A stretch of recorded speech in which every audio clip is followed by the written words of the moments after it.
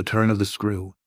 The story had held us, round the fire, sufficiently breathless, but except the obvious remark that it was gruesome, as on Christmas Eve in an old house, a strange tale should essentially be, I remember no comment uttered till somebody happened to say that it was the only case he had met in which such a visitation had fallen on a child. The case, I may mention, was that of an apparition in just such an old house as had gathered us for the occasion, an appearance, of a dreadful kind, to a little boy sleeping in the room with his mother and waking her up in the terror of it, waking her not to dissipate his dread and soothe him to sleep again, but to encounter also, herself, before she had succeeded in doing so, the same sight that had shaken him.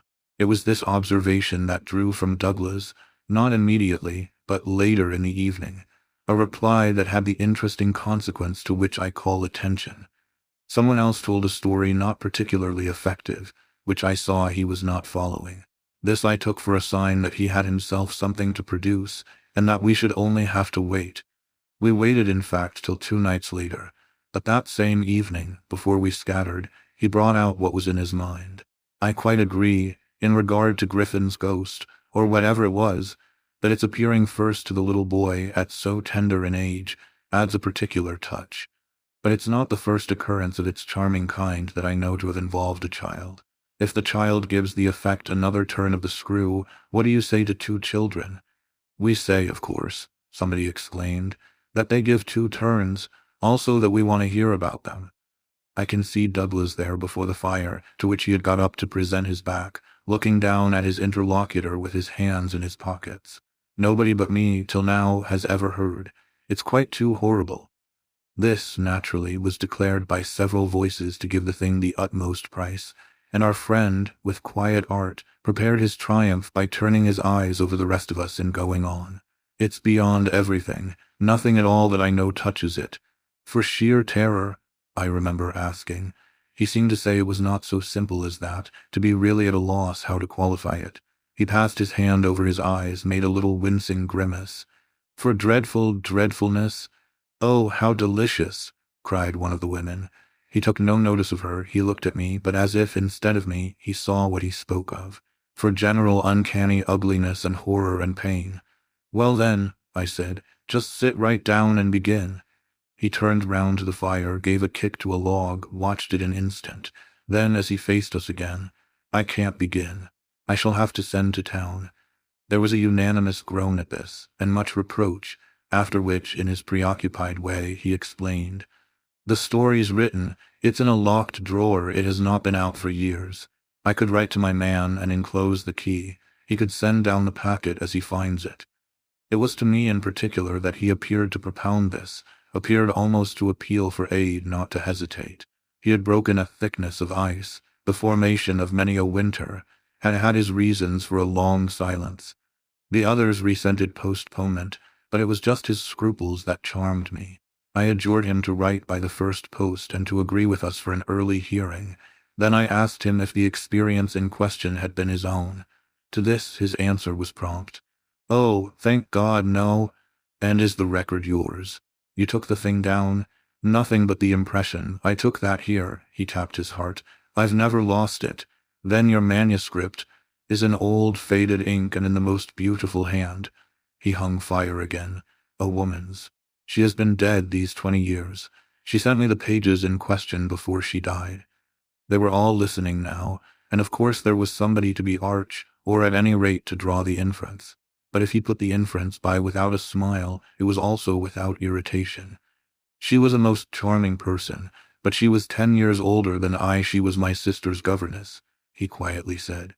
She was the most agreeable woman I've ever known in her position. She would have been worthy of any whatever. It was long ago, and this episode was long before. I was at Trinity, and I found her at home on my coming down the second summer.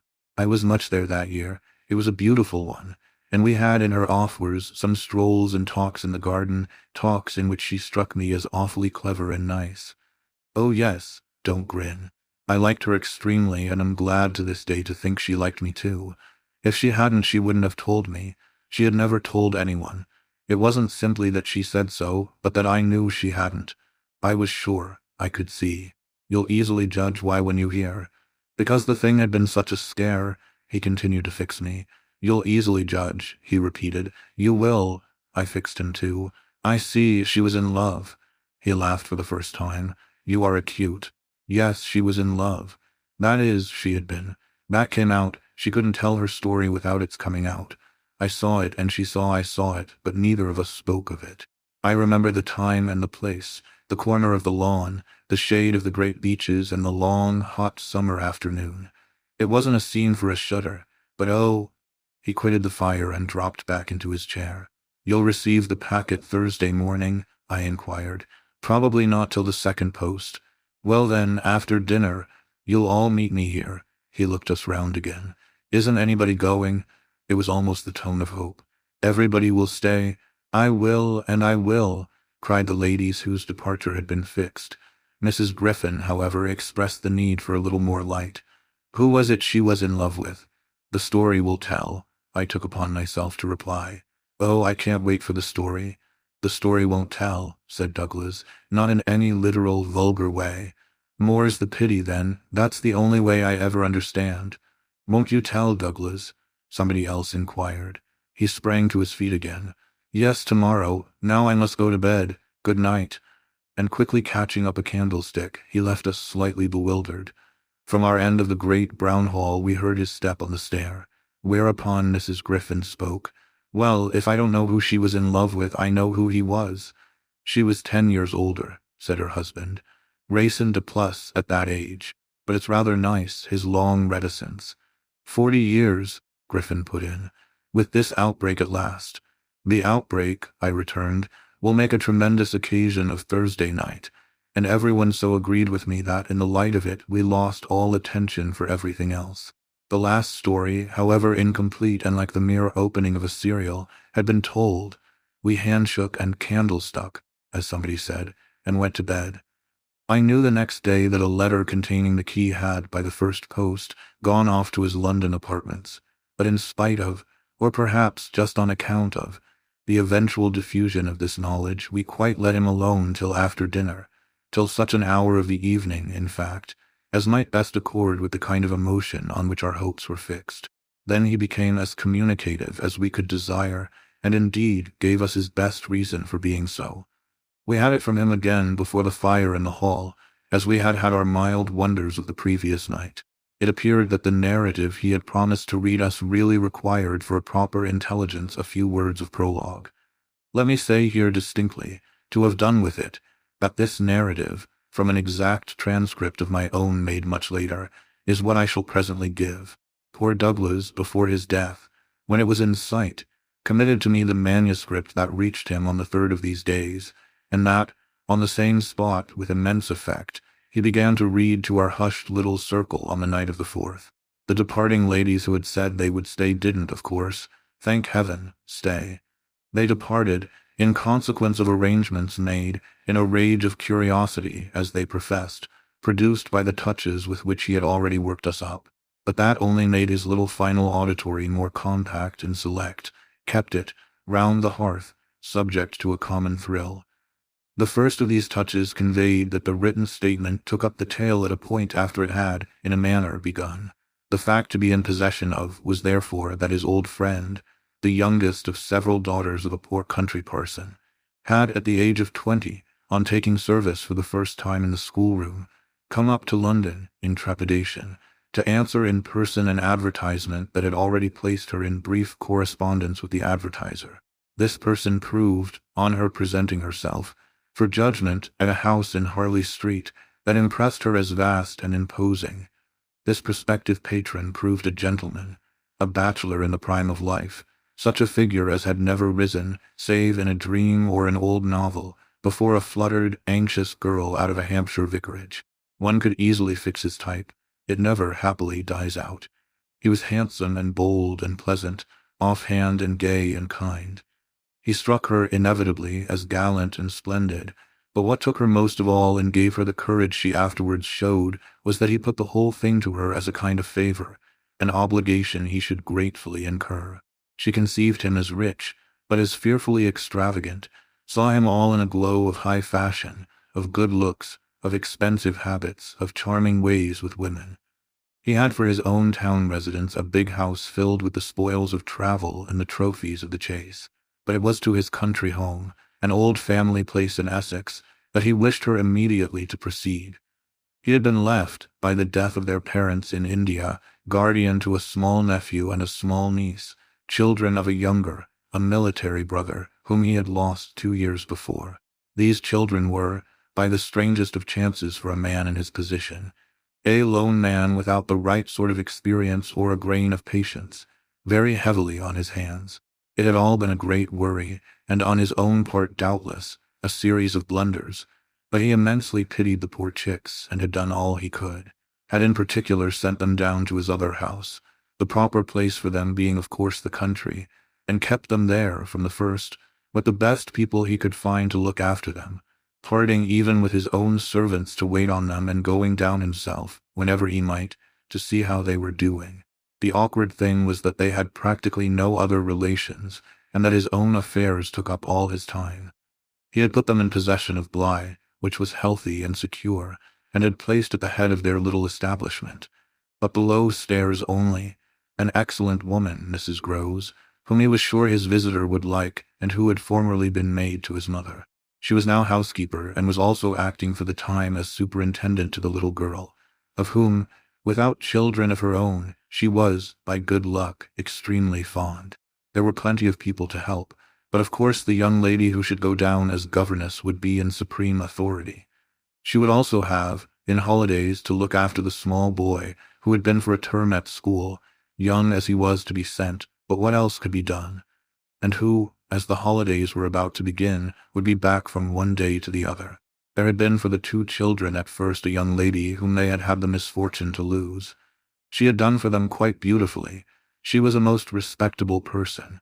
Till her death, the great awkwardness of which had, precisely, left no alternative but the school for little Miles. Mrs. Groves, since then, in the way of manners and things, had done as she could for Flora.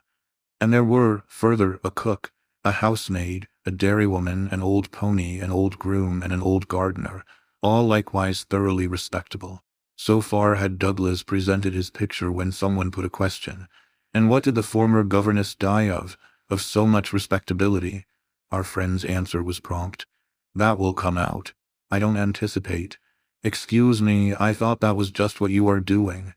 In her successor's place, I suggested, I should have wished to learn if the office brought with it necessary danger to life. Douglas completed my thought. She did wish to learn, and she did learn. You shall hear tomorrow what she learnt. Meanwhile, of course, the prospect struck her as slightly grim. She was young, untried, nervous. It was a vision of serious duties and little company, of really great loneliness.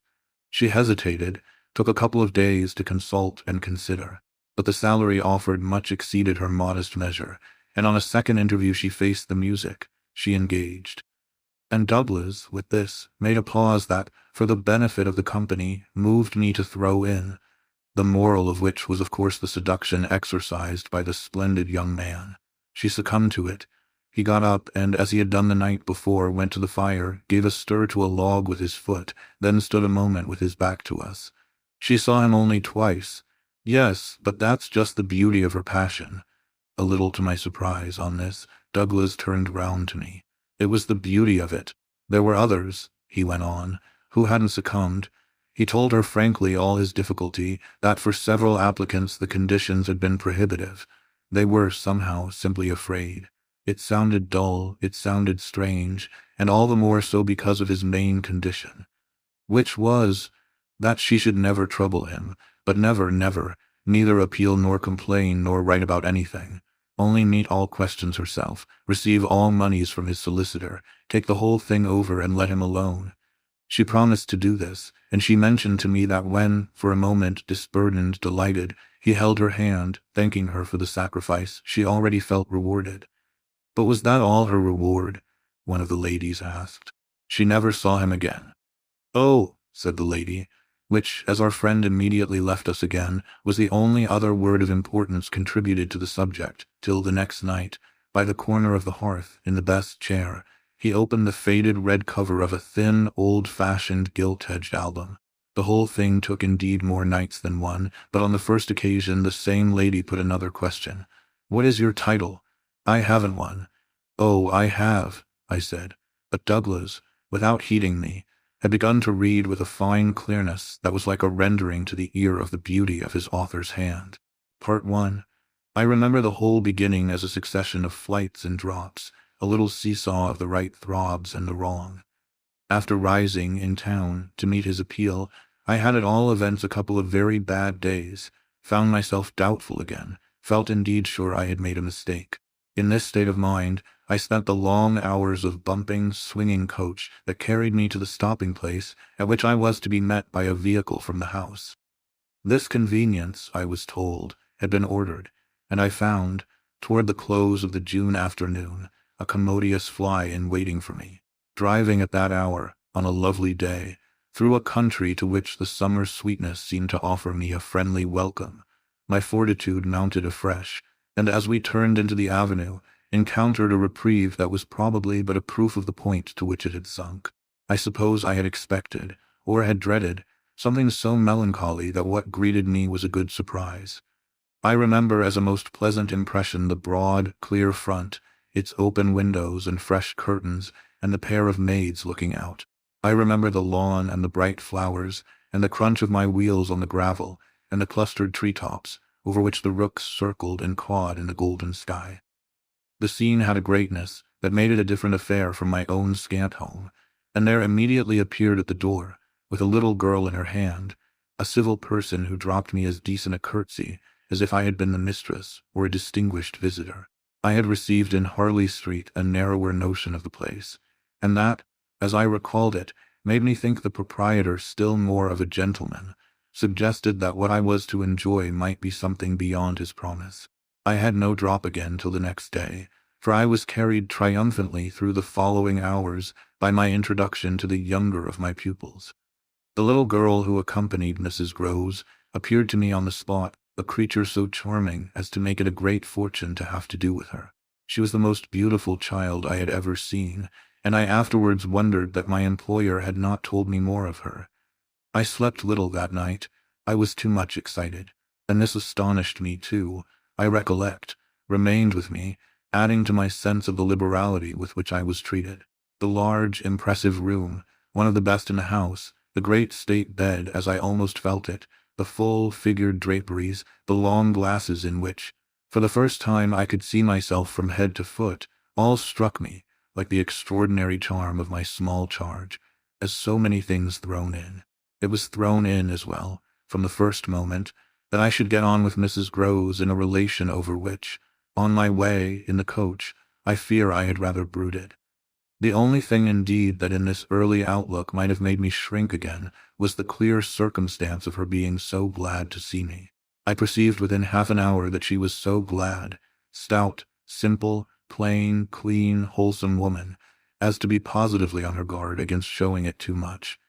I wondered even then a little why she should wish not to show it, and that, with reflection, with suspicion, might of course have made me uneasy. But it was a comfort that there could be no uneasiness in a connection with anything so beatific as the radiant image of my little girl, the vision of whose angelic beauty had probably more than anything else to do with the restlessness that, before morning, made me several times rise and wander about my room to take in the whole picture and prospect, to watch from my open window the faint summer dawn, to look at such portions of the rest of the house as I could catch, and to listen, while in the fading dusk the first birds began to twitter, for the possible recurrence of a sound or two, less natural and not without, but within, than I had fancied I heard. There had been a moment when I believed I recognized, faint and far, the cry of a child. There had been another when I found myself just consciously starting as at the passage, before my door, of a light footstep. But these fancies were not marked enough not to be thrown off, and it is only in the light, or the gloom, I should rather say, of other and subsequent matters that they now come back to me. To watch, teach, form, little Flora would too evidently be the making of a happy and useful life. It had been agreed between us downstairs that after this first occasion I should have her as a matter of course at night, her small white bed being already arranged, to that end, in my room. What I had undertaken was the whole care of her, and she had remained, just this last time, with Mrs. Groves only as an effect of our consideration for my inevitable strangeness and her natural timidity. In spite of this timidity, which the child herself, in the oddest way in the world, had been perfectly frank and brave about, allowing it, without a sign of uncomfortable consciousness, with the deep, sweet serenity indeed of one of Raphael's holy infants, to be discussed, to be imputed to her and to determine us. I felt quite sure she would presently like me. It was part of what I already liked Mrs. Groves herself for, the pleasure I could see her feel in my admiration and wonder as I sat at supper with 4 tall candles, and with my pupil, in a high chair and a bib, brightly facing me between them, over bread and milk. There were naturally things that in Flora's presence could pass between us only as prodigious and gratified looks, obscure and roundabout allusions. And the little boy, does he look like her? Is he too so very remarkable? One wouldn't flatter a child. Oh, miss, most remarkable, if you think well of this one. And she stood there with a plate in her hand, beaming at our companion, who looked from one of us to the other with placid heavenly eyes that contained nothing to check us. Yes, if I do, you will be carried away by the little gentleman. Well, that, I think, is what I came for, to be carried away. I'm afraid, however, I remember feeling the impulse to add, I'm rather easily carried away. I was carried away in London. I can still see Mrs. Groves's broad face as she took this in. In Harley Street? In Harley Street. Well, miss, you're not the first, and you won't be the last. Oh, I've no pretension, I could laugh, to being the only one. My other pupil, at any rate, as I understand, comes back tomorrow. Not tomorrow, Friday, miss, he arrives, as you did, by the coach, under care of the guard, and is to be met by the same carriage. I forthwith expressed that the proper as well as the pleasant and friendly thing would be therefore that on the arrival of the public conveyance I should be in waiting for him with his little sister, an idea in which Mrs. Groves concurred so heartily that I somehow took her manner as a kind of comforting pledge, never falsified, thank heaven, that we should on every question be quite at one. Oh, she was glad I was there. What I felt the next day was, I suppose, nothing that could be fairly called a reaction from the cheer of my arrival.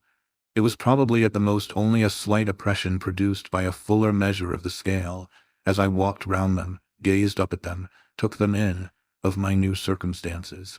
They had, as it were, an extent and mass for which I had not been prepared, and in the presence of which I found myself, freshly, a little scared as well as a little proud. Lessons, in this agitation, certainly suffered some delay. I reflected that my first duty was, by the gentlest arts I could contrive, to win the child into the sense of knowing me. I spent the day with her out of doors. I arranged with her, to her great satisfaction, that it should be she only, who might show me the place. She showed it step by step and room by room and secret by secret, with droll, delightful, childish talk about it, and with the result, in half an hour, of our becoming immense friends. Young as she was, I was struck, throughout our little tour, with her confidence and courage with the way, in empty chambers and dull corridors, on crooked staircases that made me pause, and even on the summit of an old machicolated square tower that made me dizzy, her morning music, her disposition to tell me so many more things than she asked, rang out and led me on. I have not seen Blythe since the day I left it, and I dare say that to my older and more informed eyes it would now appear sufficiently contracted. But as my little conductress, with her hair of gold and her frock of blue, danced before me round corners and pattered down passages, I had the view of a castle of romance inhabited by a rosy sprite, such a place as would somehow, for diversion of the young idea, take all color out of storybooks and fairy tales. Wasn't it just a storybook over which I had fallen a doze and a dream? No, it was a big, ugly, antique, but convenient house, embodying a few features of a building still older, half replaced and half utilized, in which I had the fancy of our being almost as lost as a handful of passengers in a great drifting ship. Well, I was, strangely, at the helm. Part 2. This came home to me when, 2 days later, I drove over with Flora to meet, as Mrs. Groves said, the little gentleman, and all the more for an incident that, presenting itself the second evening, had deeply disconcerted me. The first day had been, on the whole, as I have expressed, reassuring, but I was to see it wind up in keen apprehension. The post-bag, that evening, it came late, contained a letter for me, which, however, in the hand of my employer, I found to be composed but of a few words enclosing another, addressed to himself, with a seal still unbroken. This, I recognize, is from the headmaster, and the headmaster's an awful bore. Read him, please deal with him, but mind you don't report. Not a word. I'm off. I broke the seal with a great effort, so great a one that I was a long time coming to it. Took the unopened missive at last up to my room, and only attacked it just before going to bed. I had better have let it wait till morning, for it gave me a second sleepless night. With no counsel to take, the next day I was full of distress, and it finally got so the better of me that I determined to open myself at least to Mrs. Groves. What does it mean? The child's dismissed his school. She gave me a look that I remarked at the moment, then, visibly, with a quick blankness, seemed to try to take it back. But aren't they all sent home? Yes, but only for the holidays. Miles may never go back at all. Consciously, under my attention, she reddened. They won't take him. They absolutely decline. At this she raised her eyes, which she had turned from me. I saw them fill with good tears. What has he done? I hesitated. Then I judged best simply to hand her my letter, which, however, had the effect of making her, without taking it, simply put her hands behind her. She shook her head sadly. Such things are not for meanness. My counselor couldn't read. I winced at my mistake, which I attenuated as I could, and opened my letter again to repeat it to her. Then, faltering in the act and folding it up once more, I put it back in my pocket. Is he really bad? The tears were still in her eyes. Do the gentlemen say so? They go into no particulars. They simply express their regret that it should be impossible to keep him. That can have only one meaning. Mrs. Groves listened with dumb emotion. She forbore to ask me what this meaning might be, so that presently, to put the thing with some coherence, and with the mere aid of her presence to my own mind, I went on, that he's an injury to the others. At this, with one of the quick turns of simple folk, she suddenly flamed up. Master Miles, him an injury? There was such a flood of good faith in it that, though I had not yet seen the child, my very fears made me jump to the absurdity of the idea. I found myself, to meet my friend the better, offering it on the spot, sarcastically, to his poor little innocent mates. It's too dreadful, cried Mrs. Groves, to say such cruel things. Why, he's scarce 10 years old. Yes, yes, it would be incredible. She was evidently grateful for such a profession. See him, miss, first, then believe it. I felt forthwith a new impatience to see him. It was the beginning of a curiosity that, for all the next hours, was to deepen almost to pain. Mrs. Groves was aware, I could judge, of what she had produced in me, and she followed it up with assurance. You might as well believe it of the little lady. Bless her, she added the next moment. Look at her. I turned and saw that Flora, whom 10 minutes before I had established in the schoolroom with a sheet of white paper, a pencil, and a copy of nice, round O's, now presented herself to view at the open door. She expressed in her little way an extraordinary detachment from disagreeable duties, looking to me, however, with a great childish light that seemed to offer it as a mere result of the affection she had conceived for my person, which had rendered necessary that she should follow me. I needed nothing more than this to feel the full force of Mrs. Groves's comparison, and, catching my pupil in my arms, covered her with kisses in which there was a sob of atonement. None the less, the rest of the day, I watched for further occasion to approach my colleague, especially as, toward evening, I began to fancy she rather sought to avoid me. I overtook her, I remember, on the staircase. We went down together, and at the bottom I detained her, holding her there with a hand on her arm. I take what you said to me at noon as a declaration that you've never known him to be bad.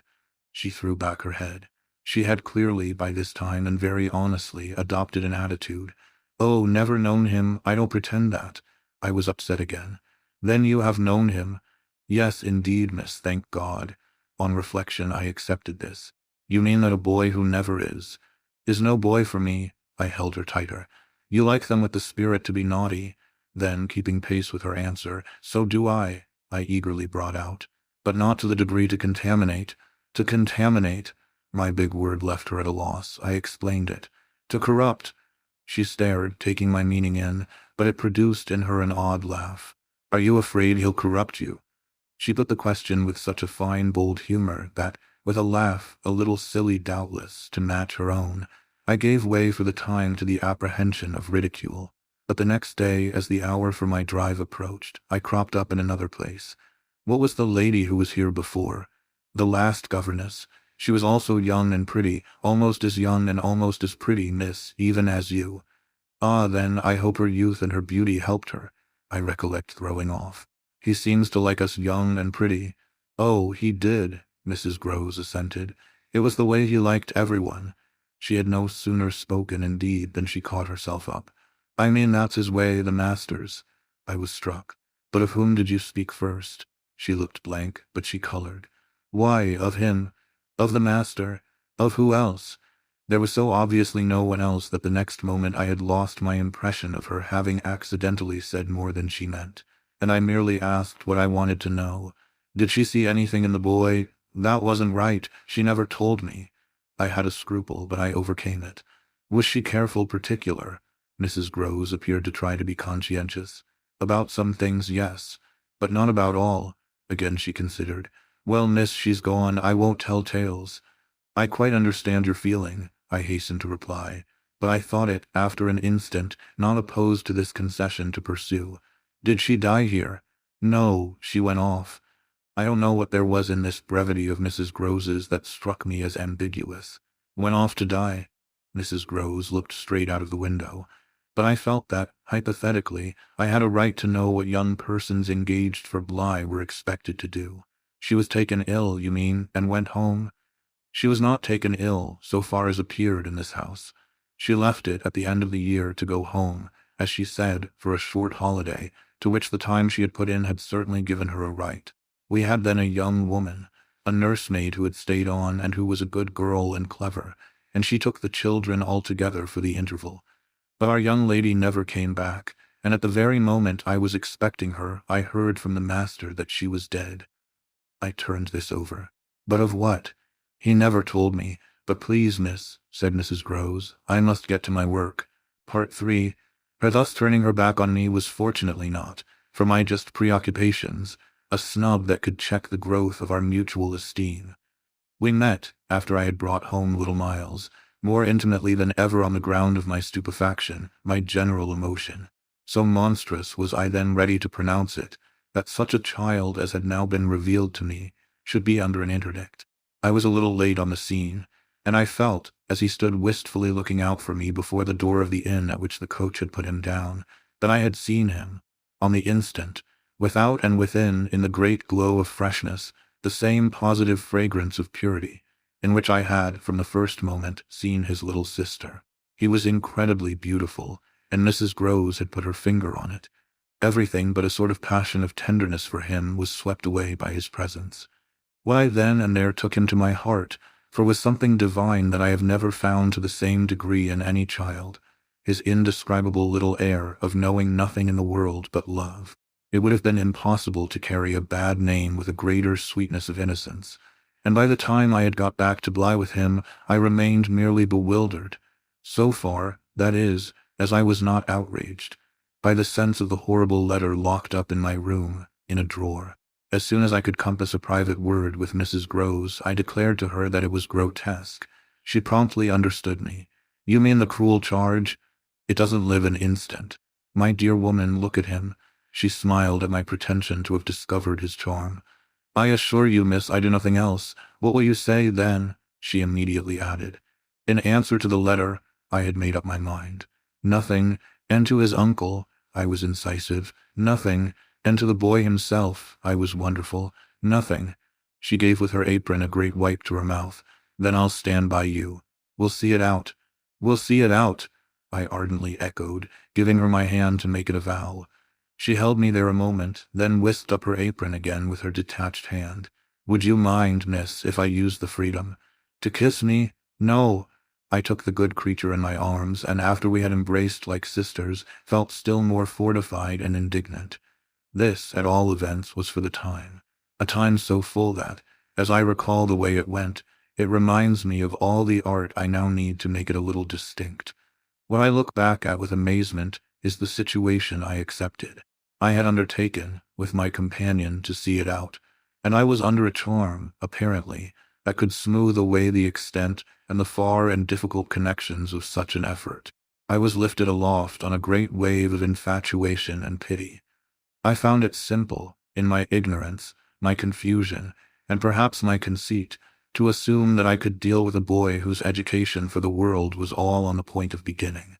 I am unable even to remember at this day what proposal I framed for the end of his holidays and the resumption of his studies.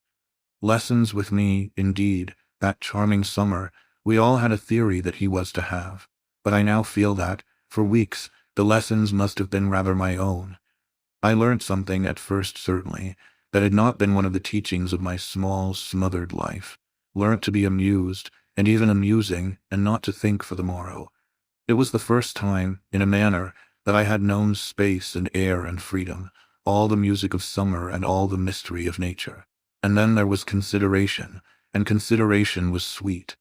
Oh, it was a trap, not designed, but deeply to my imagination, to my delicacy, perhaps to my vanity, to whatever in me was most excitable. The best way to picture it all is to say that I was off my guard. They gave me so little trouble, they were of a gentleness so extraordinary. I used to speculate, but even this with a dim disconnectedness, as to how the rough future, for all futures are rough, would handle them and might bruise them. They had the bloom of health and happiness. And yet, as if I had been in charge of a pair of little grandees, of princes of the blood, for whom everything, to be right, would have to be enclosed and protected. The only form that, in my fancy, the after-years could take for them was that of a romantic, a really royal extension of the garden and the park. It may be, of course, above all, that what suddenly broke into this gives the previous time a charm of stillness, that hush in which something gathers or crouches. The change was actually like the spring of a beast. In the first weeks the days were long. They often, at their finest, gave me what I used to call my own hour, the hour when, for my pupils, tea-time and bedtime having come and gone, I had before my final retirement a small interval alone. Much as I liked my companions, this hour was the thing in the day I liked most, and I liked it best of all when, as the light faded, or rather, I should say, the day lingered and the last calls of the last birds sounded, in a flushed sky, from the old trees, I could take a turn into the grounds and enjoy, almost with a sense of property that amused and flattered me, the beauty and dignity of the place. It was a pleasure at these moments to feel myself tranquil and justified, doubtless, perhaps, also to reflect that by my discretion, my quiet good sense and general high propriety, I was giving pleasure, if he ever thought of it, to the person to whose pressure I had responded. What I was doing was what he had earnestly hoped and directly asked of me, and that I could, after all, do it proved even a greater joy than I had expected. I dare say I fancied myself, in short, a remarkable young woman, and took comfort in the faith that this would more publicly appear. Well, I needed to be remarkable to offer a front to the remarkable things that presently gave their first sign. It was plump, one afternoon, in the middle of my very hour. The children were tucked away, and I had come out for my stroll. One of the thoughts that, as I don't in the least shrink now from noting, used to be with me in these wanderings was that it would be as charming as a charming story suddenly to meet someone. Someone would appear there at the turn of a path and would stand before me and smile and approve. I didn't ask more than that. I only asked that he should know, and the only way to be sure he knew would be to see it, and the kind light of it, in his handsome face. That was exactly present to me, by which I mean the face was, when, on the first of these occasions, at the end of a long June day, I stopped short on emerging from one of the plantations and coming into view of the house. What arrested me on the spot, and with a shock much greater than any vision had allowed for, was the sense that my imagination had in a flash turned real. He did stand there, but high up, beyond the lawn and at the very top of the tower to which, on that first morning, little Flora had conducted me. This tower was one of a pair, square, incongruous, crenellated structures, that were distinguished, for some reason, though I could see little difference, as the new and the old. They flanked opposite ends of the house, and were probably architectural absurdities, redeemed in a measure indeed by not being wholly disengaged, nor of a height too pretentious, dating, in their gingerbread antiquity, from a romantic revival that was already a respectable past. I admired them, had fancies about them, for we could all profit in a degree, especially when they loomed through the dusk, by the grandeur of their actual battlements. Yet it was not at such an elevation that the figure I had so often invoked seemed most in place. It produced in me, this figure in the clear twilight, I remember, two distinct gasps of emotion, which were, sharply, the shock of my first and that of my second surprise. My second was a violent perception of the mistake of my first. The man who met my eyes was not the person I had precipitately supposed. There came to me thus a bewilderment of vision of which, after these years, there is no living view that I can hope to give. An unknown man in a lonely place is a permitted object of fear to a young woman privately bred. And the figure that faced me was, a few more seconds assured me, as little anyone else I knew as it was the image that had been in my mind. I had not seen it in Harley Street. I had not seen it anywhere. The place, moreover, in the strangest way in the world, had, on the instant, and by the very fact of its appearance, become a solitude. To me at least, making my statement here with a deliberation with which I have never made it, the whole feeling of the moment returns. It was as if, while I took in, what I did take in, all the rest of the scene had been stricken with death. I can hear again, as I write, the intense hush in which the sounds of evening dropped. The rook stopped cawing in the golden sky, and the friendly hour lost, for the minute, all its voice. But there was no other change in nature, unless indeed it were a change that I saw with a stranger sharpness. The gold was still in the sky, the clearness in the air, and the man who looked at me over the battlements was as definite as a picture in a frame. That's how I thought, with extraordinary quickness, of each person that he might have been, and that he was not. We were confronted across our distance quite long enough for me to ask myself with intensity who then he was, and to feel, as an effect of my inability to say, a wonder that in a few instants more became intense. The great question, or one of these, is afterwards, I know with regard to certain matters, the question of how long they have lasted. Well, this matter of mine, think what you will of it, lasted while I caught at a dozen possibilities, none of which made a difference for the better that I could see in their having been in the house, and for how long above all. A person of whom I was in ignorance. It lasted while I just bridled a little with the sense that my office demanded that there should be no such ignorance and no such person. It lasted while this visitant, at all events, and there was a touch of the strange freedom, as I remember, in the sign of familiarity of his wearing no hat, seemed to fix me, from his position, with just the question, just the scrutiny through the fading light, that his own presence provoked. We were too far apart to call to each other, but there was a moment at which, at shorter range, some challenge between us, breaking the hush, would have been the right result of our straight mutual stare. He was in one of the angles, the one away from the house, very erect, as it struck me, and with both hands on the ledge. So I saw him as I see the letters I form on this page. Then, exactly, after a minute, as if to add to the spectacle, he slowly changed his place, passed, looking at me hard all the while, to the opposite corner of the platform. Yes, I had the sharpest sense that during this transit he never took his eyes from me, and I can see at this moment the way his hand, as he went, passed from one of the crenellations to the next. He stopped at the other corner, but less long, and even as he turned away still markedly fixed me. He turned away, that was all I knew. Part 4. It was not that I didn't wait, on this occasion, for more, for I was rooted as deeply as I was shaken. Was there a secret at Bly, a mystery of Udolpho, or an insane, an unmentionable relative kept in unsuspected confinement? I can't say how long I turned it over, or how long, in a confusion of curiosity and dread, I remained where I had had my collision. I only recall that when I re-entered the house darkness had quite closed in. Agitation, in the interval, certainly had held me and driven me, for I must, in circling about the place, have walked 3 miles. But I was to be, later on, so much more overwhelmed that this mere dawn of alarm was a comparatively human chill.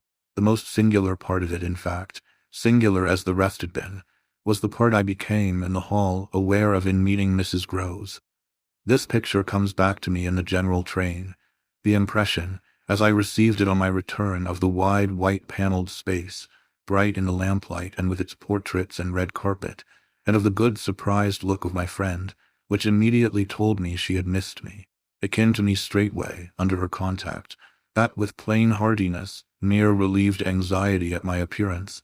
She knew nothing whatever that could bear upon the incident I had there ready for her.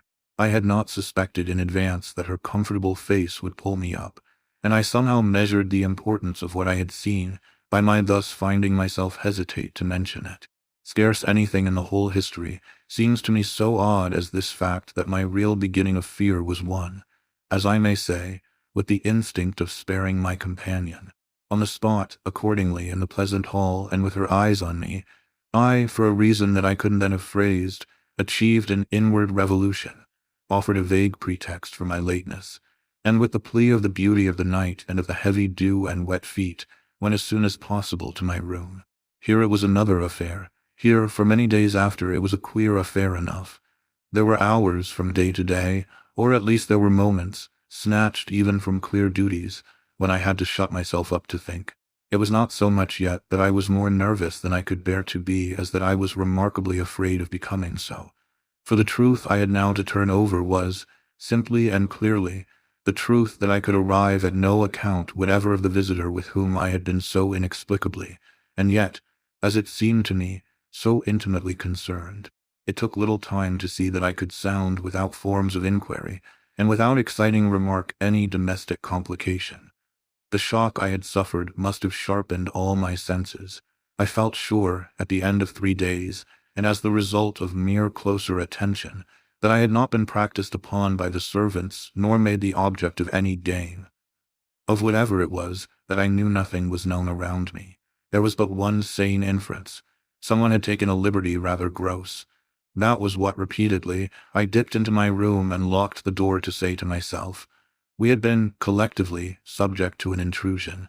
Some unscrupulous traveler, curious in old houses, had made his way in unobserved, enjoyed the prospect from the best point of view, and then stolen out as he came. If he had given me such a bold, hard stare, that was but a part of his indiscretion. The good thing, after all, was that we should surely see no more of him. This was not so good a thing, I admit, as not to leave me to judge that what essentially made nothing else much signify was simply my charming work. My charming work was just my life with Miles and Flora, and through nothing could I so like it as through feeling that I could throw myself into it in trouble. The attraction of my small charges was a constant joy, leading me to wonder afresh at the vanity of my original fears, the distaste I had begun by entertaining for the probable grey prose of my office. There was to be no grey prose, it appeared, and no long grind, so how could work not be charming that presented itself as daily beauty? It was all the romance of the nursery and the poetry of the schoolroom. I don't mean by this, of course, that we studied only fiction and verse. I mean I can express no otherwise the sort of interest my companions inspired. How can I describe that except by saying that instead of growing used to them, and it's a marvel for a governess, I call the sisterhood to witness, I made constant fresh discoveries. There was one direction, assuredly, in which these discoveries stopped. Deep obscurity continued to cover the region of the boy's conduct at school. It had been promptly given me, I have noted, to face that mystery without a pang. Perhaps even it would be nearer the truth to say that, without a word, he himself had cleared it up. He had made the whole charge absurd. My conclusion bloomed there with the real rose flush of his innocence. He was only too fine and fair for the little horrid, unclean school world, and he had paid a price for it. I reflected acutely that the sense of such differences, such superiorities of quality always, on the part of the majority, which could include even stupid, sordid headmasters, turns infallibly to the vindictive. Both the children had a gentleness, it was their only fault, and it never made Miles a muff that kept them, how shall I express it, almost impersonal and certainly quite unpunishable. They were like the cherubs of the anecdote, who had, morally, at any rate, nothing to whack. I remember feeling with Miles in especial as if he had had, as it were, no history. We expect of a small child a scant one, but there was in this beautiful little boy something extraordinarily sensitive, yet extraordinarily happy, that more than in any creature of his age I have seen, struck me as beginning anew each day. He had never for a second suffered. I took this as a direct disproof of his having really been chastised. If he had been wicked, he would have caught it, and I should have caught it by the rebound. I should have found the trace. I found nothing at all, and he was therefore an angel. He never spoke of his school, never mentioned a comrade or a master, and I, for my part, was quite too much disgusted to allude to them. Of course I was under the spell, and the wonderful part is that, even at the time, I perfectly knew I was. But I gave myself up to it. It was an antidote to any pain, and I had more pains than one. I was in receipt in these days of disturbing letters from home, where things were not going well. But with my children, what things in the world mattered? That was the question I used to put to my scrappy retirements. I was dazzled by their loveliness. There was a Sunday to get on, when it rained with such force and for so many hours that there could be no procession to church, in consequence of which, as the day declined, I had arranged with Mrs. Groves that, should the evening show improvement, we would attend together the late service. The rain happily stopped, and I prepared for our walk, which, through the park and by the good road to the village, would be a matter of 20 minutes. Coming downstairs to meet my colleague in the hall, I remembered a pair of gloves that had required 3 stitches, and that had received them, with a publicity perhaps not edifying. While I sat with the children at their tea, served on Sundays, by exception, in that cold, clean temple of mahogany and brass, the grown-up dining room. The gloves had been dropped there, and I turned in to recover them. The day was grey enough, but the afternoon light still lingered, and it enabled me, on crossing the threshold, not only to recognize, on a chair near the wide window, then closed, the articles I wanted, but to become aware of a person on the other side of the window and looking straight in. One step into the room had sufficed. My vision was instantaneous. It was all there. The person looking straight in was the person who had already appeared to me. He appeared thus again with, I won't say greater distinctness, for that was impossible, but with a nearness that represented a forward stride in our intercourse and made me, as I met him, catch my breath and turn cold. He was the same, and seen, this time as he had been seen before, from the waist up, the window, though the dining room was on the ground floor, not going down to the terrace on which he stood. His face was close to the glass, yet the effect of this better view was, strangely, only to show me how intense the former had been. He remained but a few seconds, long enough to convince me he also saw and recognized, but it was as if I had been looking at him for years and had known him always. Something, however, happened this time that had not happened before. His stare into my face, through the glass and across the room, was as deep and hard as then, but it quitted me for a moment during which I could still watch it, see it fix successively several other things. On the spot there came to me the added shock of a certitude that it was not for me he had come there. He had come for someone else. The flash of this knowledge, for it was knowledge in the midst of dread, produced in me the most extraordinary effect, started, as I stood there, a sudden vibration of duty and courage. I say courage because I was beyond all doubt already far gone. I bounded straight out of the door again, reached that of the house, got, in an instant, upon the drive, and passing along the terrace as fast as I could rush, turned a corner and came full in sight. But it was in sight of nothing now. My visitor had vanished. I stopped, I almost dropped with the real relief of this, but I took in the whole scene. I gave him time to reappear. I call it time, but how long was it? I can't speak to the purpose today of the duration of these things. That kind of measure must have left me. They couldn't have lasted as they actually appeared to me to last. The terrace and the whole place, the lawn and the garden beyond it, all I could see of the park, were empty with a great emptiness. There were shrubberies and big trees, but I remember the clear assurance I felt that none of them concealed him. He was there or was not there if I didn't see him. I got hold of this. Then, instinctively, instead of returning as I had come, went to the window. It was confusedly present to me that I ought to place myself where he had stood. I did so. I applied my face to the pane and looked, as he had looked, into the room. As if, at this moment, to show me exactly what his range had been, Mrs. Groves, as I had done for himself just before, came in from the hall. With this I had the full image of a repetition of what had already occurred. She saw me as I had seen my own visitant. She pulled up short as I had done.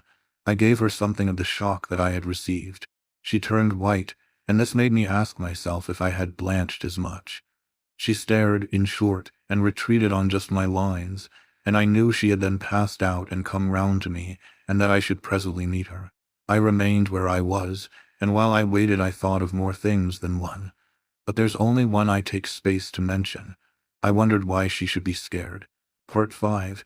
Oh, she let me know as soon as, round the corner of the house, she loomed again into view. What in the name of goodness is the matter? She was now flushed and out of breath. I said nothing till she came quite near. With me, I must have made a wonderful face. Do I show it? You're as white as a sheet, you look awful. I considered I could meet on this without scruple any innocence. My need to respect the bloom of Mrs. Grose's had dropped, without a rustle, from my shoulders, and if I wavered for the instant, it was not with what I kept back. I put out my hand to her, and she took it. I held her hard a little, liking to feel her close to me. There was a kind of support in the shy heave of her surprise. You came for me for church, of course, but I can't go. Has anything happened? Yes, you must know now. Did I look very queer? Through this window? Dreadful? Well, I said, I've been frightened. Mrs. Grose's eyes expressed plainly that she had no wish to be, yet also that she knew too well her place not to be ready to share with me any marked inconvenience. Oh, it was quite settled that she must share. Just what you saw from the dining room a minute ago was the effect of that. What I saw just before was much worse. Her hand tightened. What was it? An extraordinary man. Looking in, what extraordinary man? I haven't the least idea. Mrs. Grose gazed round us in vain. Then where is he gone? I know still less. Have you seen him before? Yes, once. On the old tower. She could only look at me harder. Do you mean he's a stranger? Oh, very much. Yet you didn't tell me. No, for reasons. But now that you've guessed. Mrs. Grose's round eyes encountered this charge. Ah, I haven't guessed, she said very simply. How can I if you don't imagine? I don't in the very least. You've seen him nowhere but on the tower, and on this spot just now. Mrs. Grose looked round again. What was he doing on the tower? Only standing there and looking down at me. She thought a minute. Was he a gentleman? I found I had no need to think. No, she gazed in deeper wonder. No, then nobody about the place. Nobody from the village? Nobody. I didn't tell you, but I made sure. She breathed a vague relief. This was, oddly, so much to the good. It only went indeed a little way. But if he isn't a gentleman, what is he? He's a horror. A horror. He's, God help me if I know what he is. Mrs. Grose looked round once more. She fixed her eyes on the duskier distance, then pulling herself together, turned to me with abrupt inconsequence. It's time we should be at church. Oh, I'm not fit for church. Won't it do you good? It won't do them. I nodded at the house. The children, I can't leave them now. You're afraid. I spoke boldly. I'm afraid of him. Mrs. Grose's large face showed me. At this, for the first time, the faraway faint glimmer of a consciousness more acute. I somehow made out in it the delayed dawn of an idea I myself had not given her, and that was as yet quite obscure to me. It comes back to me that I thought instantly of this as something I could get from her, and I felt it to be connected with the desire she presently showed to know more. When was it, on the tower? About the middle of the month. At this same hour. Almost at dark, said Mrs. Grose. Oh no, not nearly. I saw him as I see you. Then how did he get in? And how did he get out? I laughed. I had no opportunity to ask him. This evening, you see, I pursued, he has not been able to get in. He only peeps. I hope it will be confined to that. She had now let go my hand. She turned away a little. I waited an instant, then I brought out. Go to church. Goodbye. I must watch. Slowly she faced me again. Do you fear for them? We met in another long look. Don't you? Instead of answering, she came nearer to the window and for a minute applied her face to the glass. You see how he could see, I meanwhile went on. She didn't move. How long was he here? Till I came out. I came to meet him. Mrs. Grose at last turned round, and there was still more in her face. I couldn't have come out. Neither could I laughed again. But I did come. I have my duty. So have I mine, she replied, after which she added, What is he like? I've been dying to tell you. But he's like nobody. Nobody, she echoed. He has no hat. Then seeing in her face that she already, in this, with a deeper dismay, found a touch of picture, I quickly added stroke to stroke. He has red hair, very red, close curling, and a pale face, long in shape, with straight, good features and little, rather queer whiskers that are as red as his hair.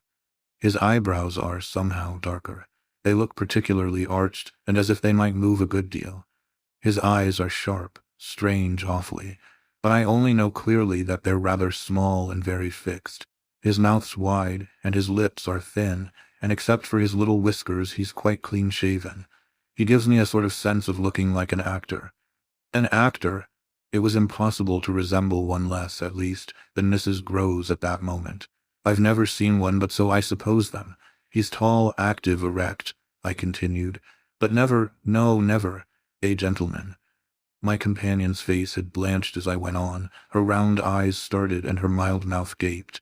A gentleman, she gasped, confounded, stupefied. A gentleman, he— You know him then? She visibly tried to hold herself. But he is handsome. I saw the way to help her. Remarkably, and dressed in somebody's clothes. They're smart, but they're not his own. She broke into a breathless affirmative groan. They're the master's. I caught it up. You do know him? She faltered but a second. Quint, she cried. Quint, Peter Quint, his own man, his valet, when he was here. When the master was, gaping still, but meeting me, she pieced it all together. He never wore his hat, but he did wear— well, there were waistcoats missed. They were both here last year. Then the master went and Quint was alone. I followed, but halting a little. Alone with us. Then, as from a deeper depth, in charge, she added. And what became of him? She hung fire so long that I was still more mystified. He went too, she brought out at last. Went where? Her expression at this became extraordinary. God knows where. He died. Died, I almost shrieked. She seemed fairly to square herself, plant herself more firmly to utter the wonder of it. Yes, Mr. Quint is dead. Part 6. It took, of course, more than that particular passage to place us together in presence of what we had now to live with as we could. My dreadful liability to impressions of the order so vividly exemplified, and my companion's knowledge, henceforth, a knowledge half consternation and half compassion, of that liability. There had been, this evening, after the revelation that left me, for an hour, so prostrate, there had been, for either of us, no attendance on any service but a little service of tears and vows, of prayers and promises, a climax to the series of mutual challenges and pledges that had straightway ensued on our retreating together to the schoolroom and shutting ourselves up there to have everything out. The result of our having everything out was simply to reduce our situation to the last rigor of its elements. She herself had seen nothing, not the shadow of a shadow, and nobody in the house, but the governess was in the governess's plight. Yet she accepted without directly impugning my sanity the truth as I gave it to her, and ended by showing me, on this ground, an awe-stricken tenderness, an expression of the sense of my more than questionable privilege, of which the very breath has remained with me as that of the sweetest of human charities.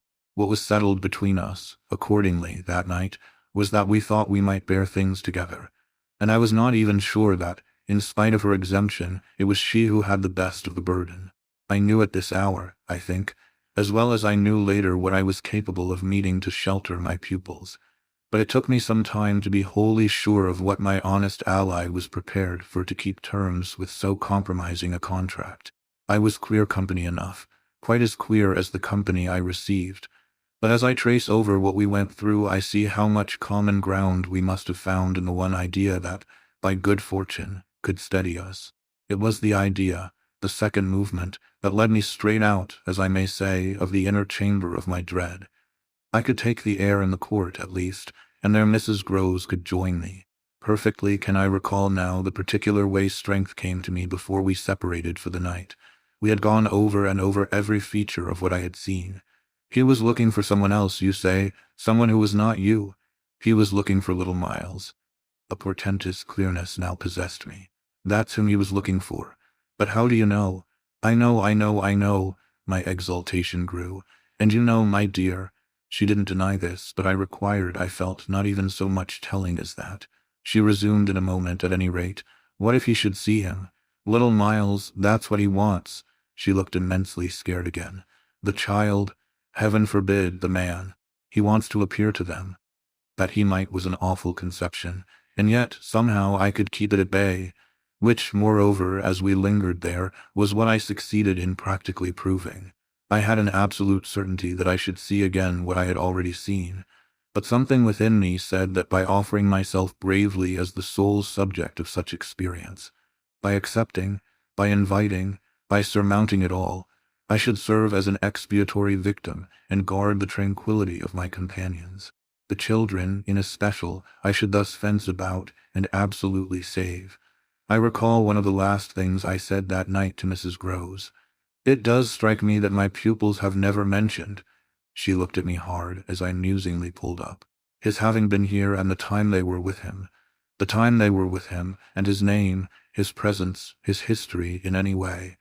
Oh, the little lady doesn't remember. She never heard or knew.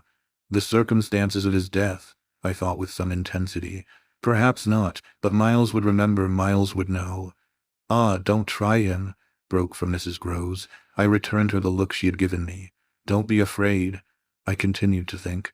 It is rather odd that he has never spoken of him, never by the least allusion.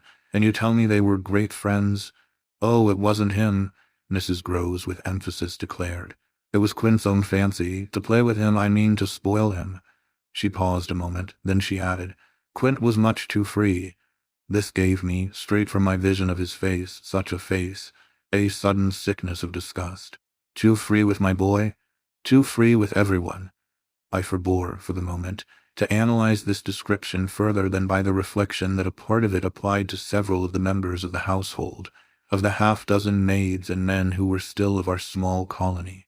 But there was everything, for our apprehension, in the lucky fact that no discomfortable legend, no perturbation of scullions, had ever within anyone's memory attached to the kind old place. It had neither bad name nor ill fame, and Mrs. Groves, most apparently, only desired to cling to me and to quake in silence. I even put her, the very last thing of all, to the test.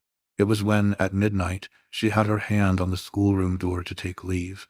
I have it from you then, for it's of great importance, that he was definitely and admittedly bad. Oh, not admittedly. I knew it, but the master didn't. And you never told him. Well, he didn't like tale-bearing, he hated complaints. He was terribly short with anything of that kind, and if people were all right to him, he wouldn't be bothered with more. This squared well enough with my impression of him. He was not a trouble-loving gentleman, nor so very particular perhaps about some of the company he kept. All the same, I pressed my interlocutress. I promise you I would have told. She felt my discrimination. I dare say I was wrong, but really I was afraid. Afraid of what? Of things that man could do. Quint was so clever, he was so deep. I took this in still more than probably I showed. You weren't afraid of anything else. Not of his effect. His effect, she repeated with a face of anguish and waiting while I faltered. On innocent little precious lives, they were in your charge. No, they were not in mine, she roundly and distressfully returned. The master believed in him and placed him here because he was supposed not to be well and the country air so good for him. So he had everything to say. Yes, she let me have it, even about them. Them, that creature. I had to smother a kind of howl. And you could bear it. No, I couldn't, and I can't now. And the poor woman burst into tears. A rigid control from the next day was, as I have said, to follow them. Yet how often and how passionately, for a week, we came back together to the subject. Much as we had discussed it that Sunday night, I was, in the immediate later hours in especial, for it may be imagined whether I slept, still haunted with the shadow of something she had not told me. I myself had kept back nothing, but there was a word Mrs. Groves had kept back. I was sure, moreover, by morning, that this was not from a failure of frankness, but because on every side there were fears.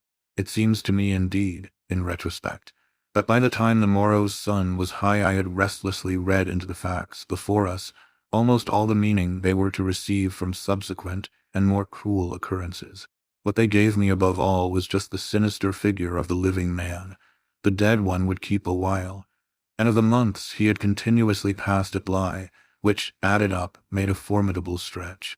The limit of this evil time had arrived only when, on the dawn of a winter's morning, Peter Quint was found, by a laborer going to early work, stone dead on the road from the village. A catastrophe explained, superficially at least, by a visible wound to his head, such a wound as might have been produced, And as on the final evidence had been by a fatal slip in the dark, and after leaving the public house on the steepish icy slope, a wrong path altogether, at the bottom of which he lay. The icy slope, the turn mistaken at night and in liquor, accounted for much, practically in the end and after the inquest and boundless chatter for everything. But there had been matters in his life, strange passages and perils, secret disorders, vices more than suspected, that would have accounted for a good deal more. I scarce know how to put my story into words that shall be a credible picture of my state of mind. But I was in these days literally able to find a joy in the extraordinary flight of heroism the occasion demanded of me. I now saw that I had been asked for a service admirable and difficult, and there would be a greatness in letting it be seen, in the right quarter, that I could succeed where many another girl might have failed. It was an immense help to me. I confess I rather applaud myself as I look back, that I saw my service so strongly and so simply. I was there to protect and defend the little creatures in the world, the most bereaved and the most lovable, the appeal of whose helplessness had suddenly become only too explicit, a deep, constant ache of one's own committed heart. We were cut off, really, together. We were united in our danger. They had nothing but me, and I had them. It was in short a magnificent chance. This chance presented itself to me in an image richly material. I was a screen. I was to stand before them. The more I saw, the less they would. I began to watch them in a stifled suspense, a disguised excitement that might well, had it continued too long, have turned to something like madness. What saved me, as I now see, was that it turned to something else altogether. It didn't last as suspense. It was superseded by horrible proofs. Proofs, I say, yes, from the moment I really took hold. This moment dated from an afternoon hour that I happened to spend in the grounds with the younger of my pupils alone. We had left Miles indoors, on the red cushion of a deep window seat. He had wished to finish a book, and I had been glad to encourage a purpose so laudable in a young man whose only defect was an occasional excess of the restless. His sister, on the contrary, had been alert to come out, and I strolled with her half an hour, seeking the shade, for the sun was still high and the day exceptionally warm.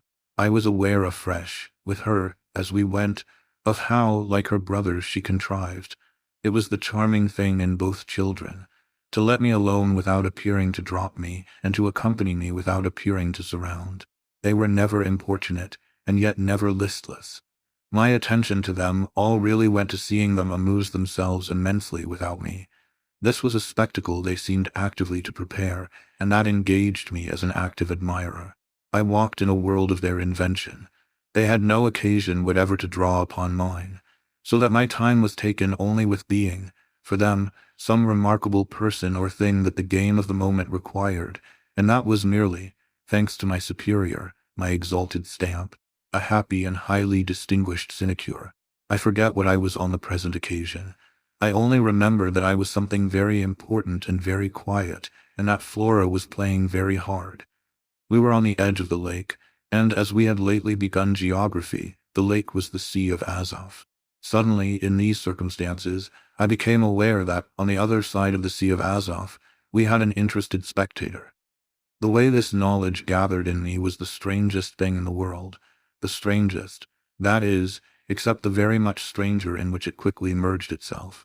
I had sat down with a piece of work, for I was something or other that could sit, on the old stone bench which overlooked the pond, and in this position I began to take in with certitude, and yet without direct vision, the presence, at a distance, of a third person.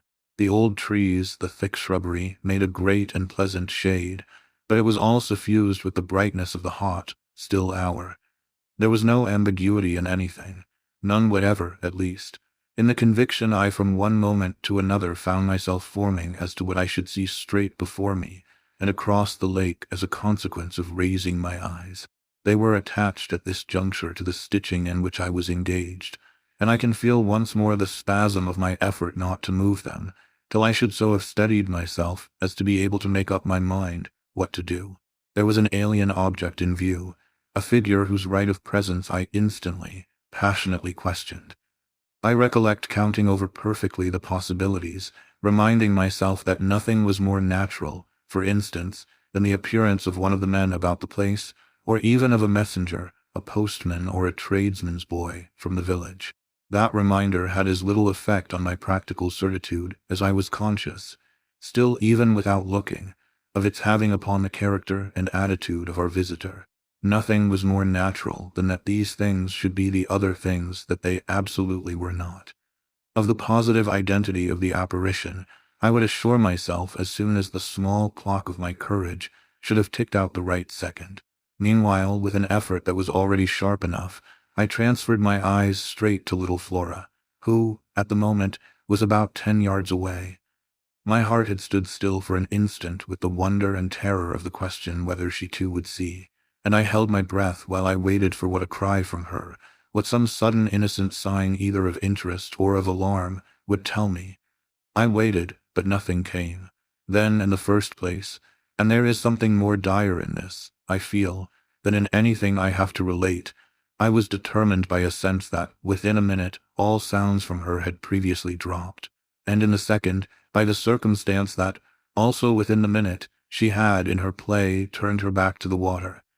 This was her attitude when I at last looked at her, looked with the confirmed conviction that we were still together, under direct personal notice. She had picked up a small flat piece of wood, which happened to have in it a little hole that had evidently suggested to her the idea of sticking in another fragment that might figure as a mast, and make the thing a boat. This second morsel, as I watched her, she was very markedly and intently attempting to tighten in its place. My apprehension of what she was doing sustained me so that after some seconds I felt I was ready for more. Then I again shifted my eyes. I faced what I had to face. Part 7. I got hold of Mrs. Groves as soon after this as I could, and I can give no intelligible account of how I fought out the interval. Yet I still hear myself cry as I fairly threw myself into her arms. They know it's too monstrous. They know. And what on earth? I felt her incredulity as she held me. Why, all that we know, and heaven knows what else besides. Then, as she released me, I made it out to her, made it out perhaps only now with full coherency even to myself. 2 hours ago in the garden, I could scarce articulate. Flora saw. Mrs. Groves took it as she might have taken a blow in the stomach. She has told you, she panted. Not a word, that's the horror. She kept it to herself. The child of 8, that child. Unutterable still for me was the stupefaction of it. Mrs. Groves, of course, could only gape the whiter. Then how do you know? I was there, I saw with my eyes. Saw that she was perfectly aware. Do you mean aware of him? No, of her. I was conscious as I spoke that I looked prodigious things, for I got the slow reflection of them in my companion's face. Another person, this time, but a figure of quite as unmistakable horror and evil. A woman in black, pale and dreadful, with such an air also and such a face, on the other side of the lake. I was there with the child, quiet for the hour, and in the midst of it she came. Came how, from where? From where they come from. She just appeared and stood there, but not so near. And without coming nearer, oh, for the effect and the feeling, she might have been as close as you. My friend, with an odd impulse, fell back a step. Was she someone you've never seen? Yes, but someone the child has, someone you have. Then, to show how I had thought it all out, my predecessor, the one who died. Miss Jessel, you don't believe me, I pressed. She turned right and left in her distress. How can you be sure? This drew from me, in the state of my nerves, a flash of impatience. Then ask Flora, she's sure. But I had no sooner spoken than I caught myself up. No, for God's sake, don't. She'll say she isn't, she'll lie. Mrs. Groves was not too bewildered instinctively to protest. Ah, how can you? Because I'm clear. Flora doesn't want me to know. It's only then to spare you. No, there are depths. The more I go over it, the more I see in it, and the more I see in it, the more I fear. I don't know what I don't see, what I don't fear. Mrs. Groves tried to keep up with me. You mean you're afraid of seeing her again? Oh, no, that's nothing now. Then I explained. It's of not seeing her. But my companion only looked wan. I don't understand you. Why, it's that the child may keep it up, and that the child assuredly will, without my knowing it. At the image of this possibility, Mrs. Groves for a moment collapsed, yet presently to pull herself together again, as if from the positive force of the sense of what, should we yield an inch, there would really be to give way to. Dear, we must keep our heads, and after all, if she doesn't mind it, She even tried a grim joke. Perhaps she likes it. Like such things, a scrap of an infant. Isn't it just a proof of her blessed innocence? My friend bravely inquired. She brought me, for the instant, almost round. Oh, we must clutch at that. We must cling to it. If it isn't a proof of what you say, it's a proof of God knows what. For the woman's a horror of horrors. Mrs. Groves, at this, fixed her eyes a minute on the ground, then at last raising them, "Tell me how you know," she said. "Then you admit it's what she was?" I cried. "Tell me how you know," my friend simply repeated. "No, by seeing her, by the way she looked."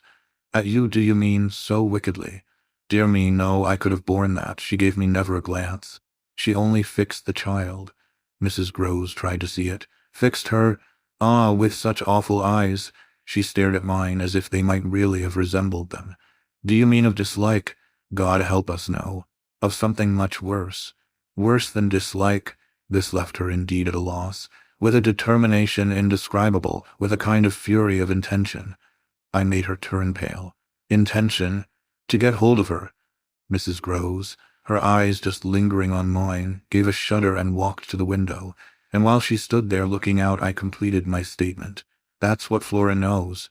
After a little she turned round. "The person was in black, you say?" "In mourning, rather poor, almost shabby, but yes, with extraordinary beauty." I now recognized to what I had at last, stroke by stroke, brought the victim of my confidence, for she quite visibly weighed this. "Oh, handsome, very, very," I insisted. "Wonderfully handsome, but infamous." She slowly came back to me. "Miss Jessel was infamous." She once more took my hand in both her own, holding it as tight as if to fortify me against the increase of alarm I might draw from this disclosure. "They were both infamous," she finally said. So, for a little, we faced it once more together, and I found absolutely a degree of help in seeing it now so straight.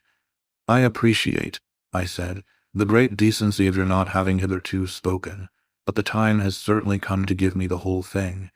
She appeared to assent to this, but still only in silence, seeing which I went on. "I must have it now. Of what did she die? Come, there was something between them. There was everything.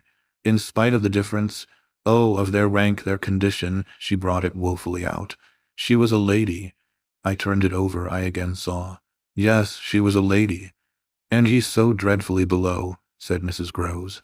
I felt that I doubtless needn't press too hard, in such company, on the place of a servant in the scale, but there was nothing to prevent an acceptance of my companion's own measure of my predecessor's abasement. There was a way to deal with that, and I dealt, the more readily for my full vision, on the evidence of our employer's late clever, good-looking own man. Impudent, assured, spoiled, depraved. The fellow was a hound. Mrs. Groves considered as if it were perhaps a little a case for a sense of shades. "I've never seen one like him. He did what he wished. With her, with them all." It was as if now in my friend's own eyes Miss Jessel had again appeared. I seemed at any rate, for an instant, to see their evocation of her as distinctly as I had seen her by the pond, and I brought out with decision, "It must have been also what she wished." Mrs. Groves's face signified that it had been indeed, but she said at the same time, "Poor woman, she paid for it." "Then you do know what she died of?" I asked. "No, I know nothing. I wanted not to know. I was glad enough I didn't, and I thanked heaven she was well out of this." "Yet you had, then, your idea of her real reason for leaving?" "Oh, yes, as to that. She couldn't have stayed. Fancy it here for a governess. And afterwards I imagined, and I still imagine, and what I imagine is dreadful." "Not so dreadful as what I do," I replied, on which I must have shown her, as I was indeed but too conscious, a front of miserable defeat. It brought out again all her compassion for me, and at the renewed touch of her kindness, my power to resist broke down. I burst, as I had, the other time, made her burst into tears. She took me to her motherly breast, and my lamentation overflowed. "I don't do it," I sobbed in despair.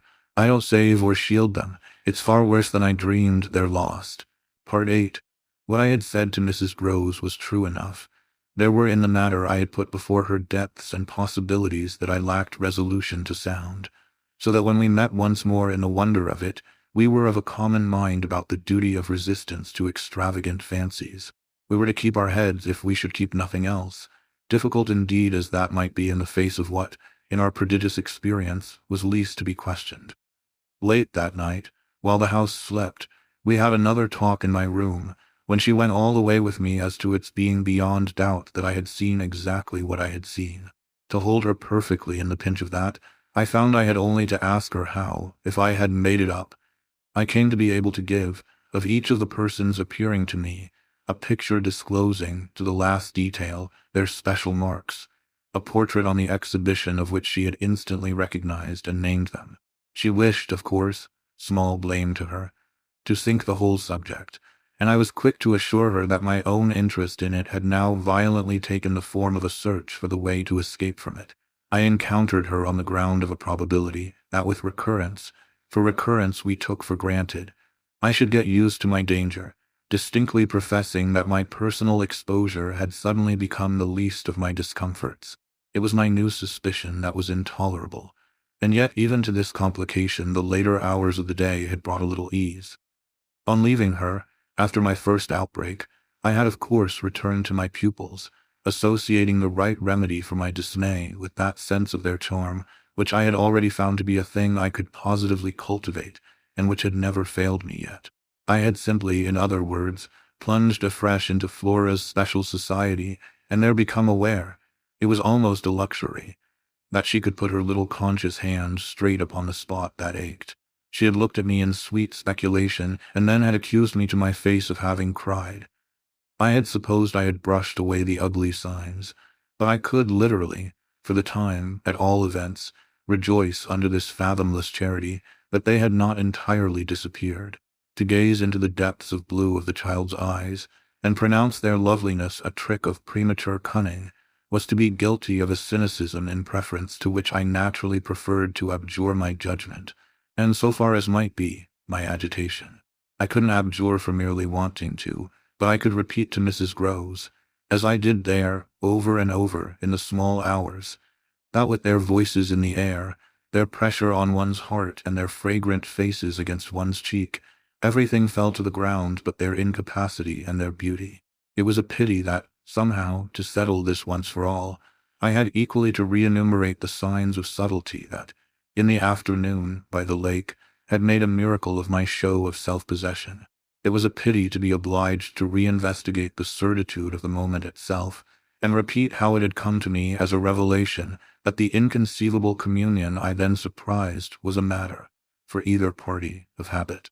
It was a pity that I should have had to quaver out again the reasons for my not having, in my delusion, so much as questioned that the little girl saw our visitant even as I actually saw Mrs. Groves herself, and that she wanted, by just so much as she did thus see, to make me suppose she didn't, and at the same time, without showing anything, arrive at a guess as to whether I myself did.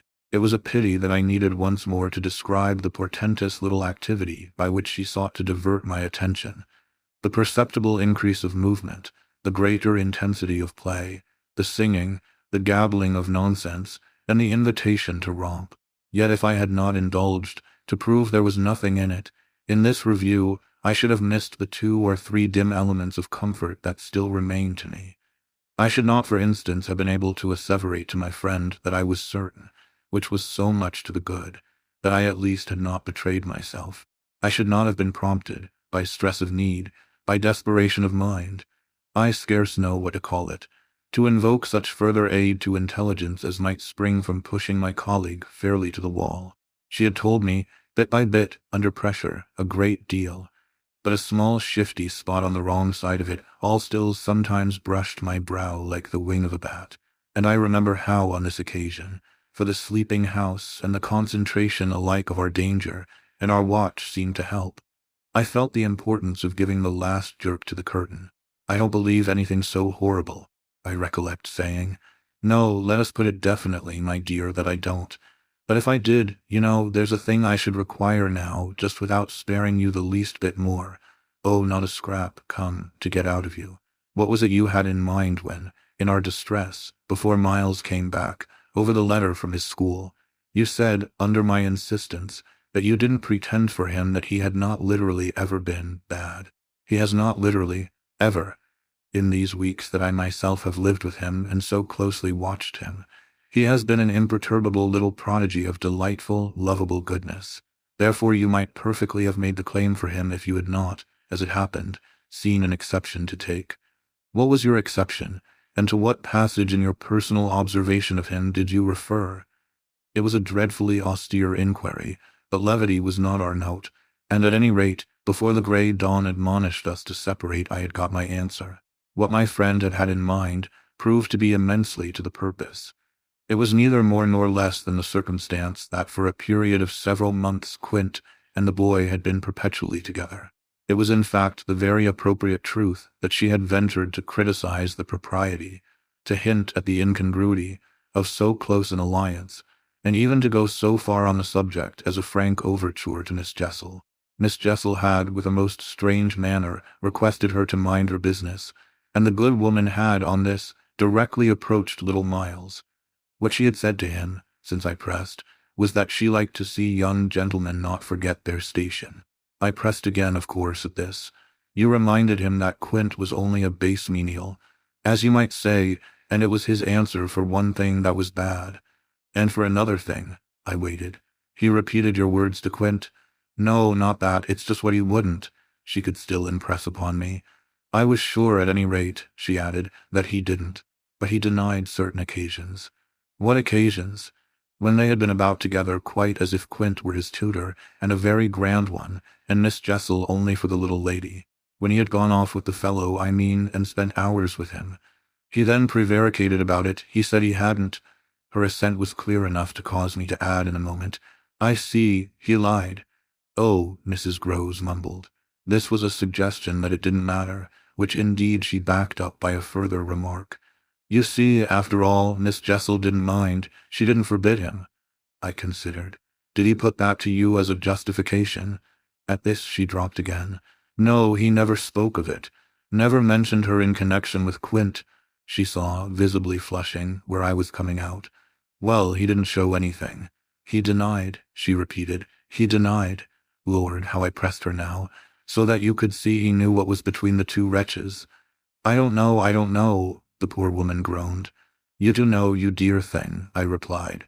Only you haven't my dreadful boldness of mind, and you keep back, out of timidity and modesty and delicacy, even the impression that, in the past, when you had, without my aid, to flounder about in silence, most of all made you miserable. But I shall get it out of you yet.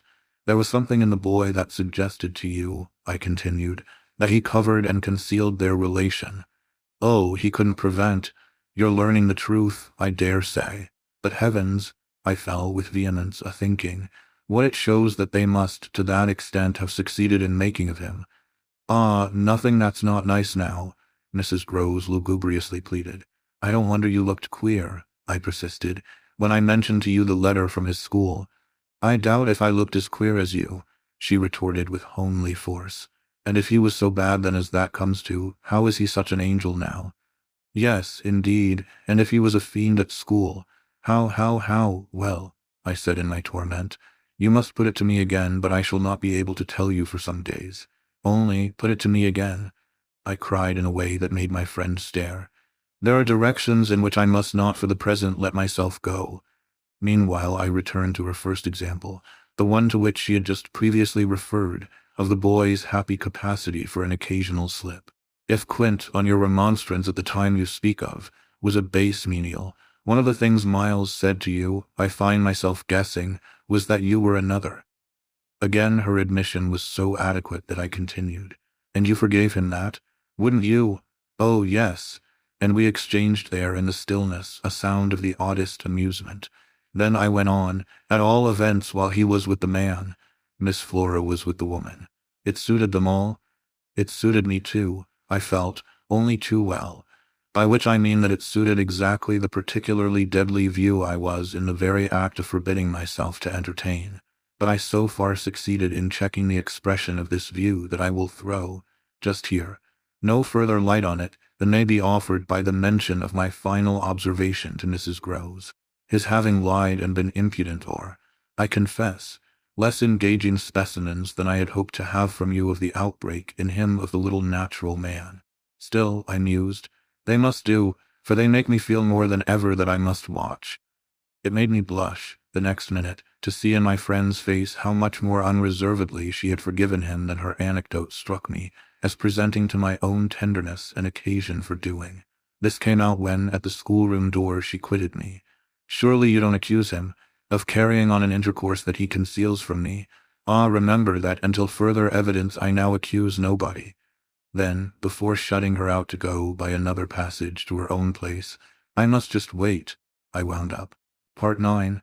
I waited, and the days, as they elapsed, took something from my consternation. A very few of them, in fact, passing, in constant sight of my pupils, without a fresh incident, sufficed to give to grievous fancies, and even to odious memories, a kind of brush of the sponge. I have spoken of the surrender to their extraordinary childish grace as a thing I could actively cultivate, and it may be imagined if I neglected now to address myself to this source for whatever it would yield. Stranger than I can express, certainly, was the effort to struggle against my new lights. It would doubtless have been, however, a greater tension still had it not been so frequently successful. I used to wonder how my little charges could help guessing that I thought strange things about them, and the circumstance that these things only made them more interesting was not by itself a direct aid to keeping them in the dark. I trembled lest they should see that they were so immensely more interesting. Putting things at the worst, at all events, as in meditation I so often did, any clouding of their innocence could only be, blameless and foredoomed as they were, a reason the more for taking risks. There were moments when, by an irresistible impulse, I found myself catching them up and pressing them to my heart. As soon as I had done so, I used to say to myself, "What will they think of that? Doesn't it betray too much?" It would have been easy to get into a sad, wild tangle about how much I might betray.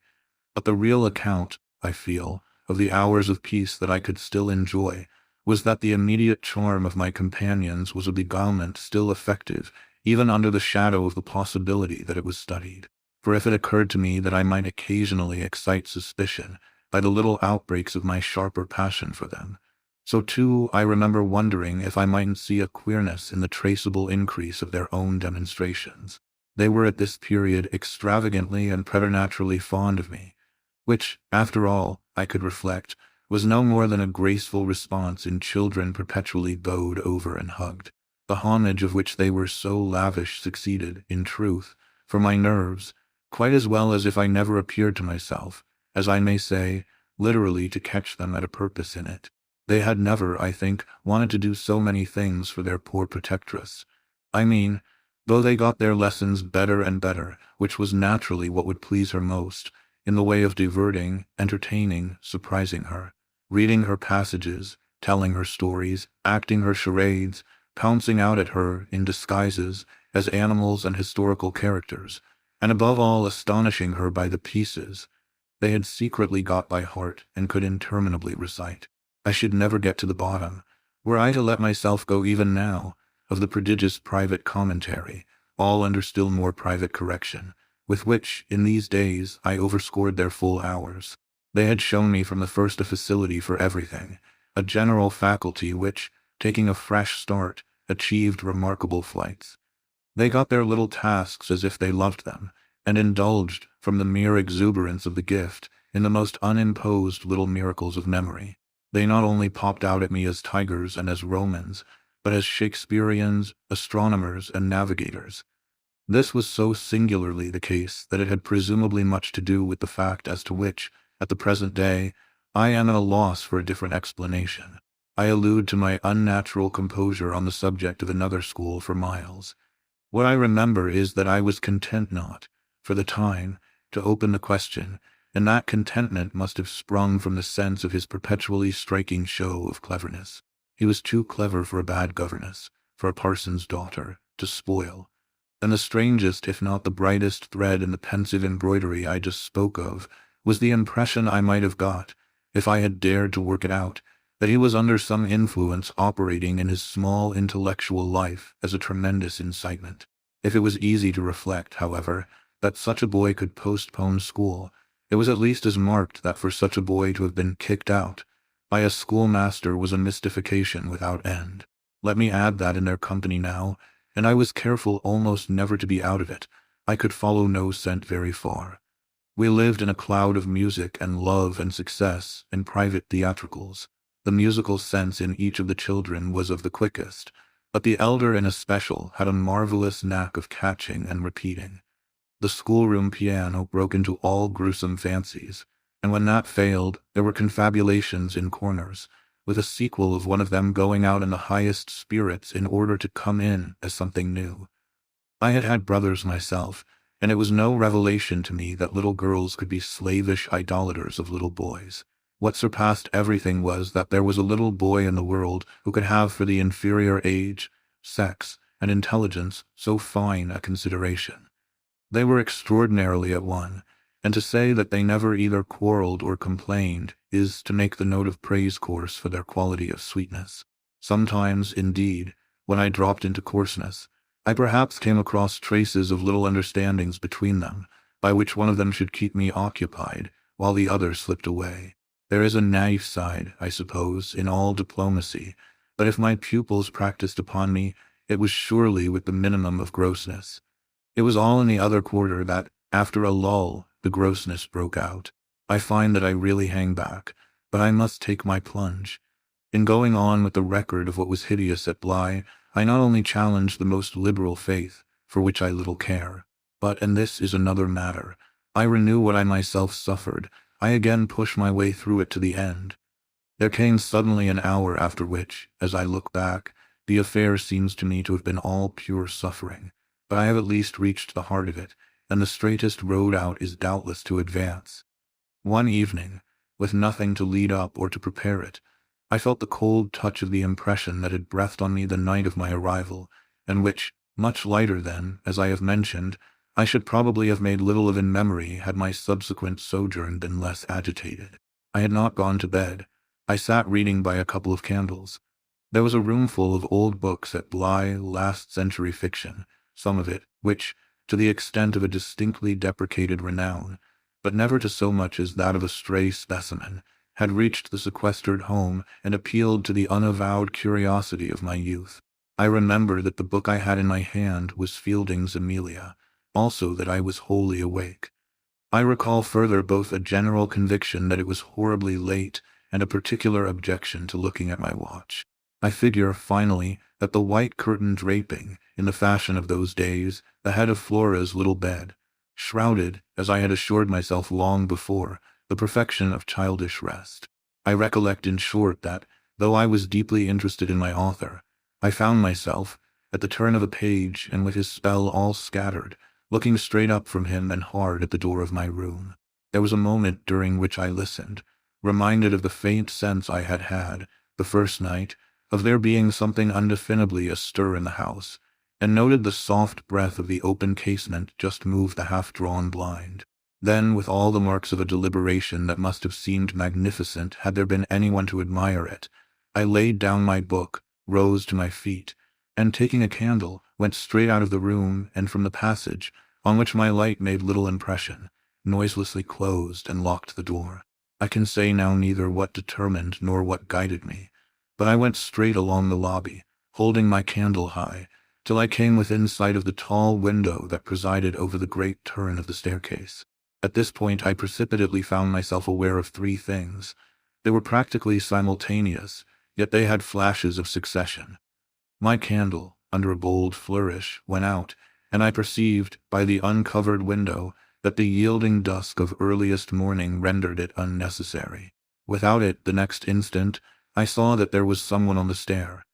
I speak of sequences, but I required no lapse of seconds to stiffen myself for a third encounter with Quint. The apparition had reached the landing halfway up, and was therefore on the spot nearest the window, where at sight of me, it stopped short and fixed me exactly as it had fixed me from the tower and from the garden. He knew me as well as I knew him, and so, in the cold, faint twilight, with a glimmer in the high glass and another on the polish of the oak stair below, we faced each other in our common intensity. He was absolutely, on this occasion, a living, detestable, dangerous presence. But that was not the wonder of wonders. I reserve this distinction for quite another circumstance, the circumstance that dread had unmistakably quitted me, and that there was nothing in me there that didn't meet and measure him. I had plenty of anguish after that extraordinary moment, But I had, thank God, no terror. And he knew I had not. I found myself at the end of an instant magnificently aware of this. I felt, in a fierce rigor of confidence, that if I stood my ground a minute I should cease, for the time, at least, to have him to reckon with. And during the minute, accordingly, the thing was as human and hideous as a real interview. Hideous just because it was human as to have met alone, in the small hours, in a sleeping house, some enemy, some adventurer, some criminal. It was the dead silence of our long gaze at such close quarters that gave the whole horror, huge as it was, its only note of the unnatural. If I had met a murderer in such a place, and at such an hour, we still at least would have spoken. Something would have passed in life between us. If nothing had passed, one of us would have moved. The moment was so prolonged that it would have taken but little more to make me doubt if even I were in life. I can't express what followed it save by saying that the silence itself, which was indeed in a manner an attestation of my strength, became the element into which I saw the figure disappear, in which I definitely saw it turn, as I might have seen the low wretch to which it had once belonged turn on receipt of an order, and pass, with my eyes on the villainous back that no hunch could have more disfigured, straight down the staircase and into the darkness in which the next bend was lost. Part 10. I remained a while at the top of the stair, but with the effect presently of understanding that when my visitor had gone, he had gone. Then I returned to my room. The foremost thing I saw there by the light of the candle I had left burning was that Flora's little bed was empty, and on this I caught my breath with all the terror that, 5 minutes before, I had been able to resist. I dashed at the place in which I had left her lying and over which, for the small silk counterpane, and the sheets were disarranged. The white curtains had been deceivingly pulled forward. Then my step, to my unutterable relief, produced an answering sound. I perceived an agitation of the window blind, and the child, ducking down, emerged rosily from the other side of it. She stood there in so much of her candor, and so little of her nightgown, with her pink bare feet and the golden glow of her curls. She looked intensely grave, and I had never had such a sense of losing an advantage acquired, the thrill of which had just been so prodigious, as on my consciousness that she addressed me with a reproach. "You naughty, where have you been?" Instead of challenging her own irregularity, I found myself arraigned and explaining. She herself explained, for that matter, with the loveliest, eagerest simplicity. She had known suddenly, as she lay there, that I was out of the room, and had jumped up to see what had become of me. I had dropped, with the joy of her reappearance, back into my chair, feeling then, and then only, a little faint, and she had pattered straight over to me, thrown herself upon my knee, given herself to be held with the flame of the candle, full in the wonderful little face that was still flushed with sleep. I remember closing my eyes an instant, yieldingly, consciously, as before the excess of something beautiful that shone out of the blue of her own. "You were looking for me out of the window," I said. "You thought I might be walking in the grounds." "Well, I thought someone was." She never blanched as she smiled out that at me. Oh, how I looked at her now. "And did you see anyone?" "Ah, no," she returned, almost with the full privilege of childish inconsequence, resentfully, though with a long sweetness in her little drawl of the negative. At that moment, in the state of my nerves, I absolutely believed she lied. And if I once more closed my eyes, it was before the dazzle of the 3 or 4 possible ways in which I might take this up. One of these, for a moment, tempted me with such singular intensity that, to withstand it, I must have gripped my little girl with a spasm that, wonderfully, she submitted to without a cry or a sign of fright. Why not break out at her on the spot and have it all over? Give it to her straight in her lovely little lighted face. You see, you know that you do and that you already quite suspect I believe it. Therefore why not frankly confess it to me, so that we may at least live with it together and learn perhaps, in the strangeness of our fate, where we are and what it means. This solicitation dropped, alas, as it came. If I could immediately have succumbed to it, I might have spared myself. Well, you'll see what. Instead of succumbing, I sprang again to my feet, looked at her bed, and took a helpless middle way. "Why did you pull the curtain over the place to make me think you were still there?" Flora luminously considered, after which, with her little divine smile, "Because I don't like to frighten you. But if I had, by your idea, gone out—" She absolutely declined to be puzzled. She turned her eyes to the flame of the candle, as if the question were as irrelevant, or at any rate as impersonal, as Mrs. Marset or 9 times 9. "Oh, but you know," she quite adequately answered, "that you might come back, you dear, and that you have." And after a little, when she had got into bed, I had for a long time, by almost sitting on her to hold her hand, to prove that I recognized the pertinence of my return.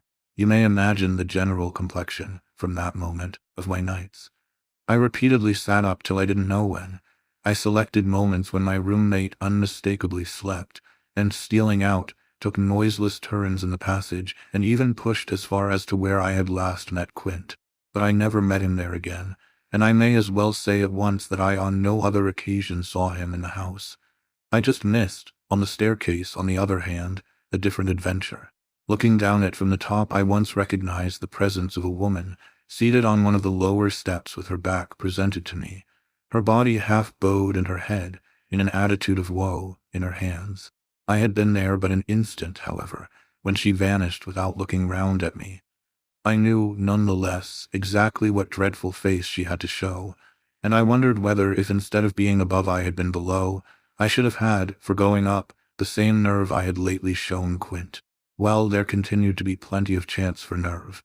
On the 11th night after my latest encounter with that gentleman, they were all numbered now, I had an alarm that perilously skirted it, and that indeed, from the particular quality of its unexpectedness, proved quite my sharpest shock.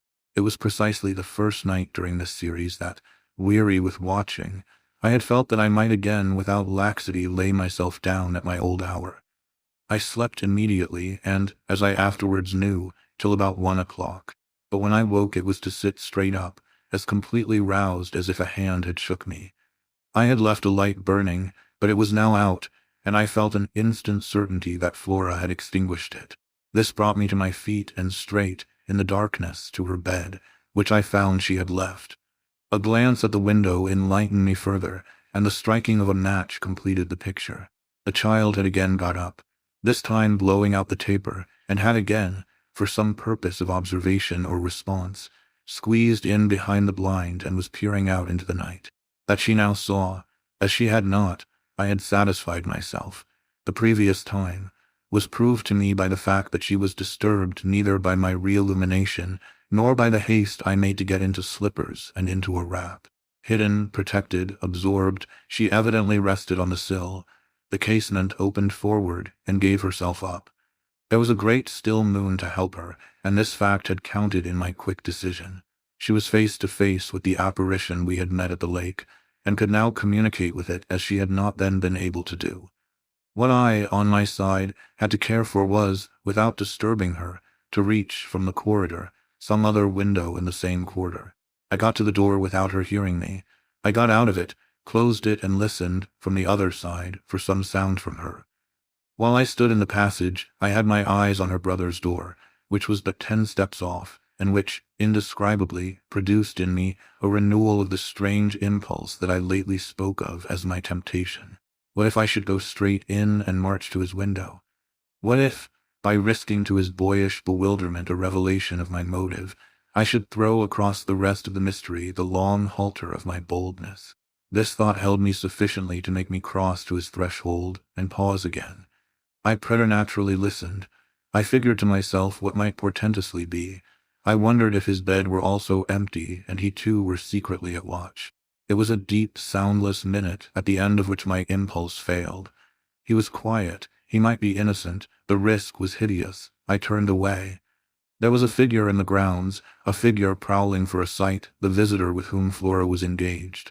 But it was not the visitor most concerned with my boy. I hesitated afresh, but on other grounds, and only a few seconds. Then I had made my choice. There were empty rooms at Bly, and it was only a question of choosing the right one. The right one suddenly presented itself to me as the lower one, though high above the gardens, in the solid corner of the house that I have spoken of as the old tower. This was a large, square chamber, arranged with some state as a bedroom, the extravagant size of which made it so inconvenient that it had not for years, though kept by Mrs. Groves in exemplary order, been occupied. I had often admired it, and I knew my way about in it. I had only, after just faltering at the first chill gloom of its disuse, to pass across it and unbolt as quietly as I could one of the shutters. Achieving this transit, I uncovered the glass without a sound, and applying my face to the pane, was able, the darkness without being much less than within, to see that I commanded the right direction. Then I saw something more. The moon made the night extraordinarily penetrable, and showed me on the lawn a person, diminished by distance, who stood there motionless and as if fascinated, looking up to where I had appeared. Looking, that is, not so much straight at me as at something that was apparently above me. There was clearly another person above me. There was a person on the tower. But the presence on the lawn was not in the least what I had conceived and had confidently hurried to meet. The presence on the lawn, I felt sick as I made it out, was poor little Miles himself. Part 11. It was not till late next day that I spoke to Mrs. Groves. The rigor with which I kept my pupils in sight making it often difficult to meet her privately, and the more as we each felt the importance of not provoking, on the part of the servants quite as much as on that of the children, any suspicion of a secret flurry or of a discussion of mysteries. I drew a great security in this particular from her mere smooth aspect. There was nothing in her fresh face to pass on to others my horrible confidences. She believed me, I was sure, absolutely. If she hadn't, I don't know what would have become of me, for I couldn't have borne the business alone.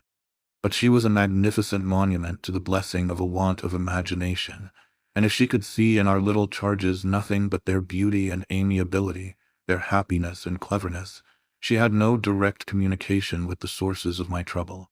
If they had been at all visibly blighted or battered, she would doubtless have grown, on tracing it back, haggard enough to match them. As matters stood, however, I could feel her, when she surveyed them, with her large white arms folded and the habit of serenity in all her look, thank the Lord's mercy that if they were ruined the pieces would still serve.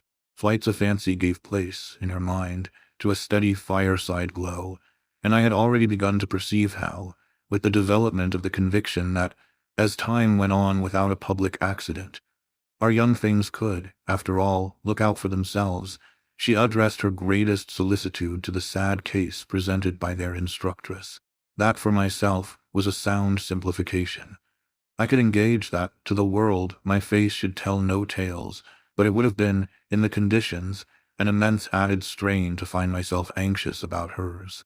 At the hour I now speak of she had joined me, under pressure, on the terrace, where, with the lapse of the season, the afternoon sun was now agreeable, and we sat there together while, before us, at a distance, but within call if we wished, the children strolled to and fro in one of their most manageable moods.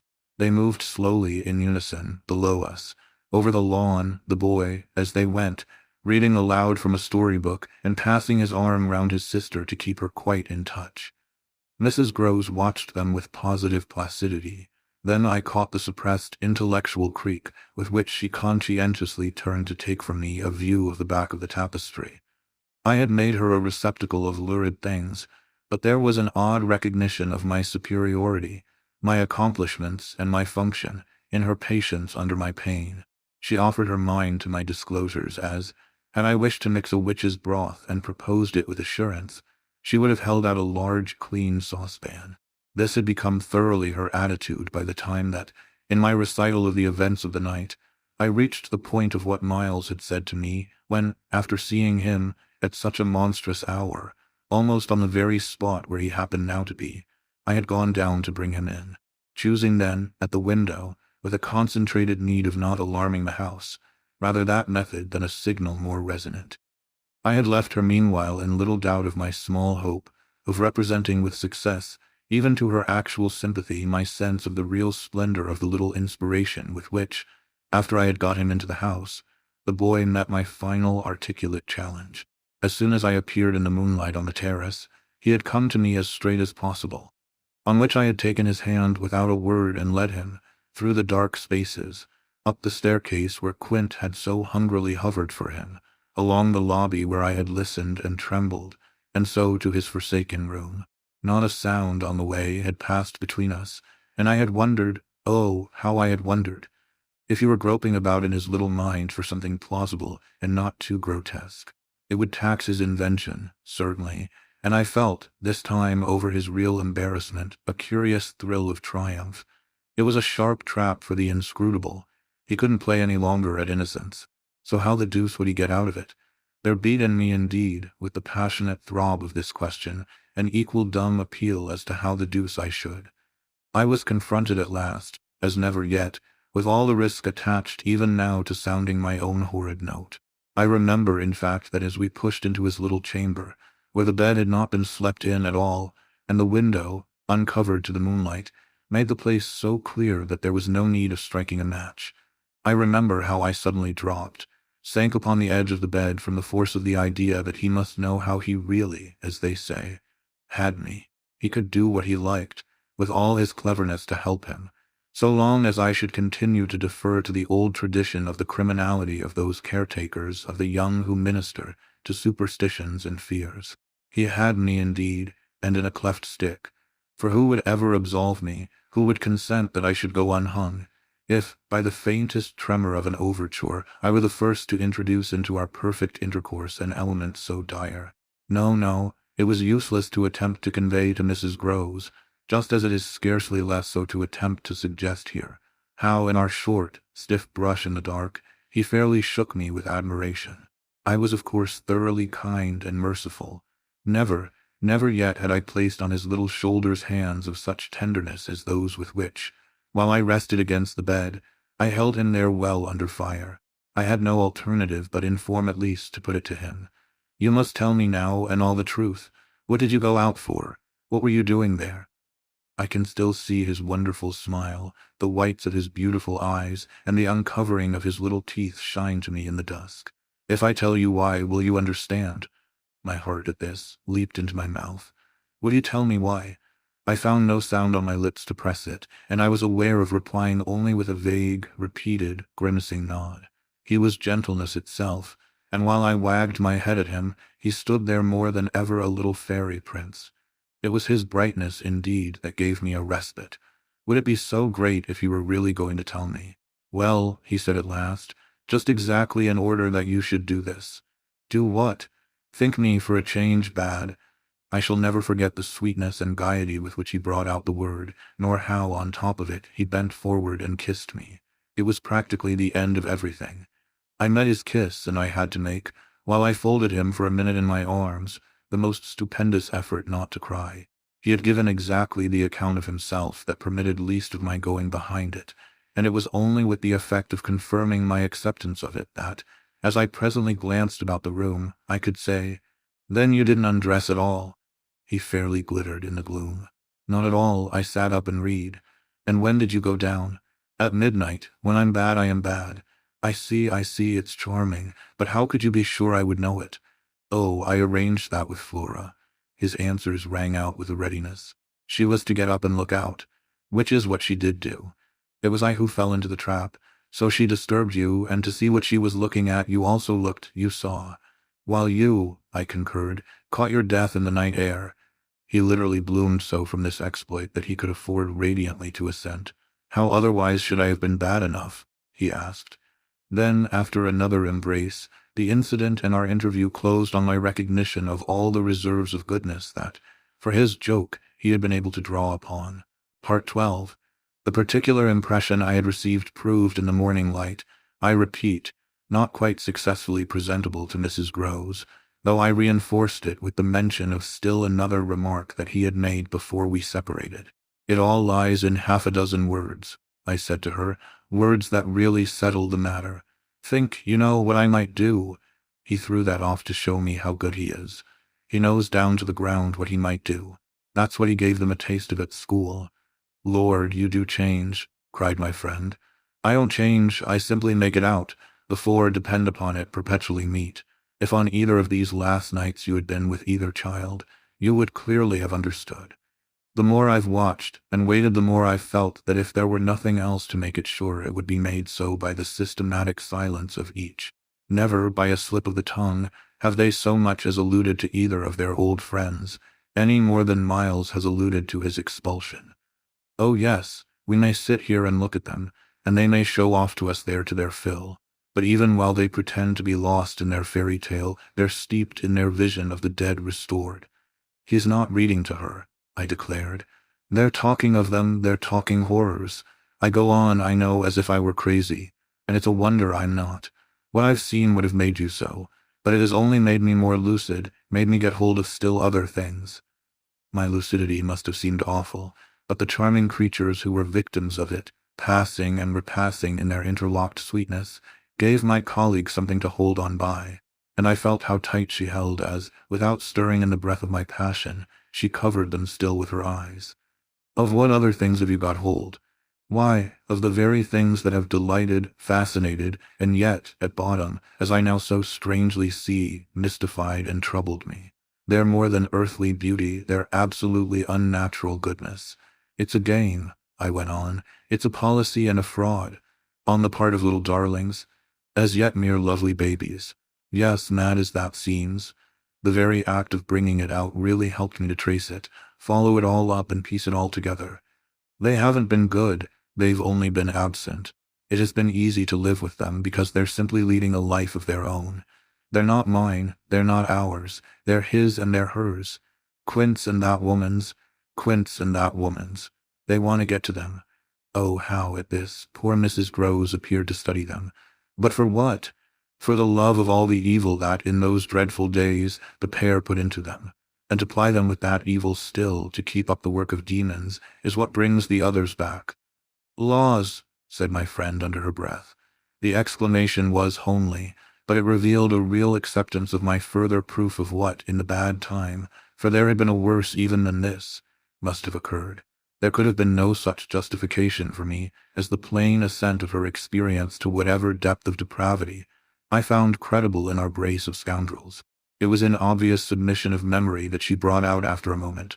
They were rascals, but what can they now do? She pursued. Do, I echoed so loud that Miles and Flora, as they passed at their distance, paused an instant in their walk and looked at us. Don't they do enough? I demanded in a lower tone, while the children, having smiled and nodded and kissed hands to us, resumed their exhibition. We were held by it a minute, then I answered, They can destroy them. At this my companion did turn, but the inquiry she launched was a silent one, the effect of which was to make me more explicit. They don't know as yet quite how, but they're trying hard. They're seen only across, as it were, and beyond, in strange places and on high places, the top of towers, the roof of houses, the outside of windows, the further edge of pools. But there's a deep design on either side to shorten the distance and overcome the obstacle, and the success of the tempters is only a question of time. They've only to keep to their suggestions of danger.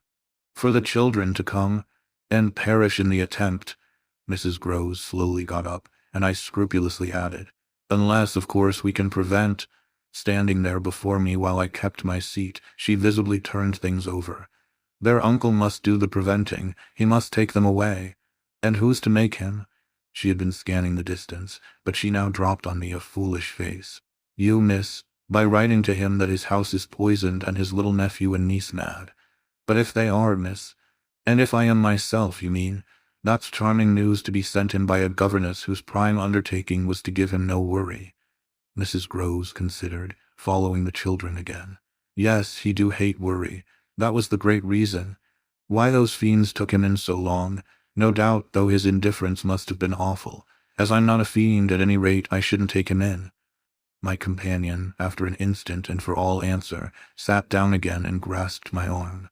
Make him at any rate come to you. I stared. To me, I had a sudden fear of what she might do. Him, he ought to be here, he ought to help. I quickly rose, and I think I must have shown her a queerer face than ever yet.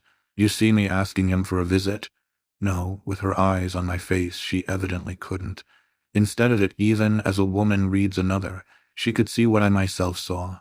His derision, his amusement, his contempt for the breakdown of my resignation at being left alone, and for the fine machinery I had set in motion to attract his attention to my slighted charms.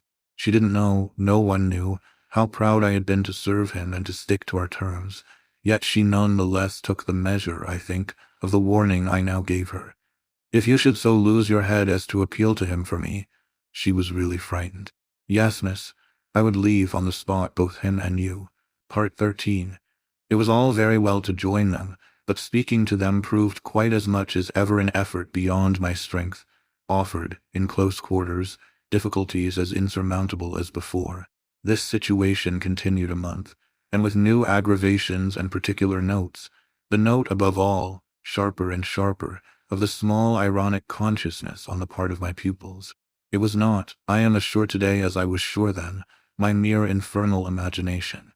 It was absolutely traceable that they were aware of my predicament, and that this strange relation made, in a manner, for a long time, the air in which we moved. I don't mean that they had their tongues in their cheeks, or did anything vulgar, for that was not one of their dangers. I do mean, on the other hand, that the element of the unnamed and untouched became, between us, greater than any other, and that so much avoidance could not have been so successfully effected without a great deal of tacit arrangement. It was as if, at moments, we were perpetually coming into sight of subjects before which we must stop short, turning suddenly out of alleys that we perceived to be blind, closing with a little bang that made us look at each other. For, like all bangs, it was something louder than we had intended, the doors we had indiscreetly opened. All roads lead to Rome, and there were times when it might have struck us that almost every branch of study or subject of conversation skirted forbidden ground. Forbidden ground was the question of the return of the dead in general, and of whatever, in especial, might survive in memory of the friends little children had lost. There were days when I could have sworn that one of them had, with a small invisible nudge, said to the other, "She thinks she'll do it this time, but she won't." To do it would have been to indulge, for instance, and for once in a way, in some direct reference to the lady who had prepared them for my discipline. They had a delightful, endless appetite for passages in my own history, to which I had again and again treated them. They were in possession of everything that had ever happened to me, had, with every circumstance, the story of my smallest adventures, and of those of my brothers and sisters, and of the cat and the dog at home, as well as many particulars of the eccentric nature of my father, of the furniture and arrangement of our house, and of the conversation of the old women of our village. There were things enough, taking one with another, to chatter about, if one went very fast and knew by instinct when to go round. They pulled with an art of their on the strings of my invention and my memory, and nothing else perhaps, when I thought of such occasions afterwards, gave me so the suspicion of being watched from under cover. It was in any case over my life, my past, and my friends alone that we could take anything like our ease, a state of affairs that led them sometimes without the least pertinence to break out into sociable reminders. I was invited, with no visible connection, to repeat afresh Goody Gosling's celebrated mot, or to confirm the details already supplied as to the cleverness of the vicarage pony. It was partly at such junctures as these, and partly at quite different ones, that, with the turn my matters had now taken, my predicament, as I have called it, grew most sensible. The fact that the days passed for me without another encounter ought, it would have appeared, to have done something towards soothing my nerves. Since the light brush, that second night on the upper landing, of the presence of a woman at the foot of the stair, I had seen nothing, whether in or out of the house, that one had better not have seen. There was many a corner round which I expected to come upon Quint, and many a situation that, in a merely sinister way, would have favored the appearance of Miss Jessel. The summer had turned, the summer had gone. The autumn had dropped upon Bly and had blown out half our lights. The place, with its grey sky and withered garlands, its bared spaces and scattered dead leaves, was like a theatre after the performance, all strewn with crumpled playbills. There were exactly states of the air, conditions of sound and of stillness, unspeakable impressions of the kind of ministering moment, that brought back to me, long enough to catch it, the feeling of the medium in which, that June evening out of doors, I had had my first sight of Quint, and in which, too, at those other instants, I had, after seeing him through the window, looked for him in vain in the circle of shrubbery. I recognized the signs, the portents. I recognized the moment, the spot. But they remained unaccompanied and empty, and I continued unmolested. If unmolested one could call a young woman whose sensibility had, in the most extraordinary fashion, not declined but deepened. I had said in my talk with Mrs. Groves on that horrid scene of Flores by the lake, and had perplexed her by so saying, that it would from that moment distress me much more to lose my power than to keep it. I had then expressed what was vividly in my mind. The truth that, whether the children really saw or not, since, that is, it was not yet definitely proved, I greatly preferred, as a safeguard, the fullness of my own exposure. I was ready to know the very worst that was to be known. What I had then had an ugly glimpse of was that my eyes might be sealed just while theirs were most opened. Well, my eyes were sealed, it appeared, at present, a consummation for which it seemed blasphemous not to thank God. There was, alas, a difficulty about that. I would have thanked him with all my soul had I not had in a proportionate measure this conviction of the secret of my pupils. How can I retrace today the strange steps of my obsession? There were times of our being together when I would have been ready to swear that, literally, in my presence, but with my direct sense of it closed, they had visitors who were known and were welcome. Then it was that, had I not been deterred by the very chance that such an injury might prove greater than the injury to be averted, my exultation would have broken out. They're here, you little wretches," I would have cried, "and you can't deny it now." The little wretches denied it with all the added volume of their sociability and their tenderness, in just the crystal depths of which, like the flash of a fish in a stream, the mockery of their advantage peeped up. The shock, in truth, had sunk into me still deeper than I knew on the night when, looking out to see either Quint or Miss Jessel under the stars, I had beheld the boy over whose rest I watched, and who had immediately brought in with him, had straightway, there, turned it on me, the lovely upward look with which, from the battlements above me, the hideous apparition of Quint had played. If it was a question of a scare, my discovery on this occasion had scared me more than any other, and it was in the condition of nerves produced by it that I made my actual inductions. They harassed me so that sometimes, at odd moments, I shut myself up audibly to rehearse. It was at once a fantastic relief and a renewed despair, the manner in which I might come to the point. I approached it from one side and the other while, in my room, I flung myself about, but I always broke down in the monstrous utterance of names. As they died away on my lips, I said to myself that I should indeed help them to represent something infamous if, by pronouncing them, I should violate as rare a little case of instinctive delicacy as any schoolroom, probably, had ever known. When I said to myself, "They have the manners to be silent, and you, trusted as you are, the baseness to speak," I felt myself crimson, and I covered my face with my hands. After these secret scenes I chattered more than ever, going on volubly enough till one of our prodigious, palpable hushes occurred. I can call them nothing else, the strange, dizzy lift or swim, I try for terms, into a stillness, a pause of all life, that had nothing to do with the more or less noise that at the moment we might be engaged in making, and that I could hear through any deepened exhilaration or quickened recitation or louder strum of the piano. Then it was that the others, the outsiders, were there. Though they were not angels, they passed, as the French say, causing me, while they stayed, to tremble with the fear of their addressing to their younger victims some yet more infernal message or more vivid image than they had thought good enough for myself. What it was most impossible to get rid of was the cruel idea that, whatever I had seen, Miles and Flora saw more, things terrible and unguessable, and that sprang from dreadful passages of intercourse in the past. Such things naturally left on the surface, for the time, a chill which we vociferously denied that we felt.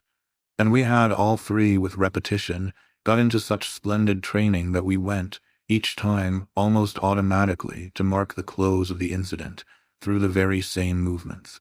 It was striking of the children, at all events, to kiss me inveterately with a kind of wild irrelevance and never to fail, one or the other, of the precious question that had helped us through many a peril. "When do you think you will come? Don't you think we ought to write?" There was nothing like that inquiry, we found by experience, for carrying off an awkwardness. He, of course, was their uncle in Harley Street, and we lived in much profusion of theory that he might at any moment arrive to mingle in our circle. It was impossible to have given less encouragement than he had done to such a doctrine, but if we had not had the doctrine to fall back upon, we should have deprived each other of some of our finest exhibitions. He never wrote to them. That may have been selfish, but it was a part of the flattery of his trust of me. For the way in which a man pays his highest tribute to a woman is apt to be but by the more festal celebration of one of the sacred laws of his comfort. and I held that I carried out the spirit of the pledge given not to appeal to him, when I let my charges understand that their own letters were but charming literary exercises. They were too beautiful to be posted. I kept them myself. I have them all to this hour. This was a rule indeed, which only added to the satiric effect of my being plied with the supposition that he might at any moment be among us. It was exactly as if my charges knew how almost more awkward than anything else that might be for me. There appears to me, moreover, as I look back, no note in all this more extraordinary than the mere fact that, in spite of my tension and of their triumph, I never lost patience with them. Adorable they must in truth have been, I now reflect, that I didn't in these days hate them. Would exasperation, however, if relief had longer been postponed, finally have betrayed me? It little matters, for relief arrived. I call it relief, though it was only the relief that a snap brings to a strain or the burst of a thunderstorm to a day of suffocation. It was at least change, and it came with a rush. Part 14. Walking to church a certain Sunday morning, I had little Miles at my side and his sister, in advance of us and at Mrs. Grose's, well in sight. It was a crisp, clear day, the first of its order for some time. The night had brought a touch of frost, and the autumn air, bright and sharp, made the church bells almost gay. It was an odd accident of thought that I should have happened at such a moment to be particularly and very gratefully struck with the obedience of my little charges. Why did they never resent my inexorable, my perpetual society? Something or other had brought nearer home to me that I had all but pinned the boy to my shawl, and that, in the way our companions were marshalled before me, I might have appeared to provide against some danger of rebellion. I was like a jailer with an eye to possible surprises and escapes. But all this belonged, I mean their magnificent little surrender, just to the special array of the facts that were most abysmal, turned out for Sunday by his uncle's tailor, who had had a free hand and a notion of pretty waistcoats, and of his grand little air, Miles's whole title to independence, the rights of his sex and situation, were so stamped upon him that if he had suddenly struck for freedom, I should have had nothing to say. I was by the strangest of chances wondering how I should meet him when the revolution unmistakably occurred. I call it a revolution because I now see how, with the word he spoke, the curtain rose on the last act of my dreadful drama, and the catastrophe was precipitated. "Look here, my dear, you know," he charmingly said. "When in the world, please, am I going back to school?" Transcribed here, the speech sounds harmless enough, particularly as uttered in the sweet, high, casual pipe with which, at all interlocutors, but above all at his eternal governess, he threw off intonations as if he were tossing roses. There was something in them that always made one catch, and I caught, at any rate, now so effectually that I stopped as short as if one of the trees of the park had fallen across the road. There was something new, on the spot, between us, and he was perfectly aware that I recognized it, though, to enable me to do so, he had no need to look a whit less candid and charming than usual. I could feel in him how he already, from my at first finding nothing to reply, perceived the advantage he had gained. I was so slow to find anything that he had plenty of time, after a minute, to continue with his suggestive but inconclusive smile. "You know, my dear, that for a fellow to be with a lady always." His "my dear" was constantly on his lips for me, and nothing could have expressed more the exact shade of the sentiment with which I desired to inspire my pupils than its fond familiarity. It was so respectfully easy. But, oh, how I felt that at present I must pick my own phrases. I remember that, to gain time, I tried to laugh, and I seemed to see in the beautiful face with which he watched me how ugly and queer I looked. "And always with the same lady?" I returned. He neither blenched nor winked. The whole thing was virtually out between us. "Ah, of course, she's a jolly, perfect lady, but after all I'm a fellow, don't you see? Well, getting on." I lingered there with him an instant ever so kindly. "Yes, you're getting on." Oh, but I felt helpless. I have kept to this day the heartbreaking little idea of how he seemed to know that and to play with it. "And you can't say I've not been awfully good, can you?" I laid my hand on his shoulder, for, though I felt how much better it would have been to walk on, I was not yet quite able. "No, I can't say that, Miles. Except just that one night, you know. That one night." I couldn't look as straight as he. "Why, when I went out of the house." "Oh, yes. But I forget what you did it for." "You forget?" He spoke with the sweet extravagance of childish reproach. Why, it was to show you I could. Oh, yes, you could. And I can again. I felt that I might, perhaps, after all, succeed in keeping my wits about me. Certainly, but you won't. No, not that again. It was nothing. It was nothing, I said, but we must go on. He resumed our walk with me, passing his hand into my arm. Then when am I going back? I wore, in turning it over, my most responsible air. Were you very happy at school? He just considered. Oh, I'm happy enough anywhere. Well then, I quavered, if you're just as happy here. Ah, but that isn't everything. Of course you know a lot, but you hint that you know almost as much, I risked as he paused. Not half I want to, Miles honestly professed, but it isn't so much that. What is it then? Well, I want to see more life. I see. I see. We have arrived within sight of the church and of various persons, including several of the household of Bly, on their way to it, and clustered about the door to see us go in. I quickened our step. I wanted to get there before the question between us opened up much further. I reflected hungrily that, for more than an hour, he would have to be silent, and I thought with envy of the comparative dusk of the pew and of the almost spiritual help of the hassock on which I might bend my knees. I seemed literally to be running a race with some confusion to which he was about to reduce me, but I felt that he had got in first when, before we had even entered the churchyard, he threw out, "I want my own sort." It literally made me bound forward. There are not many of your own sort, Miles, I laughed, unless perhaps dear little Flora, you really compare me to a baby girl. This found me singularly weak. Don't you then love our sweet Flora? If I didn't, and you too. If I didn't, he repeated as if retreating for a jump, yet leaving his thought so unfinished that, after we had come into the gate, another stop, which he imposed on me by the pressure of his arm, had become inevitable. Mrs. Groves and Flora had passed into the church, the other worshippers had followed, and we were, for the minute, alone among the old, thick graves. We had paused on the path from the gate by a low, oblong, table-like tomb. Yes, if you didn't, he looked, while I waited about at the graves.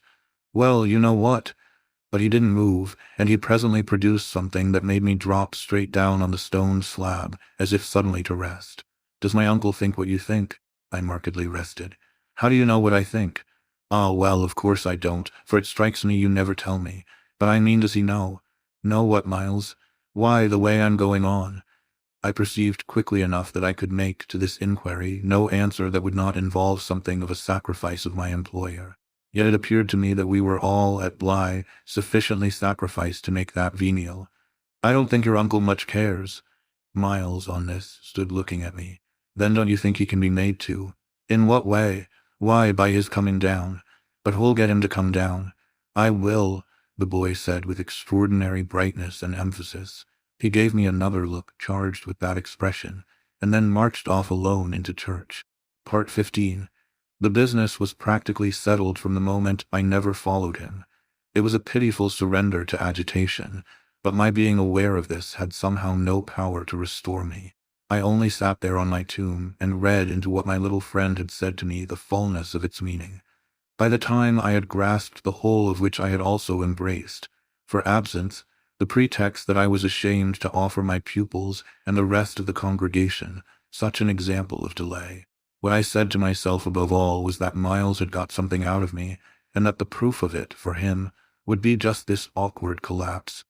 He had got out of me that there was something I was much afraid of, and that he should probably be able to make use of my fear to gain, for his own purpose, more freedom.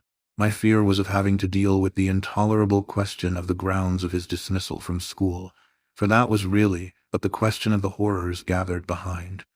That his uncle should arrive to treat with me of these things was a solution that, strictly speaking, I ought now to have desired to bring on. But I could so little face the ugliness and the pain of it that I simply procrastinated and lived from hand to mouth. The boy, to my deep discomposure, was immensely in the right, was in a position to say to me, either you clear up with my guardian the mystery of this interruption of my studies, or you cease to expect me to lead with you a life that's so unnatural for a boy. What was so unnatural for the particular boy I was concerned with was this sudden revelation of a consciousness and a plan. That was what really overcame me, what prevented my going in. I walked round the church, hesitating, hovering. I reflected that I had already, with him, hurt myself beyond repair. Therefore I could patch up nothing, and it was too extreme an effort to squeeze beside him into the pew. He would be so much more sure than ever to pass his arm into mine, and make me sit there for an hour in close, silent contact with his commentary on our talk. For the first minute since his arrival I wanted to get away from him. As I paused beneath the high east window and listened to the sounds of worship, I was taken with an impulse that might master me. I felt, completely should I give it the least encouragement, I might easily put an end to my predicament by getting away altogether. Here was my chance. There was no one to stop me. I could give the whole thing up, turn my back and retreat. It was only a question of hurrying again, for a few preparations, to the house which the attendance at church of so many of the servants would practically have left unoccupied. No one, in short, could blame me if I should just drive desperately off. What was it to get away if I got away only till dinner? That would be in a couple of hours, at the end of which, I had the acute prevision, my little pupils would play at innocent wonder about my non-appearance in their train. What did you do, you naughty bad thing?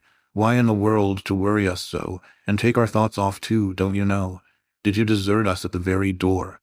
I couldn't meet such questions nor, as they asked them, their false little lovely eyes. Yet it was all so exactly what I should have to meet that, as the prospect grew sharp to me, I at last let myself go. I got, so far as the immediate moment was concerned, away.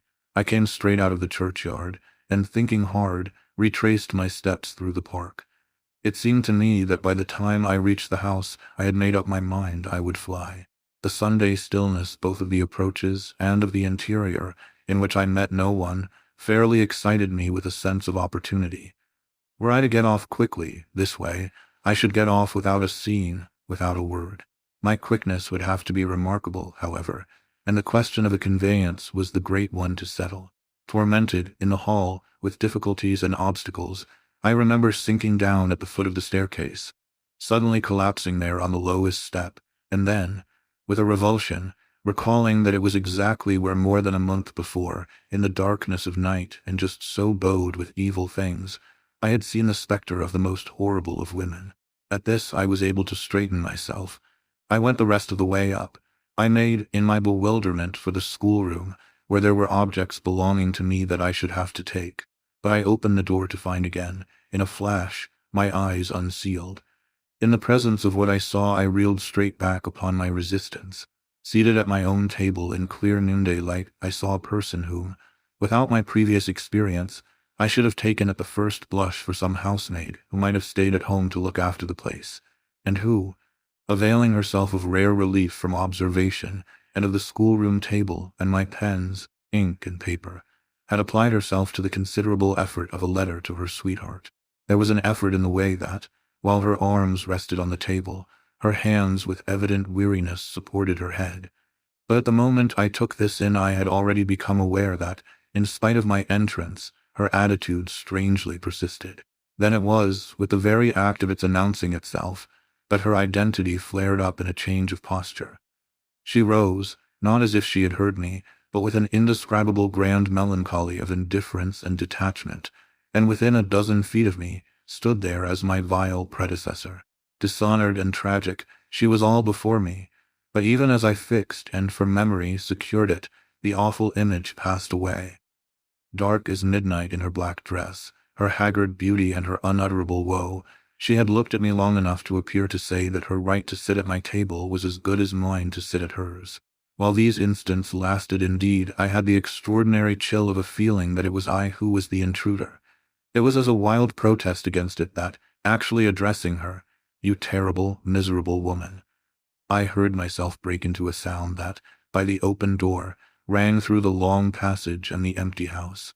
She looked at me as if she heard me, but I had recovered myself and cleared the air. There was nothing in the room the next minute but the sunshine and a sense that I must stay. Part 16.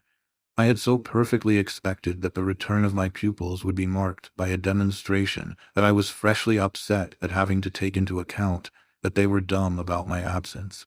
Instead of gaily denouncing and caressing me, they made no allusion to my having failed them, and I was left, for the time, on perceiving that she too said nothing, to study Mrs. Grove's odd face. I did this to such purpose that I made sure they had in some way bribed her to silence, a silence that, however, I would engage to break down on the first private opportunity. This opportunity came before tea. I secured 5 minutes with her in the housekeeper's room, where, in the twilight, amid a smell of lately baked bread, but with the place all swept and garnished, I found her sitting in pained placidity before the fire. So I see her still, so I see her best, facing the flame from her straight chair in the dusky, shining room, a large, clean image of the put away, of drawers closed and locked and rest without a remedy. Oh yes, they asked me to say nothing, and to please them, so long as they were there, of course, I promised. But what had happened to you? I only went with you for the walk, I said. I had then to come back to meet a friend. She showed her surprise. A friend, you? Oh yes, I have a couple, I laughed. But did the children give you a reason for not alluding to your leaving us? Yes, they said you would like it better. Do you like it better? My face had made her rueful. No, I like it worse. But after an instant I added, did they say why I should like it better? No, Master Miles only said, we must do nothing but what she likes. I wish indeed he would. And what did Flora say? Miss Flora was too sweet. She said, oh, of course, and I said the same. I thought a moment. You were too sweet too, I can hear you all. But none the less, between Miles and me, it's now all out. All out, my companion stared. But what, miss? Everything, it doesn't matter. I've made up my mind. I came home, my dear, I went on, for a talk with Miss Jessel. I had by this time formed the habit of having Mrs. Groves literally well in hand in advance of my sounding that note, so that even now, as she bravely blinked under the signal of my word, I could keep her comparatively firm. A talk? Do you mean she spoke? It came to that. I found her on my return in the schoolroom. And what did she say? I can hear the good woman still, and the candor of her stupefaction. That she suffers the torments. It was this, of a truth, that made her, as she filled out my picture, gape. Do you mean, she faltered, of the lost, of the damned, and that's why, to share them. I faltered myself with the horror of it, but my companion, with less imagination, kept me up. To share them, she wants Flora. Mrs. Groves might, as I gave it to her, fairly have fallen away from me had I not been prepared. I still held her there to show I was. As I've told you, however, it doesn't matter, because you've made up your mind, but to what? To everything. And what do you call everything? Why, sending for their uncle. Oh, miss, in pity do, my friend broke out. Ah, but I will. I see it's the only way. What's out? As I told you, with Miles, is that if he thinks I'm afraid to, and has ideas of what he gains by that, he shall see he's mistaken. Yes. His uncle shall have it here from me on the spot, and before the boy himself, if necessary, that if I'm to be reproached with having done nothing again about more school. Yes, miss, my companion pressed me. Well, there's that awful reason. There were now clearly so many of these for my poor colleague that she was excusable for being vague. But, which? Why, the letter from his old place. You'll show it to the master. I ought to have done so on the instant. Oh, no, said Mrs. Groves with decision. I'll put it before him, I went on inexorably, that I can't undertake to work the question on behalf of a child who has been expelled. For we've never in the least known what, Mrs. Groves declared. For wickedness. For what else when he's so clever and beautiful and perfect? Is he stupid? Is he untidy? Is he infirm? Is he ill-natured? He's exquisite, so it can be only that, and that would open up the whole thing. After all, I said, it's their uncle's fault if he left here such people. He didn't really in the least know them. The fault's mine. She had turned quite pale. Well, you shan't suffer, I answered. The children shan't, she emphatically returned. I was silent a while. We looked at each other. Then what am I to tell him? You needn't tell him anything. I'll tell him. I measured this. Do you mean you'll write? Remembering she couldn't, I caught myself up. How do you communicate? I tell the bailiff, he writes. And should you like him to write our story? My question had a sarcastic force that I had not fully intended, and it made her, after a moment, inconsequently break down. The tears were again in her eyes. Ah, miss, you write? Well, tonight, I at last answered, and on this we separated. Part 17. I went so far in the evening as to make a beginning. The weather had changed back. A great wind was abroad, and beneath the lamp in my room, with Flora at peace beside me, I sat for a long time before a blank sheet of paper and listened to the lash of the rain and the batter of the gusts. Finally I went out, taking a candle. I crossed the passage and listened a minute at Miles's door. What, under my endless obsession, I had been impelled to listen for was some betrayal of his not being at rest, and I presently caught one, but not in the form I had expected. His voice tinkled out. "I say, you there, come in." It was a gaiety in the gloom. I went in with my light and found him in bed, very wide awake, but very much at his ease. "Well, what are you up to?" he asked, with a grace of sociability in which it occurred to me that Mrs. Grose, had she been present, might have looked in vain for proof that anything was out. I stood over him with my candle. "How did you know I was there?" "Why, of course I heard you. Did you fancy you made no noise? You're like a troop of cavalry." He beautifully laughed. "Then you weren't asleep?" "Not much. I lie awake and think." I had put my candle, designedly, a short way off, and then, as he held out his friendly old hand to me, had sat down on the edge of his bed. "What is it," I asked, "that you think of?" "What in the world, my dear, but you?"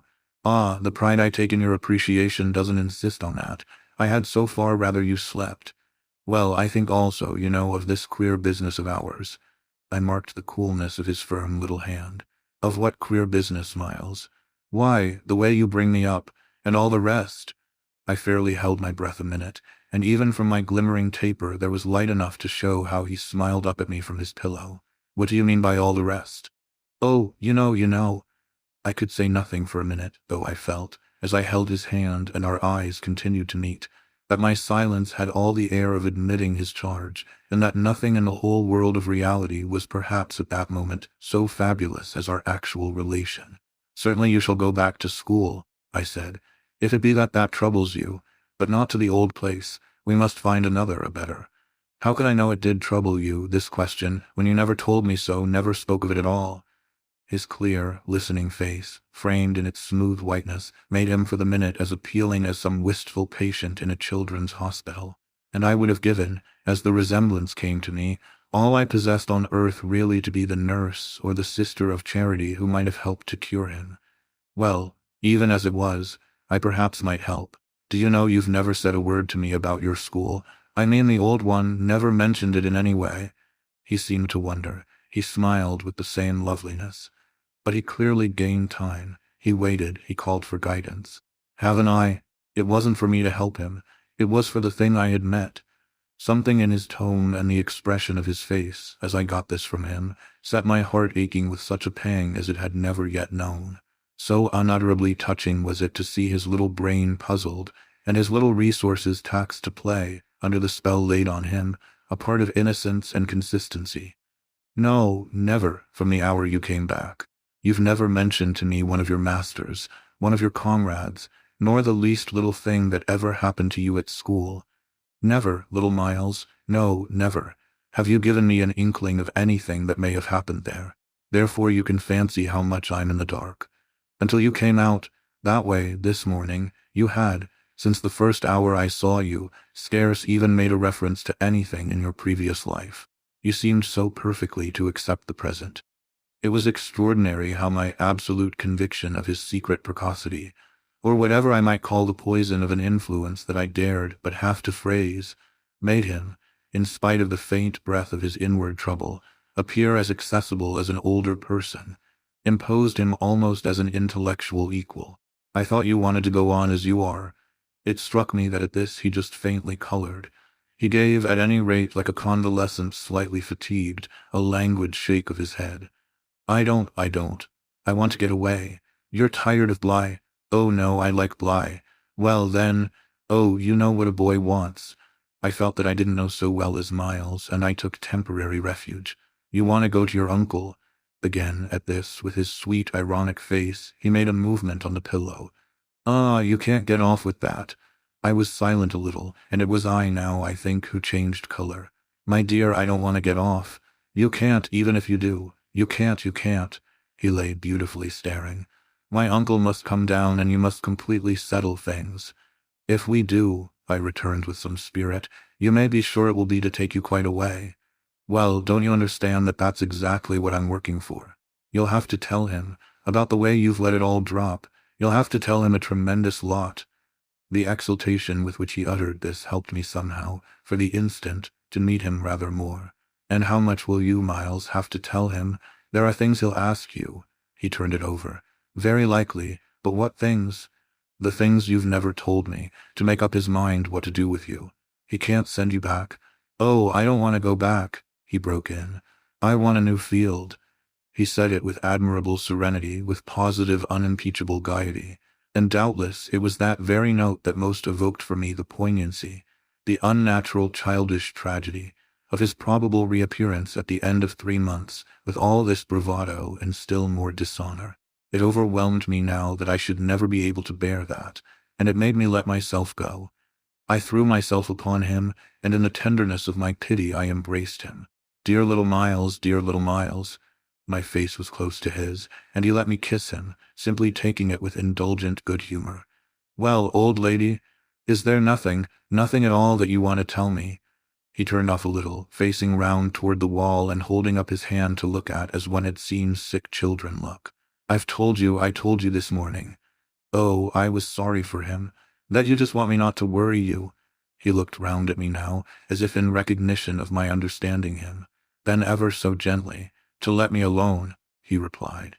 There was even a singular little dignity in it, something that made me release him, yet, when I had slowly risen, linger beside him. God knows I never wished to harass him, but I felt that merely at this, to turn my back on him was to abandon, or, to put it more truly, to lose him. I've just begun a letter to your uncle, I said. Well then, finish it. I waited a minute. What happened before? He gazed up at me again. Before what? Before you came back, and before you went away. For some time he was silent, but he continued to meet my eyes. What happened? It made me, the sound of the words, in which it seemed to me that I caught for the very first time a small faint quaver of consenting consciousness. It made me drop on my knees beside the bed, and seize once more the chance of possessing him. Dear little Miles, if you knew how I want to help you. It's only that, it's nothing but that, and I'd rather die than give you a pain or do you a wrong. I'd rather die than hurt a hair of you. Dear little Miles. Oh, I brought it out now even if I should go too far. I just want you to help me to save you. But I knew in a moment after this that I had gone too far. The answer to my appeal was instantaneous, but it came in the form of an extraordinary blast and chill, a gust of frozen air and a shake of the room as great as if, in the wild wind, the casement had crashed in. The boy gave a loud, high shriek, which, lost in the rest of the shock of sound, might have seemed indistinctly, though I was so close to him, a note either of jubilation or of terror. I jumped to my feet again and was conscious of darkness. So for a moment we remained, while I stared about me and saw that the drawn curtains were unstirred and the window tight. Why, the candle's out, I then cried. It was I who blew it, dear, said Miles. Part 18. The next day after lessons, Mrs. Groves found a moment to say to me quietly, Have you written, miss? Yes, I've written. But I didn't add for the hour that my letter, sealed and directed, was still in my pocket. There would be time enough to send it before the messenger should go to the village. Meanwhile there had been, on the part of my pupils, no more brilliant, more exemplary morning. It was exactly as if they had both had at heart to gloss over any recent little friction. They performed the dizziest feats of arithmetic, soaring quite out of my feeble range, and perpetrated, in higher spirits than ever, geographical and historical jokes. It was conspicuous, of course, in Miles, in particular, that he appeared to wish to show how easily he could let me down. This child, to my memory, really lives in a setting of beauty and misery that no words can translate. There was a distinction all his own in every impulse he revealed. Never was a small natural creature, to the uninitiated eye all frankness and freedom, a more ingenious, a more extraordinary little gentleman. I had perpetually to guard against the wonder of contemplation into which my initiated view betrayed me, to check the irrelevant gaze and discouraged sigh in which I constantly both attacked and renounced the enigma of what such a little gentleman could have done that deserved a penalty. Say that by the dark prodigy I knew, the imagination of all evil had been opened up to him. All the justice within me ached for the proof that it could ever have flowered into an act.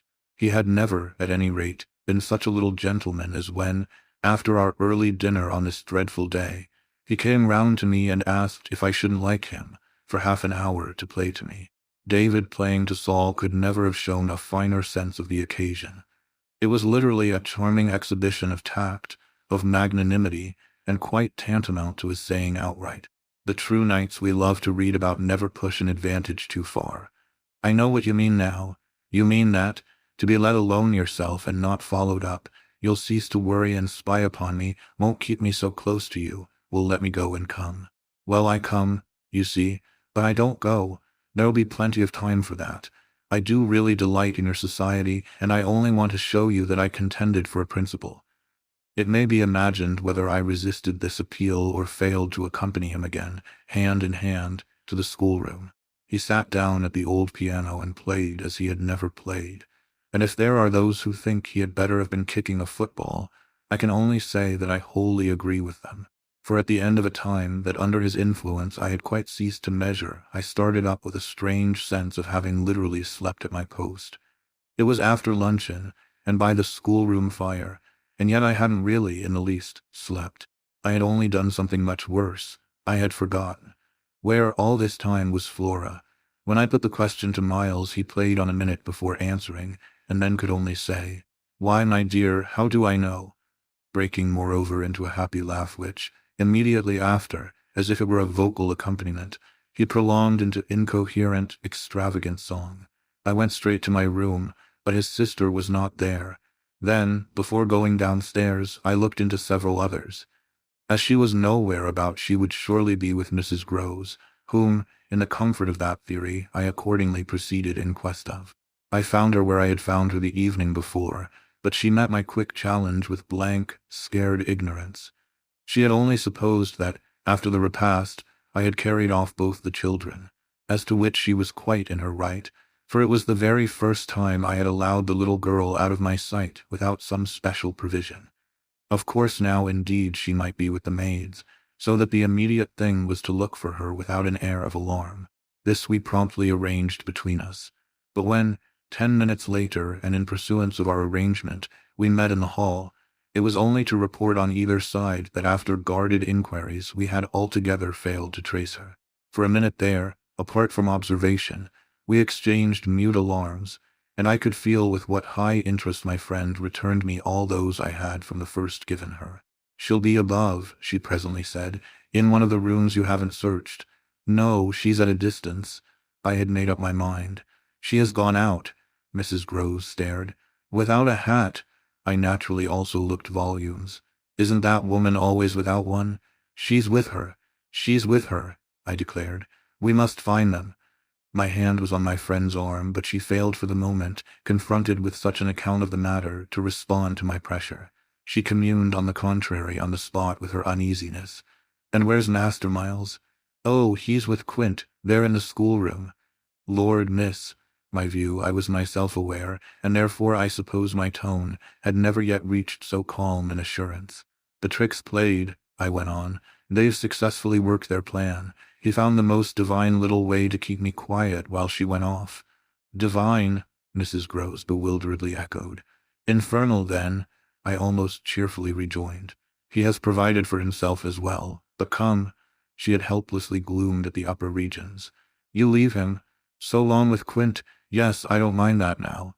She always ended, at these moments, by getting possession of my hand, and in this manner she could at present still stay me. But after gasping an instant at my sudden resignation, "Because of your letter," she eagerly brought out. I quickly, by way of answer, felt for my letter, drew it forth, held it up, and then, freeing myself, went and laid it on the great hall table. "Luke will take it," I said as I came back. I reached the house door and opened it. I was already on the steps. My companion still demurred. The storm of the night and the early morning had dropped, but the afternoon was damp and gray. I came down to the drive while she stood in the doorway. "You go with nothing on." "What do I care when the child has nothing? I can't wait to dress," I cried, "and if you must do so, I leave you. Try meanwhile yourself upstairs." "With them?" Oh, on this the poor woman promptly joined me. Chapter 19. We went straight to the lake, as it was called at Bly, and I dare say rightly called, though I reflect that it may in fact have been a sheet of water less remarkable than it appeared to my untravelled eyes. My acquaintance with sheets of water was small, and the pool of Bly, at all events on the few occasions of my consenting, under the protection of my pupils, to affront its surface in the old flat-bottomed boat moored there for our use, had impressed me both with its extent and its agitation. The usual place of embarkation was half a mile from the house, but I had an intimate conviction that, wherever Flora might be, she was not near home. She had not given me the slip for any small adventure, and since the day of the very great one that I had shared with her by the pond, I had been aware, in our walks, of the quarter to which she most inclined. This was why I had now given to Mrs. Grose's steps so marked a direction that made her, when she perceived it, oppose a resistance that showed me she was freshly mystified. "You're going to the water, miss? You think she's in?" "She may be, though the depth is, I believe, nowhere very great. But what I judge most likely is that she's on the spot from which, the other day, we saw together what I told you," when she pretended not to see, with that astounding self-possession. "I've always been sure she wanted to go back alone, and now her brother has managed it for her." Mrs. Grose still stood where she had stopped. "You suppose they really talk of them?" I could meet this with a confidence. "They say things that if we heard them would simply appall us. And if she is there, yes, then Miss Jessel is, beyond a doubt, you shall see." "Oh, thank you," my friend cried, planted so firm that, taking it in, I went straight on without her. By the time I reached the pool, however, she was close behind me, and I knew that, whatever, to her apprehension, might befall me, the exposure of my society struck her as her least danger. She exhaled a moan of relief as we at last came in sight of the greater part of the water without a sight of the child. There was no trace of Flora on that nearer side of the bank, where my observation of her had been most startling, and none on the opposite edge, where, save for a margin of some 20 yards, a thick copse came down to the water. The pond, oblong in shape, had a width so scant compared to its length that, with its ends out of view, it might have been taken for a scant river. We looked at the empty expanse, and then I felt the suggestion of my friend's eyes. I knew what she meant, and I replied with a negative headshake. "No, no, wait, she has taken the boat."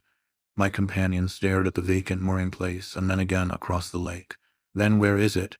"Our not seeing it is the strongest of proofs. She has used it to go over and then has managed to hide it." "All alone, that child?" "She's not alone, and at such times she's not a child. She's an old, old woman." I scanned all the visible shore while Mrs. Grose took again, into the queer element I offered her, one of her plunges of submission. Then I pointed out that the boat might perfectly be in a small refuge formed by one of the recesses of the pool, an indentation masked, for the hither side, by a projection of the bank and by a clump of trees growing close to the water. "But if the boat's there, where on earth's she?" my colleague anxiously asked. "That's exactly what we must learn," and I started to walk further. "By going all the way round, certainly, far as it is.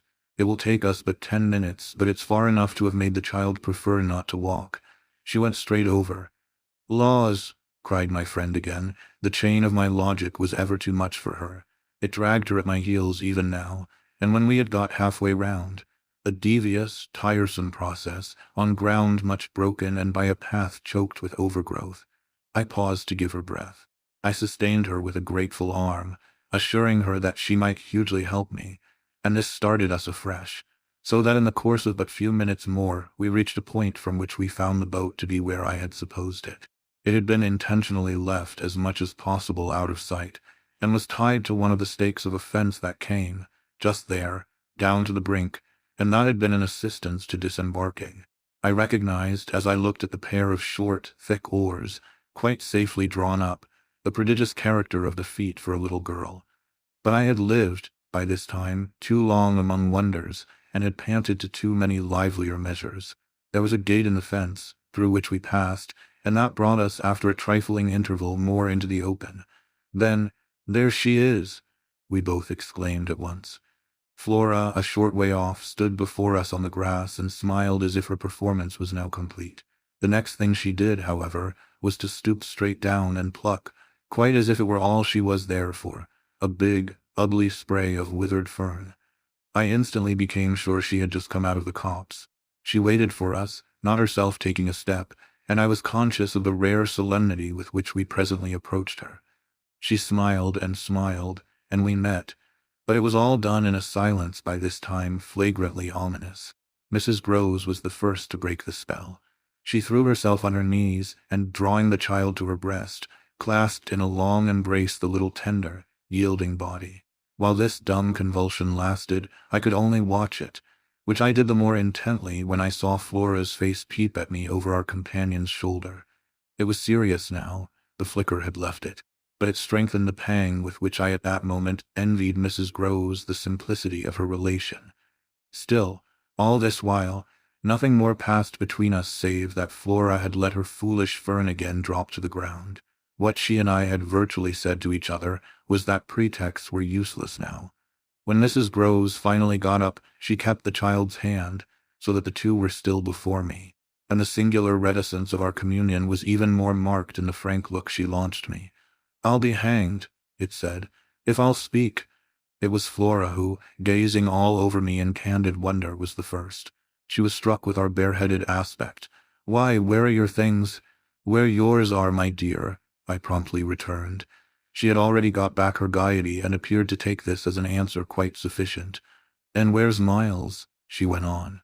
There was something in the small valor of it that quite finished me.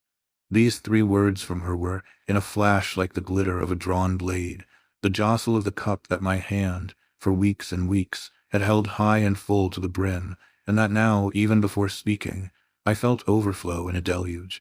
"I'll tell you if you'll tell me," I heard myself say, then heard the tremor in which it broke. "Well, what?" Mrs. Groves's suspense blazed at me, but it was too late now, and I brought the thing out handsomely. "Where my pet is Miss Jessel." Part 20. Just as in the churchyard with Miles, the whole thing was upon us. Much as I had made of the fact that this name had never once, between us, been sounded, the quick, smitten glare with which the child's face now received it fairly likened my breach of the silence to the smash of a pane of glass. It added to the interposing cry, as if to stay the blow that Mrs. Groves, at the same instant, uttered over my violence. The shriek of a creature scared, or rather wounded, which, in turn, within a few seconds, was completed by a gasp of my own. I seized my colleague's arm. "She's there, she's there." Miss Jessel stood before us on the opposite bank exactly as she had stood the other time, and I remember, strangely, as the first feeling now produced in me, my thrill of joy at having brought on a proof. She was there, and I was justified. She was there, and I was neither cruel nor mad. She was there for poor scared Mrs. Groves, but she was there most for Flora, and no moment of my monstrous time was perhaps so extraordinary as that in which I consciously threw out to her, with the sense that, pale and ravenous demon as she was, she would catch and understand it, an inarticulate message of gratitude. She rose erect on the spot my friend and I had lately quitted, and there was not, in all the long reach of her desire, an inch of her evil that fell short. This first vividness of vision and emotion were things of a few seconds, during which Mrs. Groves's dazed blink across to where I pointed struck me as a sovereign sign that she too at last saw, just as it carried my own eyes precipitately to the child. The revelation then of the manner in which Flora was affected startled me, in truth, far more than it would have done to find her also merely agitated, for direct dismay was of course not what I had expected. Prepared and on her guard as our pursuit had actually made her, she would repress every betrayal, and I was therefore shaken, on the spot, by my first glimpse of the particular one for which I had not allowed. To see her, without a convulsion of her small pink face, not even feign to glance in the direction of the prodigy I announced, but only, instead of that, turn at me an expression of hard, still gravity, an expression absolutely new and unprecedented, and that appeared to read and accuse and judge me. This was a stroke that somehow converted the little girl herself into the very presence that could make me quail. I quailed even though my certitude that she thoroughly saw was never greater than at that instant, and in the immediate need to defend myself, I called it passionately to witness. "She's there, you little unhappy thing. There, and you see her as well as you see me." I had said shortly before to Mrs. Groves that she was not at these times a child, but an old, old woman, and that description of her could not have been more strikingly confirmed than in the way in which, For all answer to this, she simply showed me, without a concession, an admission of her eyes, a countenance of deeper and deeper, of indeed suddenly quite fixed, reprobation. I was by this time, if I can put the whole thing at all together, more appalled at what I may properly call her manner than at anything else, though it was simultaneously with this that I became aware of having Mrs. Groves also, and very formidably, to reckon with.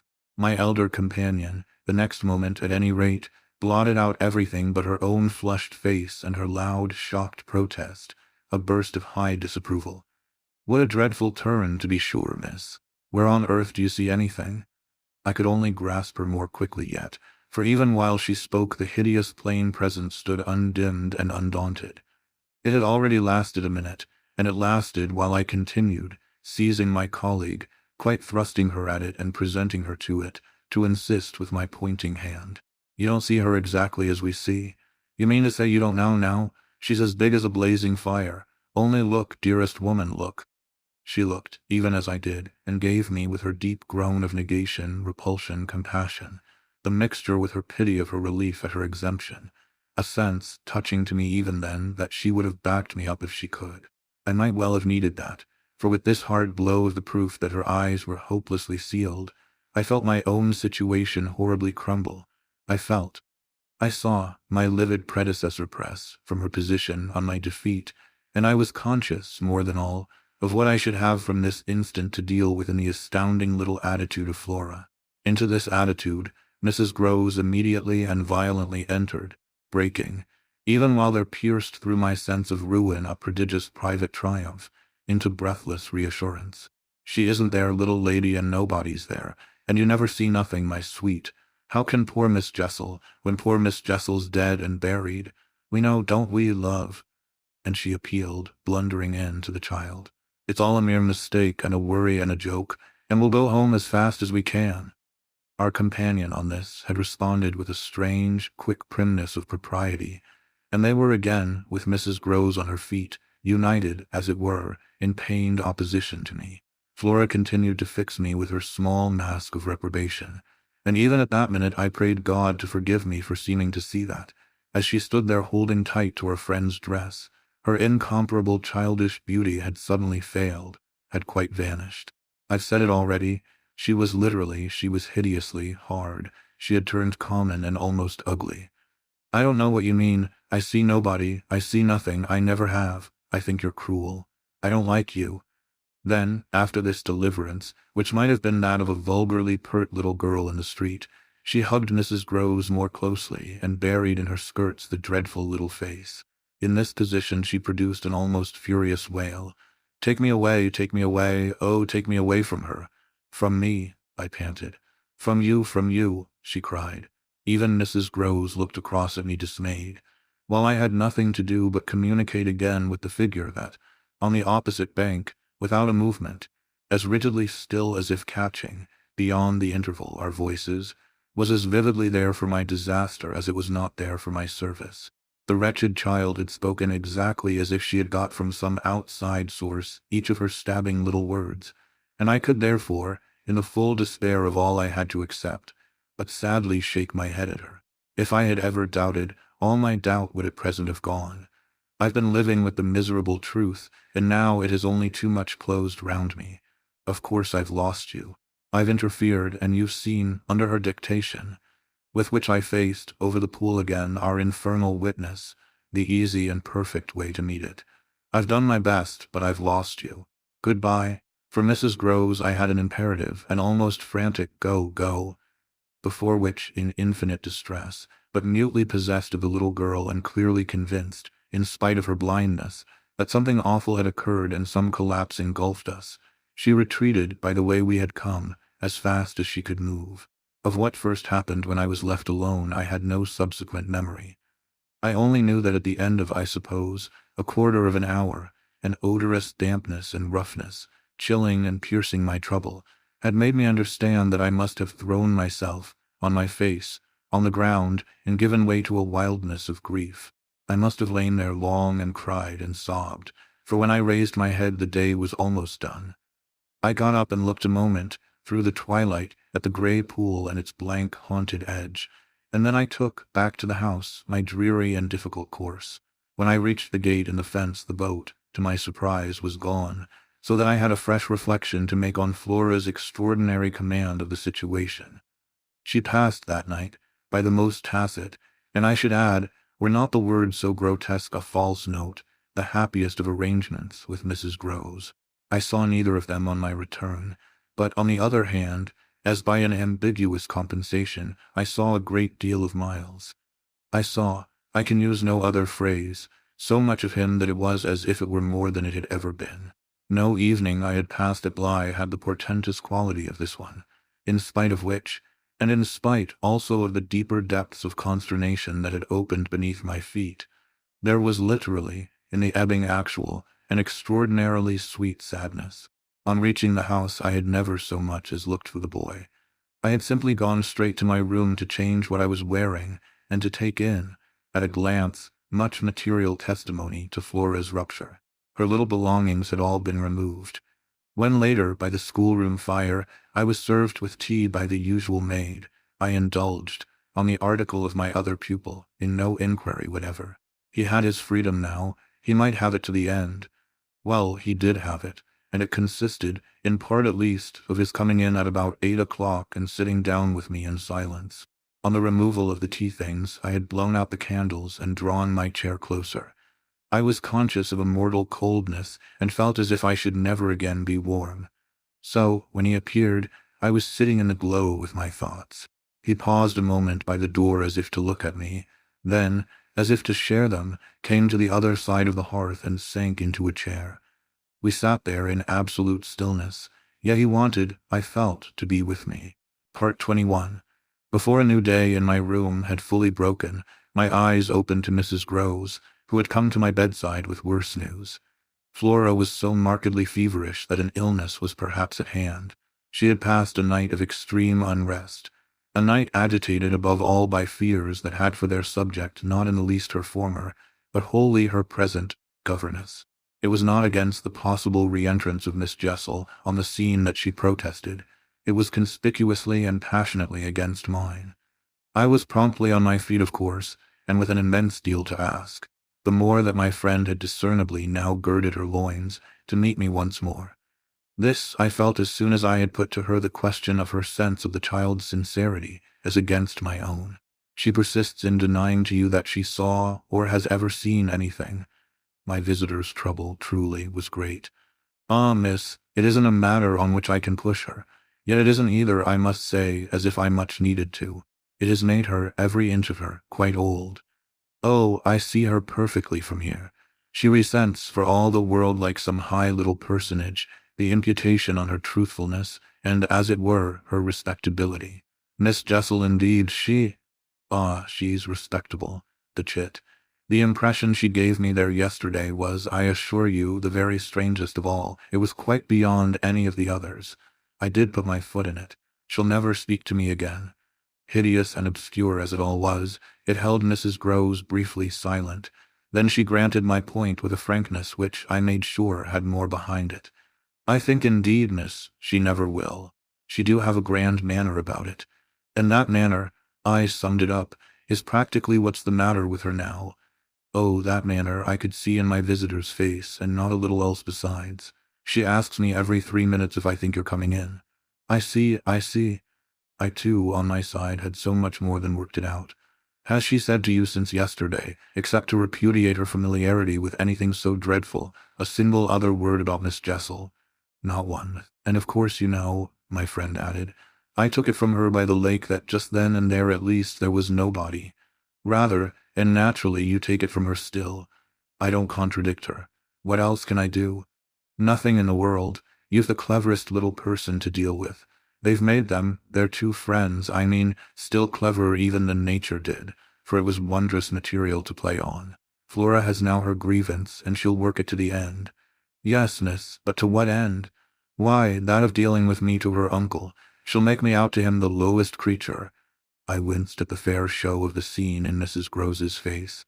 She looked for a minute as if she sharply saw them together. And him who thinks so well of you? He has an odd way, it comes over me now, I laughed, of proving it, but that doesn't matter. What Flora wants, of course, is to get rid of me. My companion bravely concurred. Never again to so much as look at you.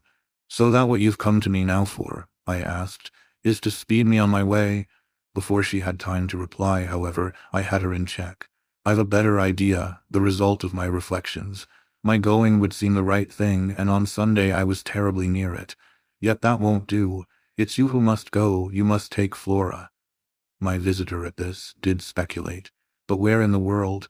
Away from here, away from them, away even most of all now from me, straight to her uncle. Only to tell on you? No, not only, to leave me in addition with my remedy. She was still vague. And what is your remedy? Your loyalty to begin with, and then Miles's. She looked at me hard. Do you think he won't, if he has the chance, turn on me? Yes, I venture still to think it. At all events, I want to try. Get off with his sister as soon as possible and leave me with him alone. I was amazed, myself, at the spirit I had still in reserve, and therefore perhaps a trifle the more disconcerted at the way in which, in spite of this fine example of it, she hesitated. There's one thing, of course, I went on. They mustn't, before she goes, see each other for 3 seconds. Then it came over me that, in spite of Flora's presumable sequestration from the instant of her return from the pool, it might already be too late. Do you mean, I anxiously asked, that they have met? At this she quite flushed. Ah, miss, I'm not such a fool as that. If I've been obliged to leave her 3 or 4 times, it has been each time with one of the maids, and at present, though she's alone, she's locked in safe. And yet, there were too many things. And yet what? Well, are you so sure of the little gentleman? I'm not sure of anything but you, but I have, since last evening, a new hope. I think he wants to give me an opening. I do believe that, poor little exquisite wretch, he wants to speak. Last evening, in the firelight and the silence, he sat with me for 2 hours as if it were just coming. Mrs. Groves looked hard, through the window, at the grey, gathering day. And did it come? No, though I waited and waited, I confess it didn't, and it was without a breach of the silence or so much as a faint allusion to his sister's condition and absence that we at last kissed for good night. All the same, I continued, I can't, if her uncle sees her, consent to his seeing her brother without my having given the boy, and most of all because things have got so bad. A little more time. My friend appeared on this ground more reluctant than I could quite understand. What do you mean by more time? Well, a day or 2, really, to bring it out. He'll then be on my side, of which you see the importance. If nothing comes, I shall only fail, and you will, at the worst, have helped me by doing, on your arrival in town, whatever you may have found possible. So I put it before her, but she continued for a little so inscrutably embarrassed that I came again to her aid. Unless, indeed, I wound up, you really want not to go.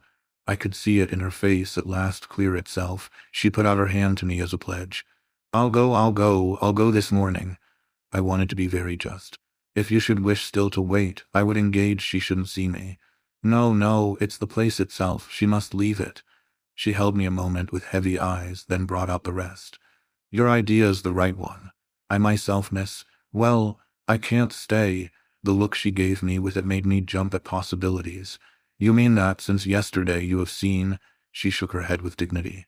I've heard, from that child horrors. There, she sighed with tragic relief. On my honor, miss, she says things. But at this evocation she broke down. She dropped with a sudden sob upon my sofa, and as I had seen her do before, gave way to all the grief of it. It was quite in another manner that I, for my part, let myself go. Oh, thank God! She sprang up again at this, drying her eyes with a groan. Thank God! It so justifies me. It does that, miss. I couldn't have desired more emphasis, but I just hesitated. She's so horrible. I saw my colleague scarce knew how to put it. Really shocking. And about me? About you, miss, since you must have it. It's beyond everything for a young lady. And I can't think wherever she must have picked up the appalling language she applied to me. I can, then. I broke in with a laugh that was doubtless significant enough. It only, in truth, left my friend still more grave. Well, perhaps I ought to also, since I've heard some of it before. Yet I can't bear it, the poor woman went on while, with the same movement, she glanced, on my dressing table, at the face of my watch. But I must go back. I kept her, however. Ah, if you can't bear it. How can I stop with her, you mean? Why, just for that, to get her away. Far from this, she pursued, far from them. She may be different. She may be free. I seized her almost with joy.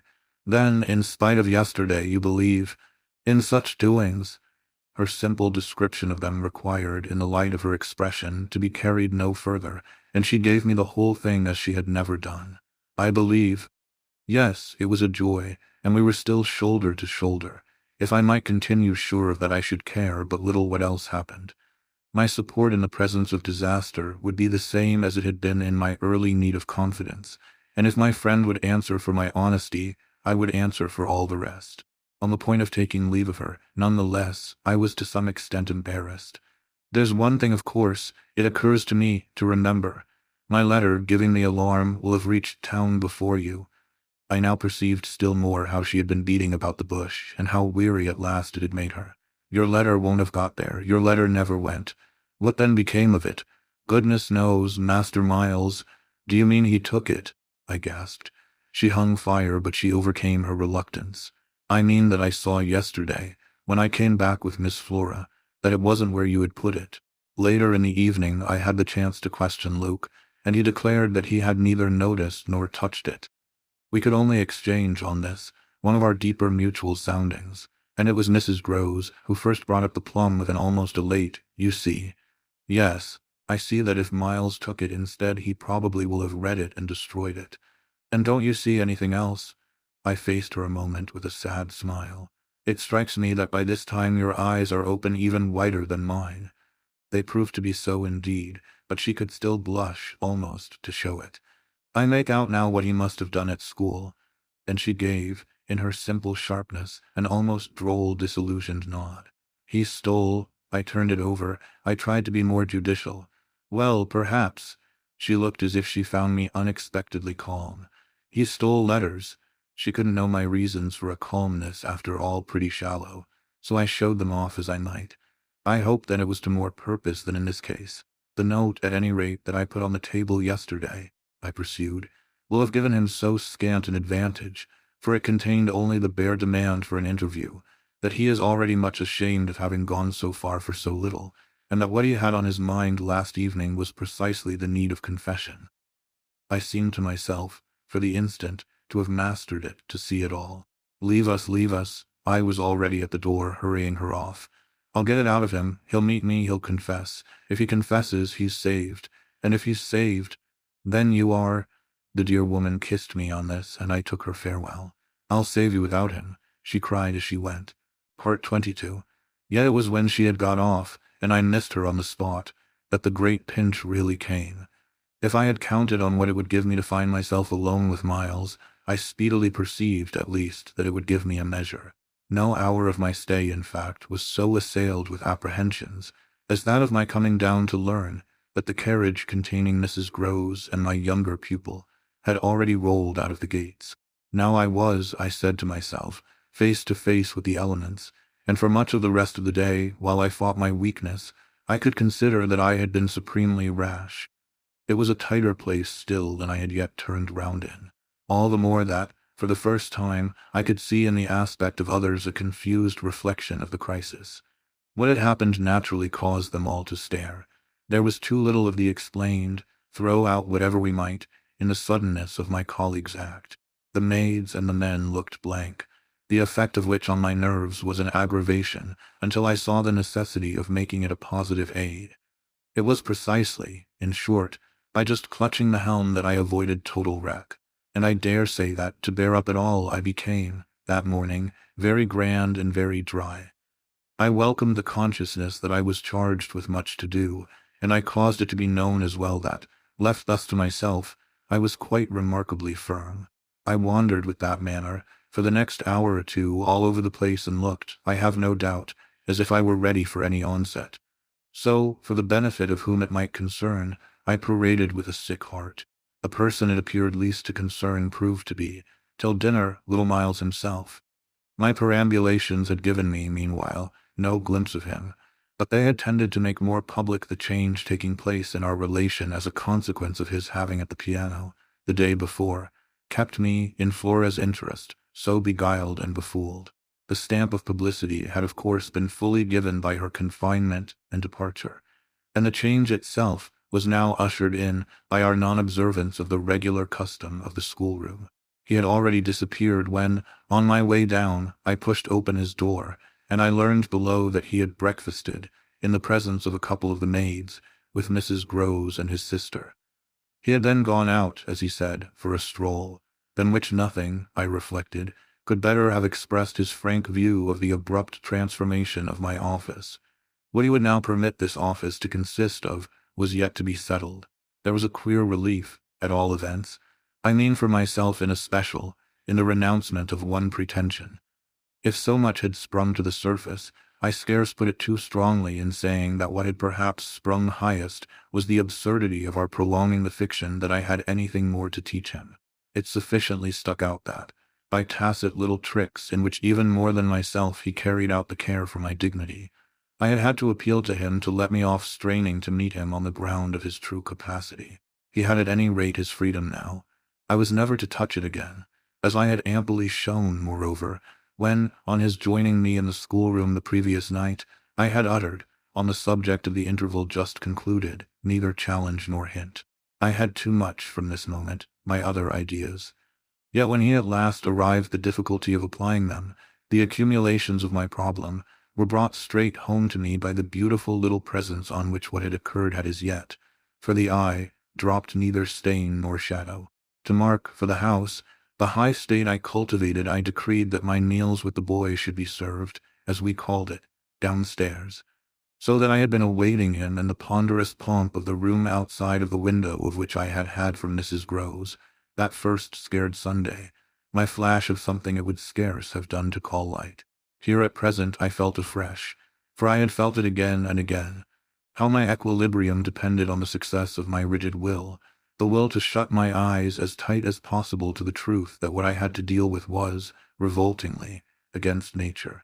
I could only get on at all by taking nature into my confidence and my account, by treating my monstrous ordeal as a push in a direction unusual, of course, and unpleasant, but demanding, after all, for a fair front, only another turn of the screw of ordinary human virtue.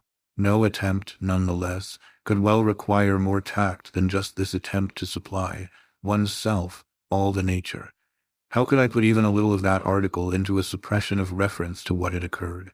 How, on the other hand, could I make a reference without a new plunge into the hideous obscure? Well, a sort of answer, after a time, had come to me, and it was so far confirmed as that I was met, incontestably, by the quickened vision of what was rare in my little companion. It was indeed as if he had found even now, as he had so often found at lessons, still some other delicate way to ease me off. Wasn't there light in the fact which, as we shared our solitude, broke out with a specious glitter it had never yet quite worn?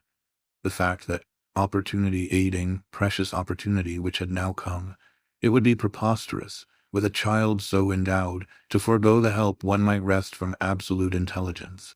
What had his intelligence been given him for but to save him? Mightn't one, to reach his mind, risk the stretch of an angular arm over his character? It was as if, when we were face to face in the dining-room, he had literally shown me the way. The roast mutton was on the table, and I had dispensed with attendance. Miles, before he sat down, stood a moment with his hands in his pockets, and looked at the joint, on which he seemed on the point of passing some humorous judgment. But what he presently produced was, "I say, my dear, is she really very awfully ill?" "Little Flora, not so bad but that she'll presently be better. London will set her up." Bligh had ceased to agree with her. "Come here and take your mutton." He alertly obeyed me, carried the plate carefully to his seat, and when he was established, went on. Did Bligh disagree with her so terribly suddenly? Not so suddenly as you might think. One had seen it coming on. Then why didn't you get her off before? Before what? Before she became too ill to travel. I found myself prompt. She's not too ill to travel. She only might have become so if she had stayed. This was just the moment to seize. The journey will dissipate the influence. Oh, I was grand, and carry it off. I see. Miles, for that matter, was grand too. He settled to his repast with the charming little table manner that, from the day of his arrival, had relieved me of all grossness of admonition. Whatever he had been driven from school for, it was not for ugly feeding. He was irreproachable, as always, today, but he was unmistakably more conscious. He was discernibly trying to take for granted more things than he found, without assistance, quite easy, and he dropped into peaceful silence while he felt his situation. Our meal was of the briefest, mine a vain pretense, and I had the things immediately removed. While this was done, Miles stood again with his hands in his little pockets and his back to me, stood and looked out of the wide window through which, that other day, I had seen what pulled me up. We continued silent while the maid was with us. As silent, it whimsically occurred to me, as some young couple who, on their wedding journey at the inn, feel shy in the presence of the waiter. He turned round only when the waiter had left us. Well, so we're alone. Part 23. Oh, more or less. I fancy my smile was pale. Not absolutely, we shouldn't like that, I went on. No, I suppose we shouldn't. Of course we have the others. We have the others, we have indeed the others, I concurred. Yet even though we have them, he returned, still with his hands in his pockets and planted there in front of me, they don't much count, do they? I made the best of it, but I felt wan. It depends on what you call much. Yes, with all accommodation, everything depends. On this, however, he faced to the window again and presently reached it with his vague, restless, cogitating step. He remained there a while, with his forehead against the glass, in contemplation of the stupid shrubs I knew and the dull things of November. I had always my hypocrisy of work, behind which now I gained the sofa, steadying myself with it there, as I had repeatedly done at those moments of torment that I have described as the moments of my knowing the children to be given to something from which I was barred. I sufficiently obeyed my habit of being prepared for the worst, but an extraordinary impression dropped on me as I extracted a meaning from the boy's embarrassed back, none other than the impression that I was not barred now. This inference grew in a few minutes to sharp intensity, and seemed bound up with the direct perception that it was positively he who was. The frames and squares of the great window were a kind of image, for him, of a kind of failure. I felt that I saw him, at any rate, shut in or shut out. He was admirable, but not comfortable. I took it in with a throb of hope. Wasn't he looking, through the haunted pane, for something he couldn't see? And wasn't it the first time in the whole business that he had known such a lapse? The first, the very first. I found it a splendid portent. It made him anxious, though he watched himself. He had been anxious all day, and, even while in his usual sweet little manner he sat at table, had needed all his small, strange genius to give it a gloss. When he at last turned round to meet me, it was almost as if this genius had succumbed. Well, I think I'm glad Bly agrees with me. You would certainly seem to have seen, these 24 hours, a good deal more of it than for some time before. I hope, I went on bravely, that you've been enjoying yourself. Oh, yes, I've been ever so far, all round about miles and miles away. I've never been so free. He had really a manner of his own, and I could only try to keep up with him. Well, do you like it? He stood there smiling. Then at last he put into 2 words. Do you? More discrimination than I had ever heard 2 words contain. Before I had time to deal with that, however, he continued as if with the sense that this was an impertinence to be softened. Nothing could be more charming than the way you take it, for of course if we're alone together now it's you that are alone most. But I hope, he threw in, you don't particularly mind. Having to do with you? I asked. My dear child, how can I help minding? Though I've renounced all claim to your company, you're so beyond me. I at least greatly enjoy it. What else should I stay on for? He looked at me more directly, and the expression of his face, graver now, struck me as the most beautiful I had ever found in it. You stay on just for that? Certainly. I stay on as your friend, and from the tremendous interest I take in you, till something can be done for you that may be more worth your while. That needn't surprise you. My voice trembled so that I felt it impossible to suppress the shake. Don't you remember how I told you, when I came and sat on your bed the night of the storm, that there was nothing in the world I wouldn't do for you? Yes, yes. He, on his side, more and more visibly nervous, had a tone to master. But he was so much more successful than I that, laughing out through his gravity, he could pretend we were pleasantly jesting. Only that, I think, was to get me to do something for you. It was partly to get you to do something, I conceded. But you know you didn't do it. Oh, yes, he said with the brightest superficial eagerness. You wanted me to tell you something. That's it. Out, straight out. What you have on your mind, you know. "Ah, then, is that what you've stayed over for?" He spoke with a gaiety through which I could still catch the finest little quiver of resentful passion, but I can't begin to express the effect upon me of an implication of surrender even so faint. It was as if what I had yearned for had come at last only to astonish me. Well, yes, I may as well make a clean breast of it. It was precisely for that. He waited so long that I supposed it for the purpose of repudiating the assumption on which my action had been founded. But what he finally said was, "Do you mean now here? There couldn't be a better place or time." He looked round him uneasily, and I had the rare, oh, the queer, impression of the very first symptom I had seen in him of the approach of immediate fear. It was as if he were suddenly afraid of me, which struck me indeed as perhaps the best thing to make him.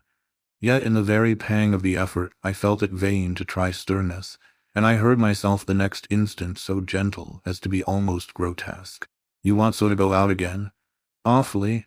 He smiled at me heroically, and the touching little bravery of it was enhanced by his actually flushing with pain. He had picked up his hat, which he had brought in, and stood twirling it in a way that gave me, even as I was just nearly reaching port, a perverse horror of what I was doing. To do it in any way was an act of violence. For what did it consist of but the obtrusion of the idea of grossness and guilt on a small, helpless creature, who had been for me a revelation of the possibilities of beautiful intercourse? Wasn't it base to create for a being so exquisite a mere alien awkwardness? I suppose I now read into our situation a clearness it couldn't have had at the time, for I seemed to see our poor eyes already lighted with some spark of a prevision of the anguish that was to come. So we circled about, with terrors and scruples, like fighters not daring to close. But it was for each other we feared. That kept us a little longer suspended and unbruised. "I'll tell you everything," Miles said. "I mean, I'll tell you anything you like. You'll stay on with me, and we shall both be all right, and I will tell you, I will. But not now." "Why not now?" My insistence turned him from me and kept him once more at his window in a silence during which, between us, you might have heard a pin drop. Then he was before me again with the air of a person for whom, outside, someone who had frankly to be reckoned with was waiting. "I have to see Luke." I had not yet reduced him to quite so vulgar a lie, and I felt proportionately ashamed. But horrible as it was, his lies made up my truth. I achieved thoughtfully a few loops of my knitting. "Well then, go to Luke, and I'll wait for what you promise. Only, in return for that, satisfy, before you leave me, one very much smaller request." He looked as if he felt he had succeeded enough to be able still a little to bargain. "Very much smaller?" "Yes, a mere fraction of the whole. Tell me—" Oh, my work preoccupied me, and I was offhand. "If yesterday afternoon from the table in the hall you took, my letter." Part 24. My sense of how he received this suffered for a minute from something that I can describe only as a fierce split of my attention. A stroke that at first, as I sprang straight up, reduced me to the mere blind movement of getting hold of him, drawing him close, and while I just fell for support against the nearest piece of furniture, instinctively keeping him with his back to the window. The appearance was full upon us that I had already had to deal with here. Peter Quint had come into view like a sentinel before a prison. The next thing I saw was that, from outside, he had reached the window, and then I knew that, close to the glass and glaring in through it, he offered once more to the room his white face of damnation. It represents but grossly what took place within me at the sight to say that on the second my decision was made. Yet I believe that no woman so overwhelmed ever in so short a time recovered her grasp of the act. It came to me in the very horror of the immediate presence that the act would be, seeing and facing what I saw and faced, to keep the boy himself unaware. The inspiration, I can call it by no other name, was that I felt how voluntarily, how transcendently I might. It was like fighting with a demon for a human soul, and when I had fairly so appraised it, I saw how the human soul, held out, in the tremor of my hands, at arm's length, had a perfect dew of sweat on a lovely childish forehead. The face that was close to mine was as white as the face against the glass, and out of it presently came a sound, not low nor weak, but as if from much further away, that I drank like a waft of fragrance. Yes, I took it. At this, with a moan of joy I enfolded, I drew him close, and while I held him to my breast, where I could feel in the sudden fever of his little body the tremendous pulse of his little heart, I kept my eyes on the thing at the window and saw it move and shift its posture. I have likened it to a sentinel, but its slow wheel for a moment was rather the prowl of a baffled beast. My present quickened courage, however, was such that, not too much to let it through, I had to shade, as it were, my flame. Meanwhile the glare of the face was again at the window, the scoundrel fixed as if to watch and wait. It was the very confidence that I might now defy him, as well as the positive certitude, by this time, of the child's unconsciousness, that made me go on. What did you take it for? To see what you said about me. You opened the letter. I opened it. My eyes were now, as I held him off a little again, on Miles's own face, in which the collapse of mockery showed me how complete was the ravage of uneasiness. What was prodigious was that at last, by my success, his sense was sealed and his communication stopped. He knew that he was in presence, but knew not of what, and knew still less that I also was, and that I did know. And what did this strain of trouble matter when my eyes went back to the window, only to see that the air was clear again, and, by my personal triumph, the influence quenched? There was nothing there. I felt that the cause was mine, and that I should surely get all. And you found nothing. I let my elation out. He gave the most mournful, thoughtful little headshake. Nothing, nothing, nothing, I almost shouted in my joy. Nothing, nothing, he sadly repeated. I kissed his forehead. It was drenched. So what have you done with it? I've burnt it. Burnt it. It was now or never. Is that what you did at school? Oh, what this brought up. At school, did you take letters, or other things? Other things? He appeared now to be thinking of something far off, and that reached him only through the pressure of his anxiety. Yet it did reach him. Did I steal? I felt myself redden to the roots of my hair, as well as wonder if it were more strange to put to a gentleman such a question, or to see him take it with allowances that gave the very distance of his fall in the world. Was it for that you mightn't go back? The only thing he felt was rather a dreary little surprise. Did you know I mightn't go back? I know everything. He gave me at this the longest and strangest look. Everything? Everything. Therefore did you? But I couldn't say it again. Miles could, very simply. No, I didn't steal. My face must have shown him I believed him utterly, yet my hands, but it was for pure tenderness, shook him as if to ask him why, if it was all for nothing, he had condemned me to months of torment. What then did you do? He looked in vague pain all round the top of the room and drew his breath 2 or 3 times over, as if with difficulty. He might have been standing at the bottom of the sea and raising his eyes to some faint green twilight. Well, I said things. Only that. They thought it was enough. To turn you out for. Never, truly, had a person turned out shown so little to explain it as this little person. He appeared to weigh my question, but in a manner quite detached and almost helpless. Well, I suppose I oughtn't. But to whom did you say them? He evidently tried to remember, but it dropped. He had lost it. I don't know. He almost smiled at me in the desolation of his surrender, which was indeed practically, by this time, so complete that I ought to have left it there. But I was infatuated. I was blind with victory, though even then the very effect that was to have brought him so much nearer was already that of added separation. Was it to everyone? I asked. No, it was only to... But he gave a sick little headshake. I don't remember their names. Were they then so many? No, only a few, those I liked. Those he liked. I seemed to float not into clearness, but into a darker obscure, and within a minute there had come to me out of my very pity the appalling alarm of his being perhaps innocent. It was for the instant confounding and bottomless, for if he were innocent, what then on earth was I?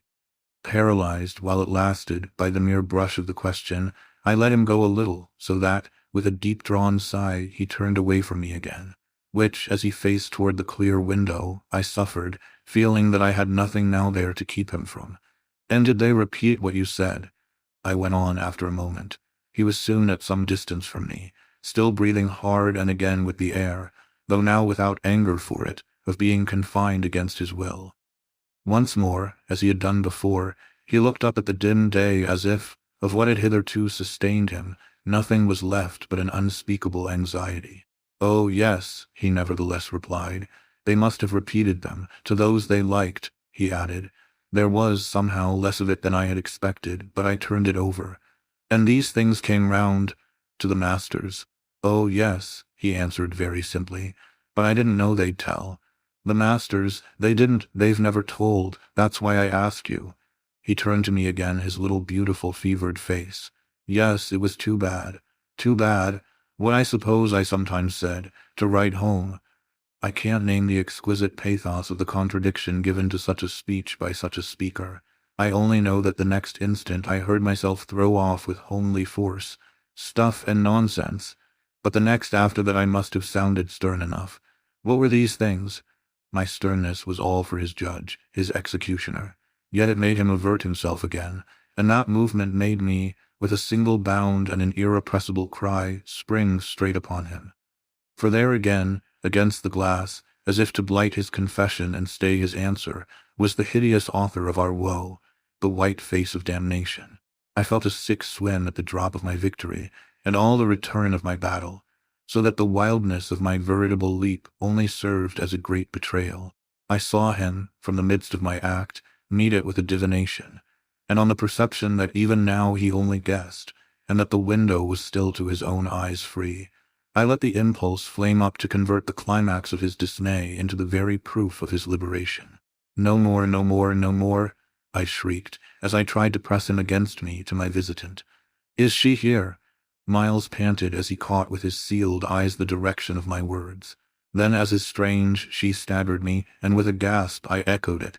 Miss Jessel, Miss Jessel. He with a sudden fury gave me back.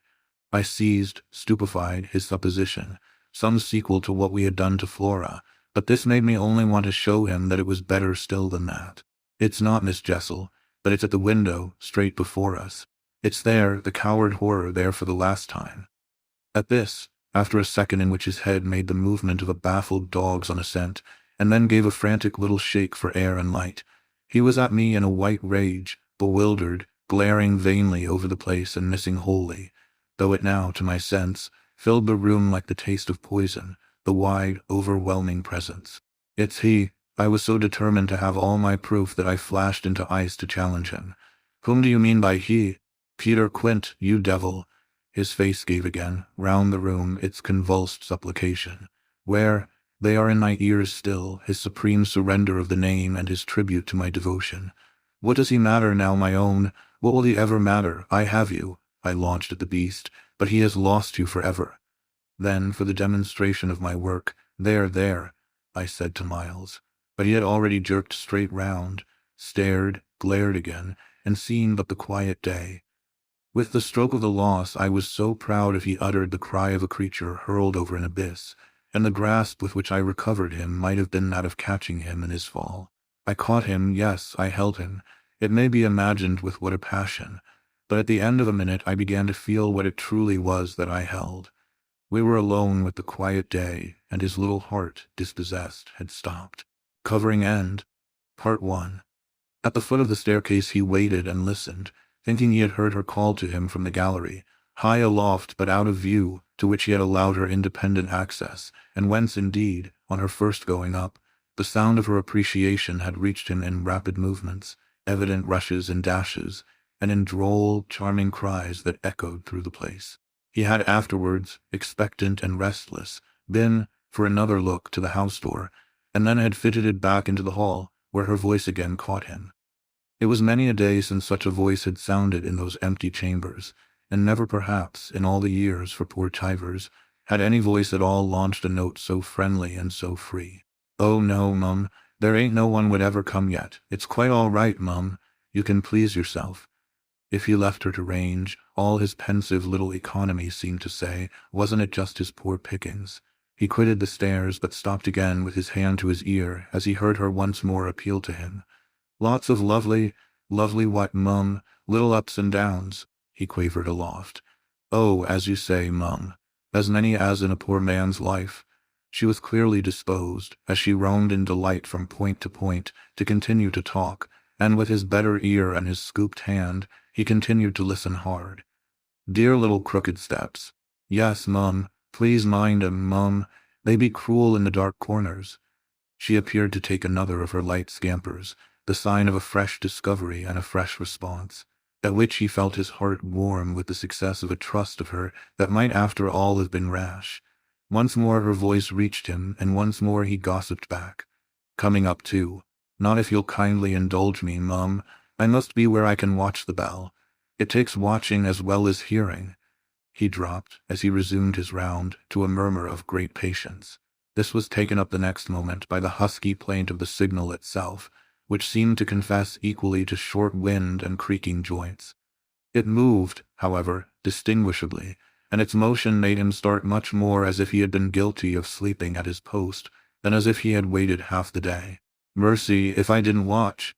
He shuffled across the wide, stone-paved hall, and losing himself beneath the great arch of the short passage to the entrance front, hastened to admit his new visitor.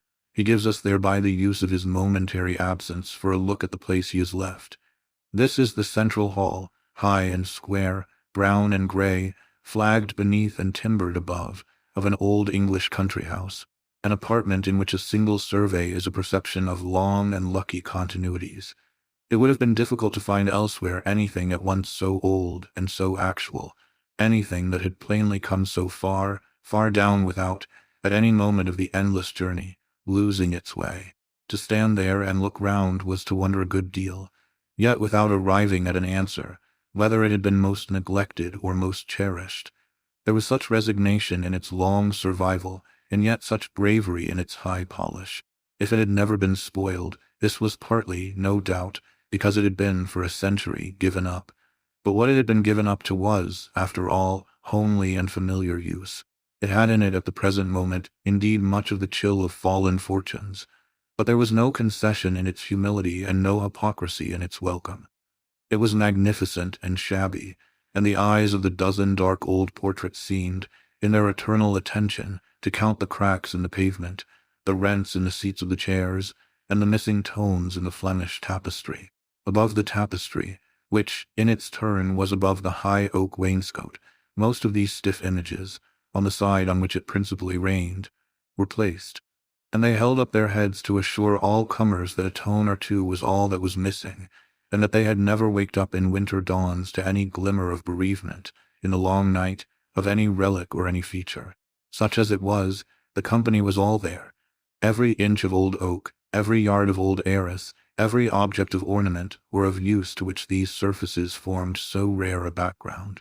If the watchers on the walls had ever found a gap in their own rank, the ancient roof, of a certainty, would have been shaken by their collective gasp. As a matter of fact, it was rich and firm. It had almost the dignity of the vault of a church. On this Saturday afternoon in August, a hot, still day, such of the casements as freely worked in the discolored glass of the windows stood open in one quarter to a terrace that overlooked a park, and in another to a wonderful old empty court that communicated with a wonderful old empty garden. The staircase, wide and straight, mounted, full in sight, to a landing that was halfway up.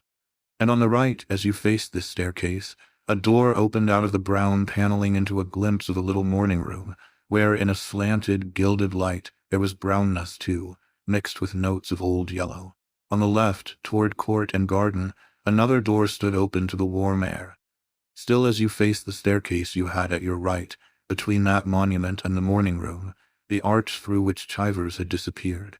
His reappearance interrupts, and yet in a manner, after all, quickens our intense impression. Chivers on the spot, and in this severe but spacious setting, was so perfect an image of immemorial domesticity. It would have been impossible, perhaps, however, either to tell his age or to name his use. He was of the age of all the history that lurked in all the corners, and of any use whatever you might be so good as still to find for him. Considerably shrunken and completely silvered, he had perpetual agreement in the droop of his kind white head, and perpetual inquiry, in the jerk of the idle old hands, now almost covered by the sleeves of the black dress-coat which, 20 years before, must have been by a century or two the newest thing in the house, and into which his years appeared to have declined very much as a shrunken family moves into a part of its habitation. This attire was completed by a white necktie that, in honor of the day, he himself had this morning done up. The humility he betrayed and the oddity he concealed were alike brought out by his juxtaposition with the gentleman he had admitted. To admit Mr. Podmore was anywhere, and at any time, as you would immediately have recognized, an immense admission. He was a personage of great presence and weight, with a large, smooth face in which a small, sharp meaning was planted like a single pin in the tight red toilet cushion of a guest chamber. He wore a blue frock coat and a stiff white waistcoat, and a high white hat that he kept on his head with a kind of protesting cock, while in his buttonhole nestled a bold prize plant, on which he occasionally lowered a proprietary eye that seemed to remind it of its being born to a public career. Mr. Podmore's appearance had evidently been thought out, but it might have struck you that the old portraits took it in with a sterner stare, with a fixedness indeed in which a visitor more sensitive would have read a consciousness of his remaining, in their presence, so jauntily, so vulgarly covered. He had never a glance for them, and it would have been easy after a minute to see that this was an old story between them. Their manner, as it were, sensibly increased the coolness. This coolness became a high rigor as Mr. Podmore encountered, from the very threshold, a disappointment. "No one here?" he indignantly demanded. "I'm sorry to say no one has come, sir," Chivers replied, "but I've had a telegram from Captain Ewell." Mr. Podmore's apprehension flared out.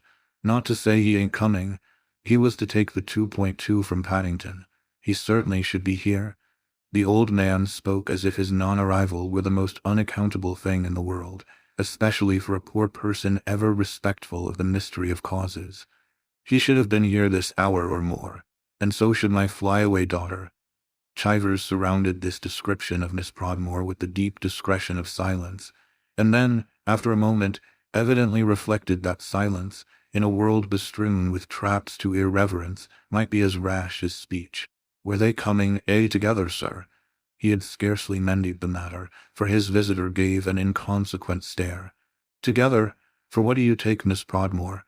This young lady's parent glared about him again as if to alight on something else that was out of place, but the good intentions expressed in the attitude of every object might presently have been presumed to soothe his irritation. It had at any rate the effect of bridging, for poor Chivers, some of his gaps. It is in a sense true that their coming together, as you call it, is exactly what I've made my plans for today. My calculation was that we should all punctually converge on this spot, attended by her trusty maid, Miss Podmore, who happens to be on a week's visit to her grandmother at Belborough, was to take the 1.4 from that place. I was to drive over 10 miles from the most convenient of my seats. Captain Ewell, the speaker wound up his statement, as with the mention of the last touch in a masterpiece of his own sketching, was finally to shake off for a few hours the peculiar occupations that engage him. The old man listened with his head askance to favor his good ear, but his visible attention all on a sad spot in one of the half-dozen worn rugs.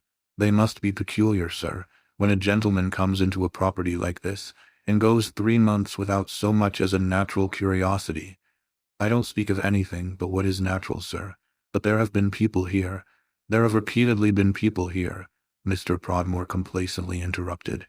"As you say, sir, to be shown over, with the master himself never shown," Chivers dismally commented. "He shall be, so that nobody can miss him." Mr. Podmore, for his own reassurance as well, hastened to retort.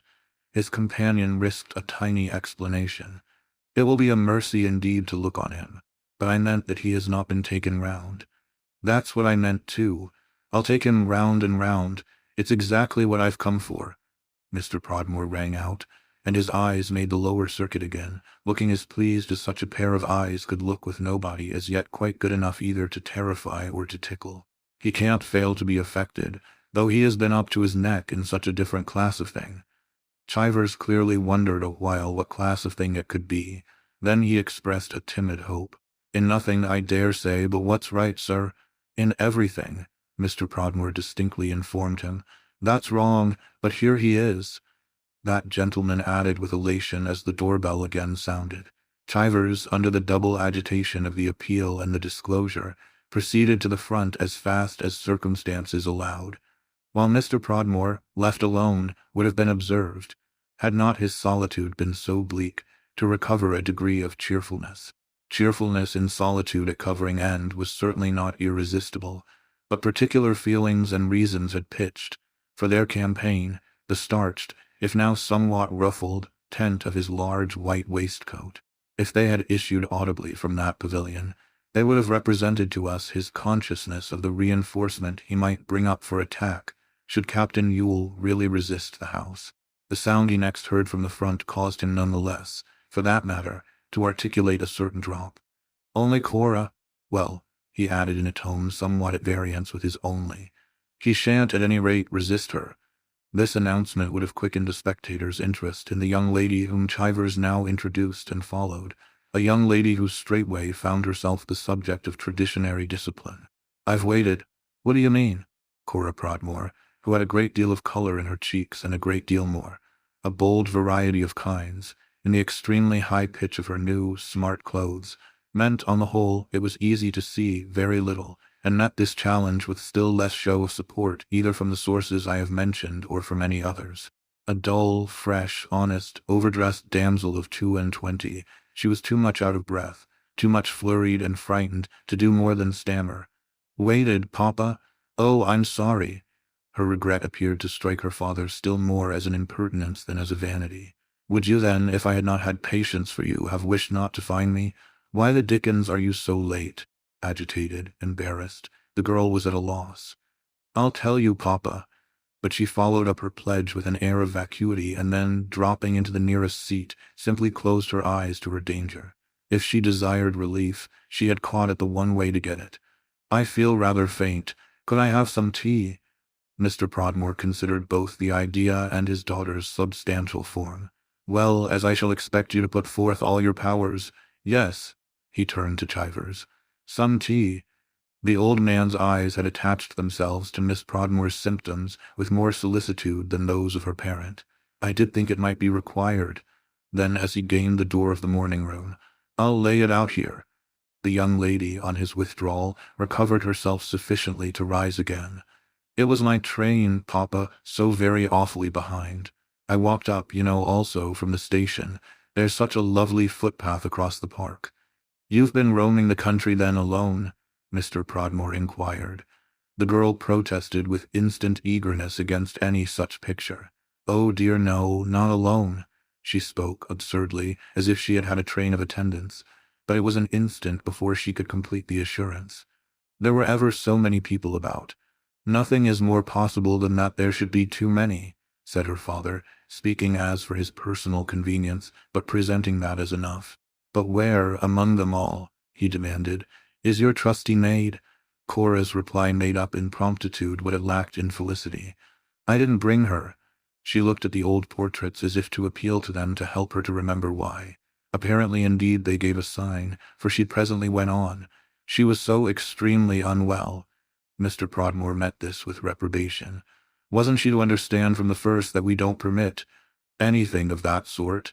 The girl recalled it at least as a familiar law. "Oh yes, Papa, I thought she did." "But she doesn't." Mr. Prodmore pressed the point. Poor Cora, at a loss again, appeared to wonder if the point had better be a failure of brain or of propriety, but her companion continued to press. "What on earth's the matter with her?" She again communed with their silent witnesses. "I really don't quite know, but I think that at Granny's she eats too much." "I'll soon put an end to that," Mr. Prodmore returned with decision.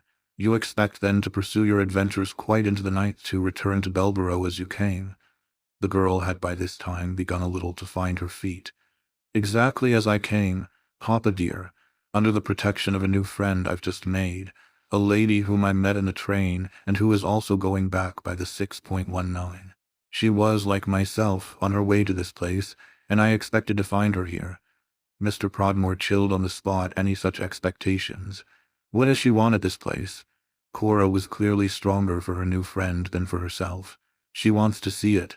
Mr. Prodmore reflected on this complication. "Today, it was practically presumptuous. Today won't do." "So I suggested," the girl declared. "But do you know what she said?" "How should I know?" he coldly demanded. "What a nobody says." But on this, as if with the returning taste of a new strength, his daughter could categorically meet him. "She's not a nobody. She's an American." Mr. Prodmore for a moment was struck. He embraced the place instinctively in a flash of calculation. "An American? Yes, and she's wild." He knew all about that. "Americans mostly are." "I mean," said Cora, "to see this place." Wild was what she herself called it, and I think she also said she was mad. She gave, Mr. Prodmore reviewed the affair, a fine account of herself. But she won't do. The effect of her new acquaintance on his companion had been such that she could, after an instant, react against this sentence. Well, when I told her that this particular day perhaps wouldn't, she said it would just have to. Have to do, Mr. Prodmore showed again, through a chink, his speculative eye. For what then, with such grand airs? Why, I suppose, for what Americans want. He measured the quantity. They want everything. Then I wonder, said Cora, that she hasn't arrived. When she does arrive, he answered, I'll tackle her. And I shall thank you, in future, not to take up in trains with indelicate women of whom you know nothing. Oh, I did know something, his daughter pleaded, for I saw her yesterday at Belborough. Mr. Prodmore contested even this freedom. And what was she doing at Belborough? Staying at the Blue Dragon to see the old abbey. She says she just loves old abbeys. It seems to be the same feeling, the girl went on, that brought her over today to see this old house. She just loves old houses. Then why the deuce didn't she accompany you properly, since she is so pushing to the door? Because she went off in a fly, Cora explained, to see first the old hospital. She just loves old hospitals. She asked me if this isn't a show house. I told her. The girl was anxious to disclaim responsibility. That I hadn't the least idea. It is, Mr. Prodmore cried almost with ferocity. I wonder on such a speech what she thought of you. Miss Prodmore meditated with distinct humbleness. I know, she told me. He had looked her up and down. That you're really a hopeless frump. Cora, oddly enough, seemed almost to court this description. That I'm not, as she rather funnily called it, a showgirl. Think of your having to be reminded, by the very strangers you pick up, Mr. Prodmore groaned, of what my daughter should preeminently be. Your friend all the same, he bethought himself, is evidently loud. Well, when she comes, the girl again so far agreed as to reply, you'll certainly hear her, but don't judge her, Papa, till you do. She's tremendously clever, she risked. There seems to be nothing she doesn't know. And there seems to be nothing you do. You're not tremendously clever, Mr. Prodmore pursued, so you'll permit me to demand of you a slight effort of intelligence. Then, as for the benefit of the listening walls themselves, he struck the high note. I'm expecting Captain Ewell. Cora's consciousness blinked. The owner of this property. Her father's tone showed his reserves. That's what it depends on you to make him. On me, the girl gasped. He came into it 3 months ago by the death of his great-uncle, who had lived to 93, but who, having quarreled mortally with his father, had always refused to receive either sire or son. Our young lady bent her eyes on this page of family history, then raised them but dimly lighted. But now, at least, doesn't he live here? So little, her companion replied, that he comes here today for the very first time. I've some business to discuss with him that can best be discussed on the spot, and it's a vital part of that business that you two should take pains to make him welcome. Miss Prodmore failed to ignite. In his own house? That it's not his own house is just the point I seek to make. The way I look at it is that it's my house. The way I look at it even, my dear. In his demonstration of his ways of looking, Mr. Prodmore literally expanded, is that it's our house. The whole thing is mortgaged as it stands for every penny of its value, and I'm in the pleasant position, do you follow me? He trumpeted. Cora jumped. Of holding the mortgages. He caught her with a smile of approval and indeed of surprise. You keep up with me better than I hoped.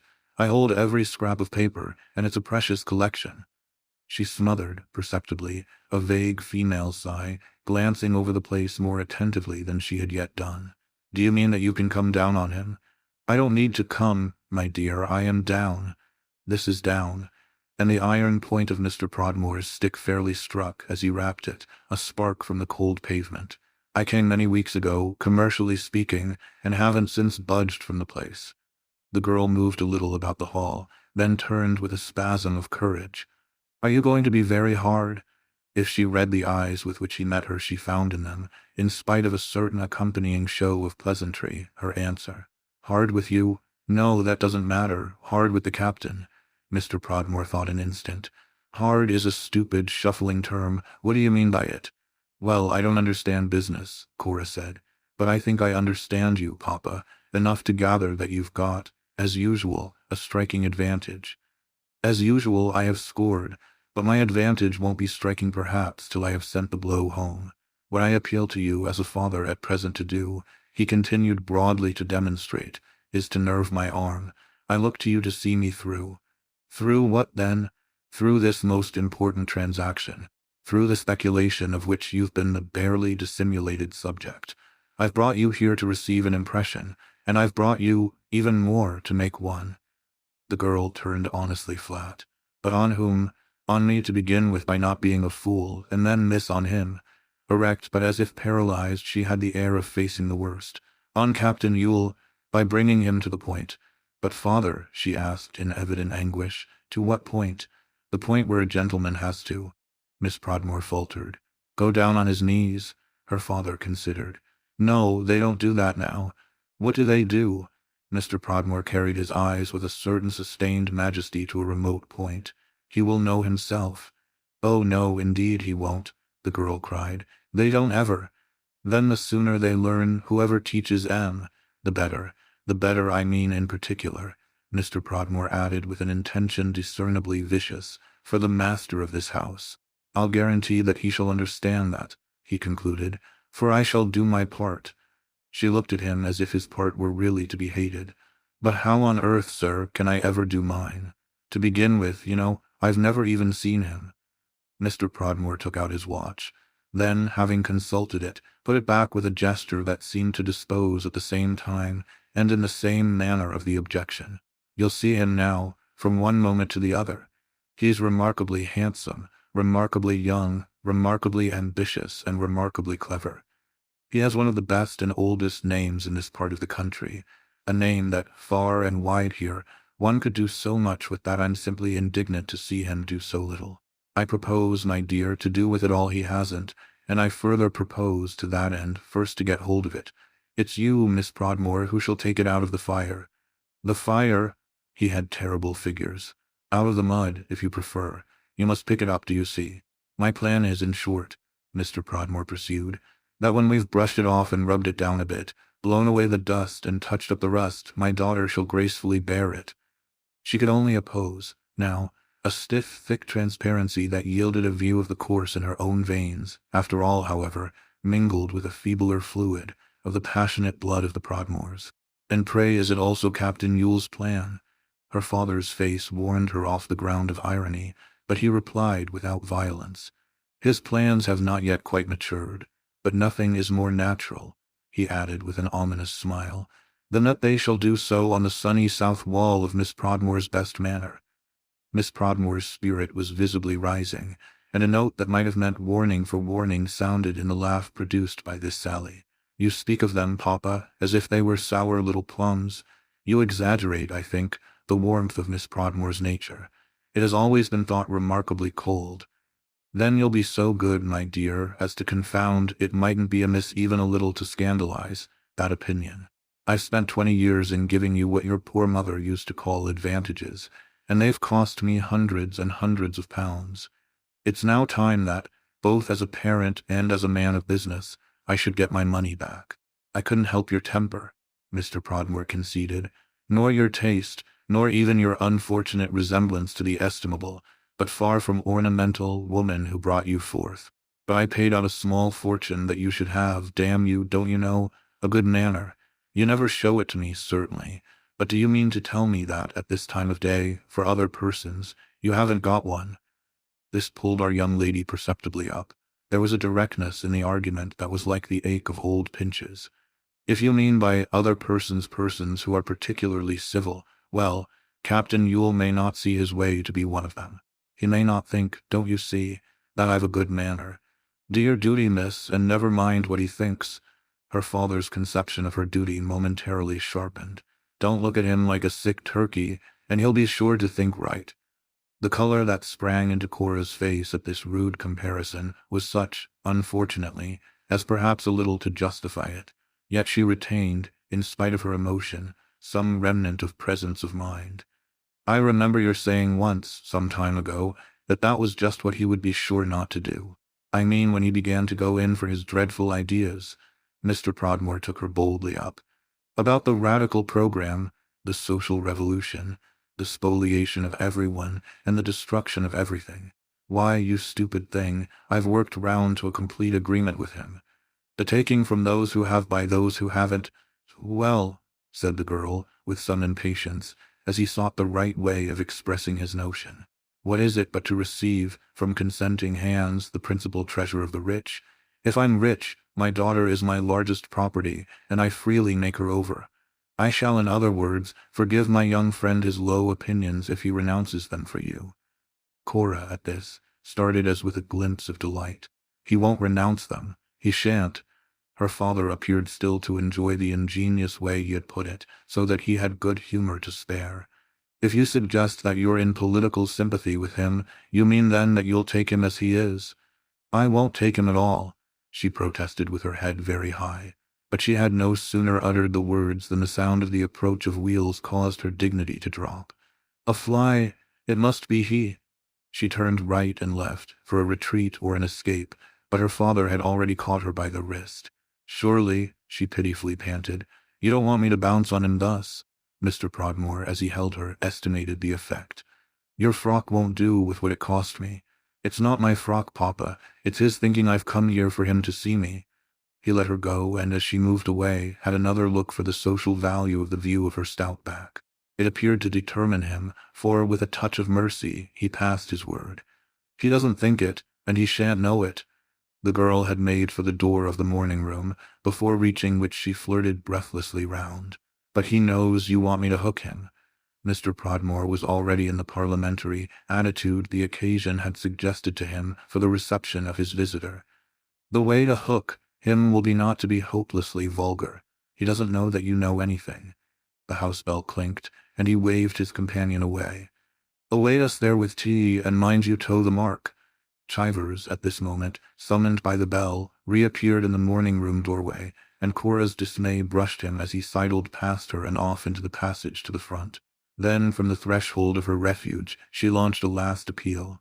Don't kill me, father, give me time, with which she dashed into the room, closing the door with a bang.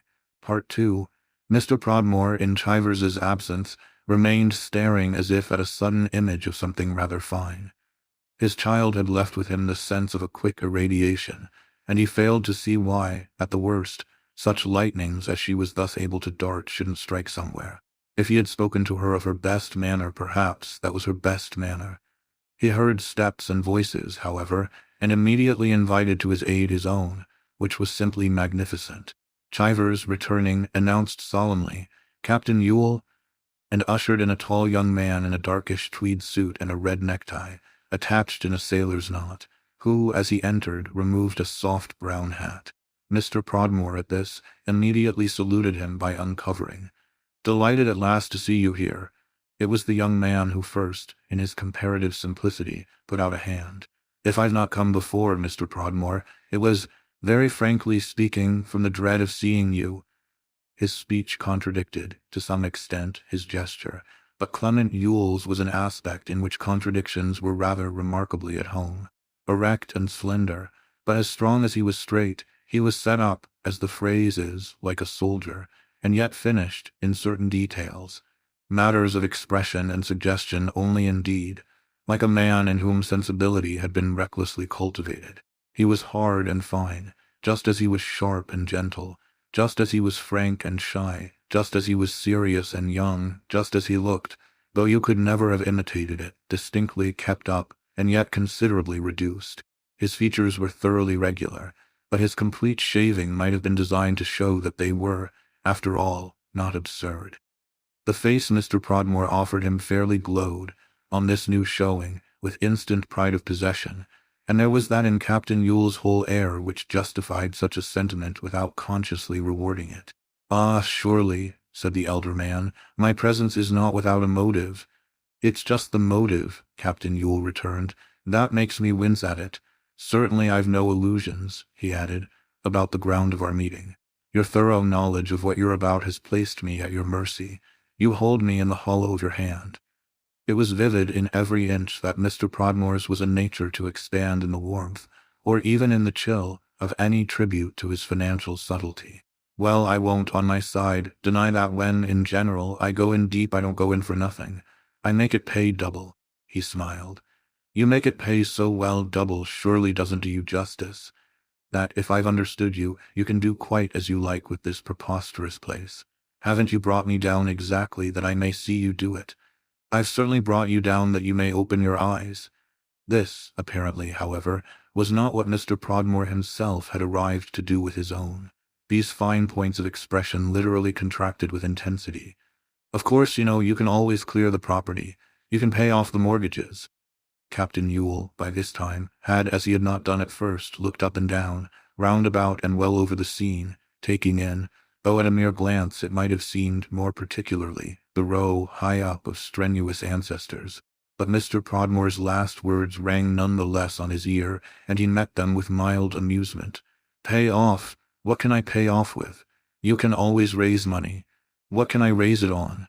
Mr. Prodmore looked massively gay. "On your great political future." "Oh, I've not taken, for the short run at least, the lucrative line," the young man said, "and I know what you think of that." Mr. Prodmore's blandness confessed, by its instant increase, to this impeachment. There was always the glory of intimacy in Ewell's knowing what he thought. "I hold that you keep, in public, very dangerous company, but I also hold that you're extravagant mainly because you've nothing at stake. A man has the right opinions," he developed with pleasant confidence, "as soon as he has something to lose by having the wrong. Haven't I already hinted to you how to set your political house in order? You drop into the lower regions because you keep the best rooms empty. You're a firebrand, in other words, my dear captain, simply because you're a bachelor. That's one of the early complaints we all pass through, but it's soon over, and the treatment for it quite simple. I have your remedy." The young man's eyes, wandering again about the house, might have been those of an auditor of the fiddling before the rise of the curtain. "A remedy worse than the disease? There's nothing worse that I've ever heard of," Mr. Prodmore sharply replied, "than your particular fix. Least of all a heap of gold." "A heap of gold?" His visitor idly settled, as if the curtain were going up. Mr. Prodmore raised it bravely. "In the lap of a fine fresh lass. Give pledges to fortune, as somebody says, then we'll talk. You want money, that's what you want. Well, marry it?" Clement Ewell, for a little, never stirred, save that his eyes yet again strayed vaguely. At last they stopped with a smile. "Of course I could do that in a moment. It's even just my own danger from you," his companion returned. "I perfectly recognize that any woman would now jump." "I don't like jumping women," Captain Ewell threw in. "But that perhaps is a detail. It's more to the point that I've yet to see the woman whom, by an advance of my own, you'd care to keep in the really attractive position, which can never, of course, be anything." Ewell took his friend up again, "but that of waiting quietly." "Never, never anything." Mr. Prodmore, most assentingly, banished all other thought. "But I haven't asked you, to make an advance. You've only asked me to receive one." Mr. Prodmore waited a little. "Well, I asked you a month ago to think it all over." "I have thought it all over," Clement Ewell said, "and the strange sequel seems to be that my eyes have got accustomed to my darkness. I seem to make out, in the gloom of my meditations, that, at the worst, I can let the whole thing slide. The property—" Mr. Prodmore jerked back as if it were about to start. "Isn't it the property?" his visitor inquired. "That positively throws me up. If I can afford neither to live on it nor to disencumber it, I can at least let it save its own bacon and pay its own debts. I can say to you simply, take it, my dear sir, and the devil take you." Mr. Prodmore gave a quick, strained smile. "You wouldn't be so shockingly rude." "Why not, if I'm a firebrand and a keeper of low company and a general nuisance? Sacrifice for sacrifice, that might very well be the least." This was put with such emphasis that Mr. Prodmore was for a moment arrested. He could stop very short, however, and yet talk is still going. "How do you know if you haven't compared them? It's just to make the comparison in all the proper circumstances that you're here at this hour." He took, with a large, though vague, exhibitory gesture, a few turns about. "Now that you stretch yourself, for an hour's relaxation and rocked, as it were, by my friendly hand, in the ancient cradle of your race, can you seriously entertain the idea of parting with such a venerable family relic?" It was evident that, as he decorously embraced the scene, the young man, in spite of this dissuasive tone, was entertaining ideas. It might have appeared at the moment to a spectator in whom fancy was at all alert that the place, becoming in a manner conscious of the question, felt itself on its honor, and that its honor could make no compromise. It met Clement Yule with no grimace of invitation, with no attenuation of its rich old sadness. It was as if the two hard spirits, the grim genius loci and the quick modern conscience, stood an instant confronted. The cradle of my race bears, for me, Mr. Prodmore, a striking resemblance to its tomb. The sigh that dropped from him, however, was not quite void of tenderness. It might, for that matter, have been a long, sad creak, portending collapse of some immemorial support of the Yules. Heavens, how melancholy! Mr. Prodmore, somewhat ambiguously, took up the sound. Melancholy, he just balanced. That well might be, even a little should be, yet agreement might depreciate. Musty, mouldy.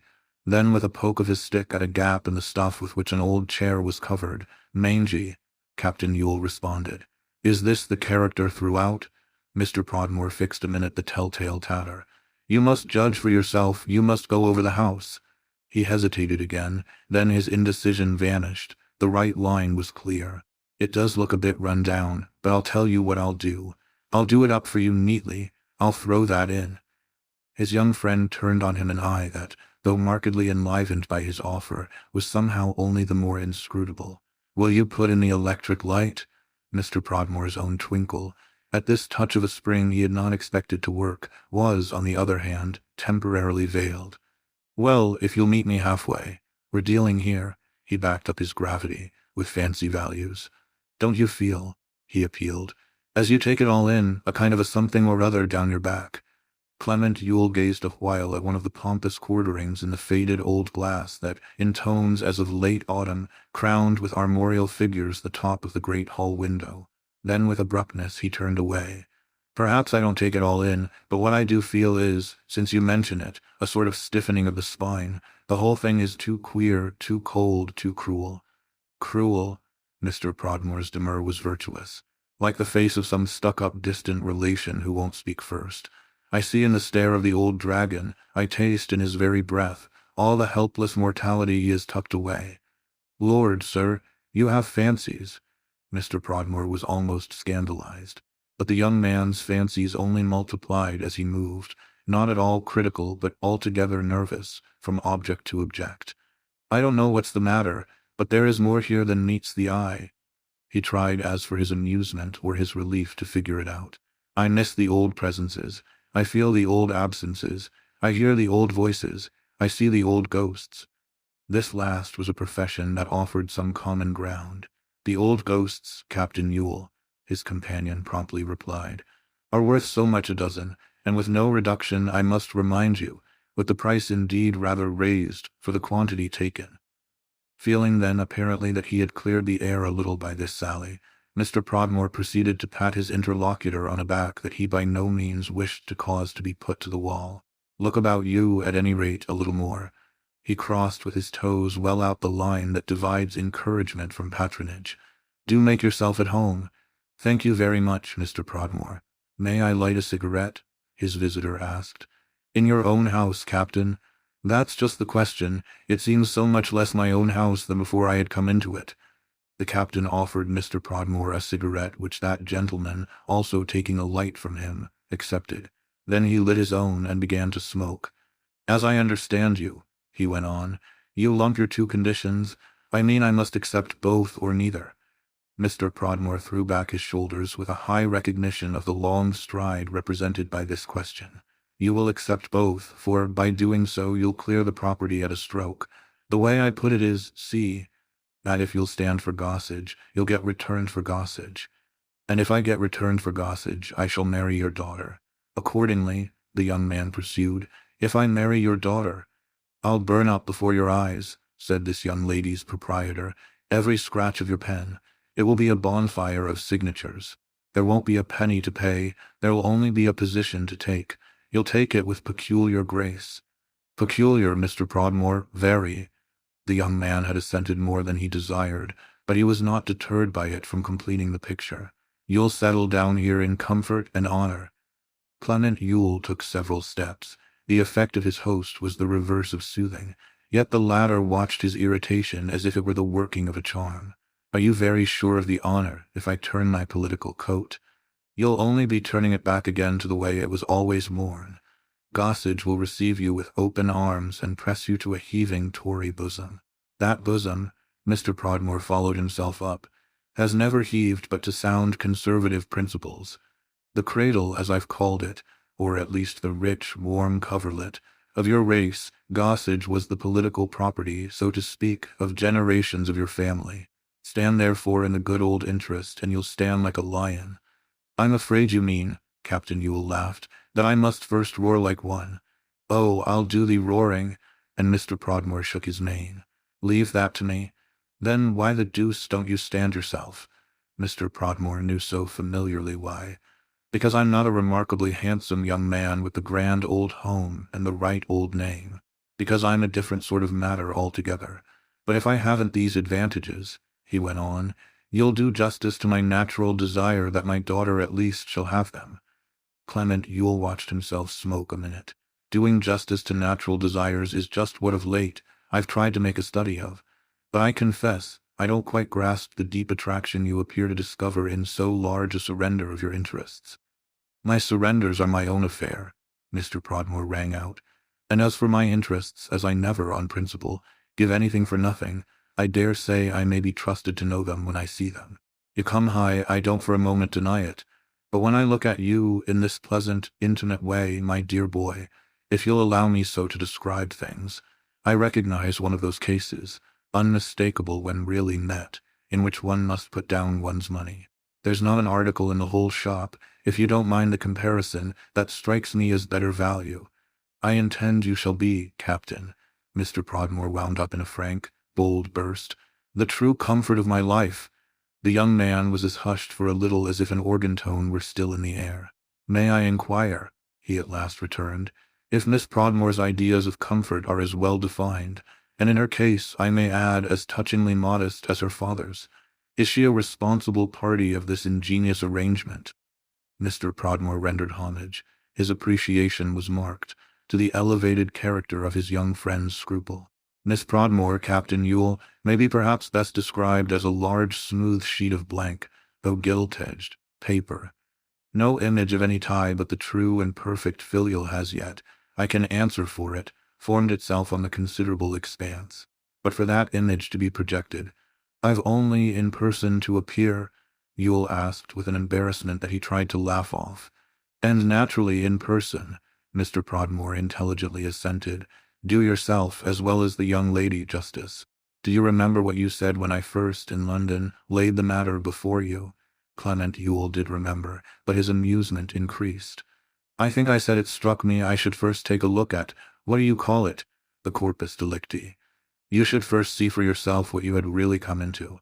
"I was not only eager for that," said Mr. Prodmore, "but I'm willing to go further. I'm quite ready to hear you say that you think you should also first see the young lady." Captain Yule continued to laugh. "There is something in that, then, since you mention it. I think you'll find that there's everything." Mr. Prodmore again looked at his watch. "Which will you take first? First, the young lady or the house?" His companion at this unmistakably started. "Do you mean your daughter's here?" Mr. Prodmore glowed with consciousness. "In the morning room, waiting for me?" The tone showed a consternation that Mr. Prodmore's was alert to soothe. "Ah, as long, as you like." Yule's alarm, however, was not assuaged. It appeared to grow as he stared, much discomposed, yet sharply thinking, at the door to which his friend had pointed. "Oh, longer than this, please." Then, as he turned away, "Do you mean she knows that she's here on view?" Mr. Prodmore hung fire a moment, but was equal to the occasion. "She knows nothing whatever. She's as unconscious as the rose on its stem." His companion was visibly relieved. "That's right, let her remain so. I'll first take the house," said Clement Yule. "Shall I go round with you?" Mr. Prodmore asked. The young man's reflection was brief. "Thank you. I'd rather, on the whole, go round alone." The old servant who had admitted the gentleman came back at this crisis from the morning-room, looking from under a bent brow and with much limpid earnestness from one of them to the other. The one he first addressed had evidently, though quite unaware of it, inspired him with a sympathy from which he now took a hint. "There's tea on, sir," he persuasively jerked as he passed the younger man. The elder answered, "Then I'll join my daughter." He gained the morning room door, whence he repeated with an appropriate gesture, that of offering proudly, with light, firm fingers, a flower of his own celebrated raising, his happy formula of Miss Prodmore's state. The rose on its stem, scattering petals, diffusing fragrance, he thus passed out.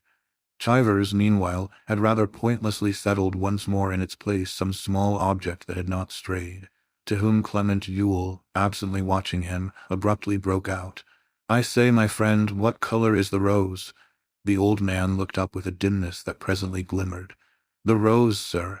He turned to the open door and the shining day. "Rather a brilliant, Yule was interested. Kind of old-fashioned red." Chivers smiled with the pride of being thus able to testify, but the next instant his smile went out. "It's the only one left on the old west wall." His visitor's mirth, at this, quickly enough revived. "My dear fellow, I'm not alluding to the sole ornament of the garden, but to the young lady at present in the morning room. Do you happen to have noticed if she's pretty?" Chivers stood queerly rueful. "Laws, sir, it's a matter I mostly notice, but isn't it at the same time, sir, a matter like of taste?" "Preeminently. That's just why I appeal with such confidence to yours." The old man acknowledged with a flush of real embarrassment a responsibility he had so little invited. "Well, sir, mine was always a sort of fancy for something more merry-like." "She isn't merry-like, then, poor Miss Prodmore." Captain Yule's attention, however, dropped before the answer came, and he turned off the subject with an "if you come to that, neither am I. But it doesn't signify," he went on. "What are you?" he more sociably demanded. Chivers clearly had to think a bit. "Well, sir, I'm not quite that. Whatever has there been to make me, sir?" he asked in dim extenuation. "How in the world do I know? I mean, to whom do you belong?" Chivers seemed to scan impartially the whole field. "If you could just only tell me, sir, I quite seem to waste away for someone to take an order of." Clement Yule, by this time, had become aware he was amusing. "Who pays your wages?" "No one at all, sir," said the old man very simply. His friend, fumbling an instant in a waistcoat pocket, produced something that his hand, in obedience to a little peremptory gesture and by a trick of which he had unlearned, through scant custom, the neatness, though the propriety was instinctive, placed itself in a shy practical relation to. "Then there's a sovereign, and I haven't many." The young man, turning away resignedly, threw after it. Chivers, for an instant, intensely studied him. "Ah, then, shouldn't it stay in the family?" Clement Yule wheeled round, first struck, then, at the sight of the figure made by his companion in this offer, visibly touched. "I think it does, old boy." Chivers kept his eyes on him now. "I've served your house, sir." "How long?" "All my life." So, for a time, they faced each other, and something in Chivers made Yule at last speak. "Then I won't give you up." "Indeed, sir, I hope you won't give up anything." The captain took up his hat. "It remains to be seen." He looked over the place again. His eyes wandered to the open door. "Is that the garden?" It was, and the old man's sigh was like the creak of the wheel of time. "Shall I show you how it used to be? It's just as it is, alas, that I happen to require it." Captain Yule reached the door and stood looking beyond. "Don't come," he then said. "I want to think," with which he walked out. Chivers, left alone, appeared to wonder at it, and his wonder, like that of most old people, lay near his lips. What does he want, poor dear, to think about? This speculation, however, was immediately checked by a high, clear voice that preceded the appearance on the stairs, before she had reached the middlemost landing, of the wonderful figure of a lady who, with the almost trumpeted cheer of her peremptory but friendly call, "Housekeeper, butler, old family servant," fairly waked the sleeping echoes. Chivers gazed up at her in quick remembrance, half dismayed, half dazzled of a duty neglected. She appeared now. She shone at him out of the upper dusk. Reaching the middle, she had begun to descend, with beautiful laughter and rustling garments. And though she was alone, she gave him the sense of coming in a crowd, and with music. Oh, I should have told him of her. She was indeed an apparition. A presence requiring announcement and explanation, just in the degree in which it seemed to show itself in a relation quite of its own to all social preliminaries. It evidently either assumed them to be already over or wished to forestall them altogether. What was clear at any rate was that it allowed them scant existence. She was young, tall, radiant, lovely, and dressed in a manner determined at once, obviously, by the fact and by the humor of her journey. It might have proclaimed her so a pilgrim or so set her up as a priestess. Most journeys for this lady, at all events, were clearly a brush of Paris. Did you think I had got snapped down in an old box like that poor girl? What's her name? The one who was poking round too, in the celebrated poem. You dear, delightful man, why didn't you tell me? Tell you, Mum? Well, that you're so perfectly perfect. You're ever so much better than anyone has ever said. Why, in the name of common sense, has nobody ever said anything? You're everything in the world you ought to be, and not the shade of anything you oughtn't. It was a higher character to be turned out with than poor Chivers had ever dreamed. Well, Mum, I try, he gaped.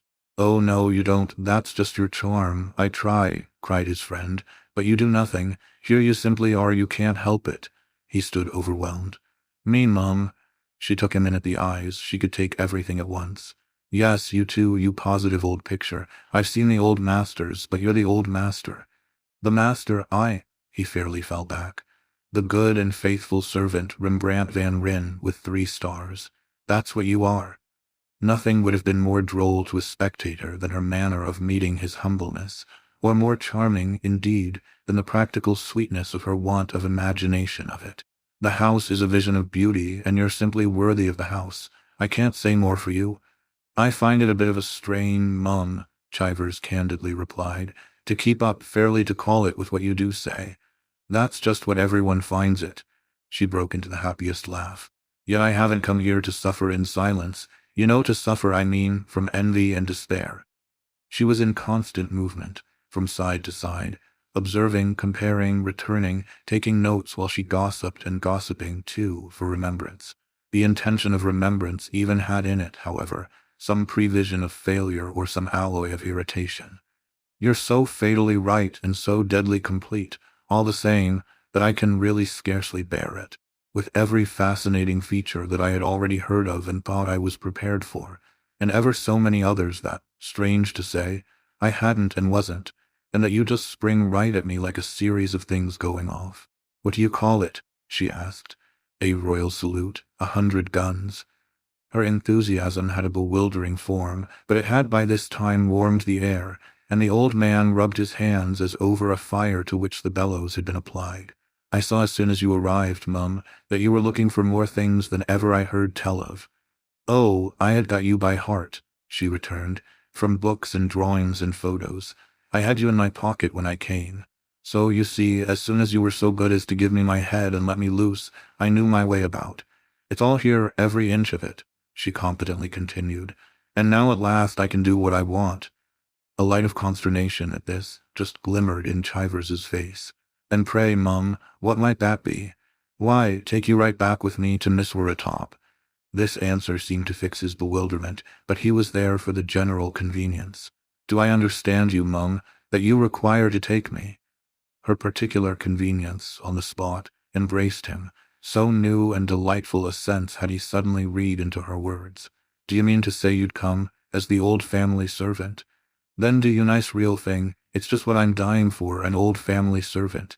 You're somebody's else, yes. But everything over here is somebody's else, and I want, too, a first-rate second-hand one, all ready-made as you are, but not too much done up. You're the best I've seen yet, and I wish I could have you packed, put up in paper and bran, as I shall have my old pot there. She whisked about, remembering, recovering, eager. Don't let me forget my precious pot.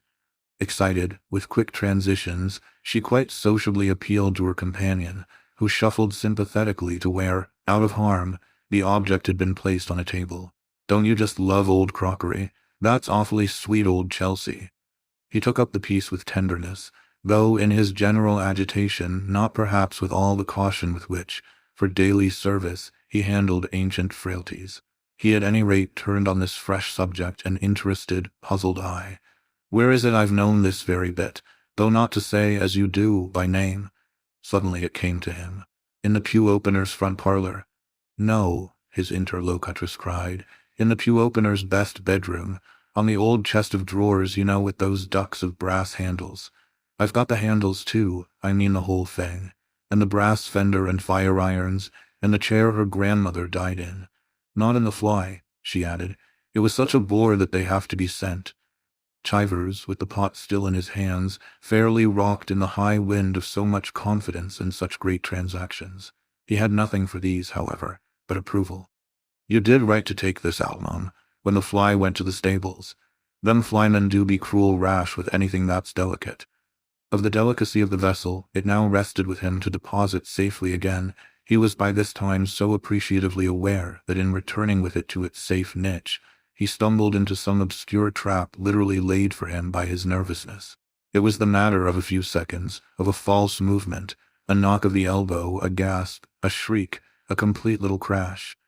There was the pot on the pavement in several pieces, and the clumsy cup-bearer blew with fear. Mercy on us, Mum. I've brought shame on my old grey hairs. The little shriek of his companion had smothered itself in the utterance, and the next minute, with the ruin between them, they were contrastedly face to face. The charming woman, who had already found more voices in the air than anyone had found before, could, in the happy play of this power, find a poetry in her accident. "Oh, but the way you take it," she laughed. "You're too quaint to live." She looked at him as if he alone had suffered, as if his suffering indeed positively added to his charm. "The way you said that now, it's just the very type. That's all I want of you now, to be the very type. It's what you are, you poor dear thing, for you can't help it. And it's what everything and everyone else is, over here, so that you had just better all make up your minds to it and not try to shirk it. There was a type in the train with me, the awfully nice girl of all the English novels, the simple maiden in her flower of, who is it? Your great poet. She couldn't help it either. In fact, I wouldn't have let her." With this, while Chivers picked up his fragments, his lady had a happy recall. His face, as he stood there with the shapeless elements of his humiliation fairly rattling again in his hands, was a reflection of her extraordinary manner of enlarging the subject, or rather, more beneficently perhaps, the space that contained it. "By the way, the girl was coming right here. Has she come?" Chivers crept sullenly away, as if to bury his dead, which he consigned with dumb rites to a situation of honorable publicity. Then, as he came back, he replied without elation, "Miss Prodmore is here, Mum. She's having her tea."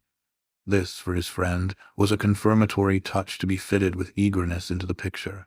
"Yes, that's exactly it. They're always having their tea. With Mr. Prodmore in the morning room," the old man supplemented. "Captain Yule's in the garden. Captain Yule, the new master. He's also just arrived." The wonderful lady gave an immediate "oh," to the effect of which her silence for another moment seemed to add, "She didn't tell me about him." "Well, Mum," said Chivers, "it do be a strange thing to tell. He had never, like Mum, so much as seen the place. Before today, his very own."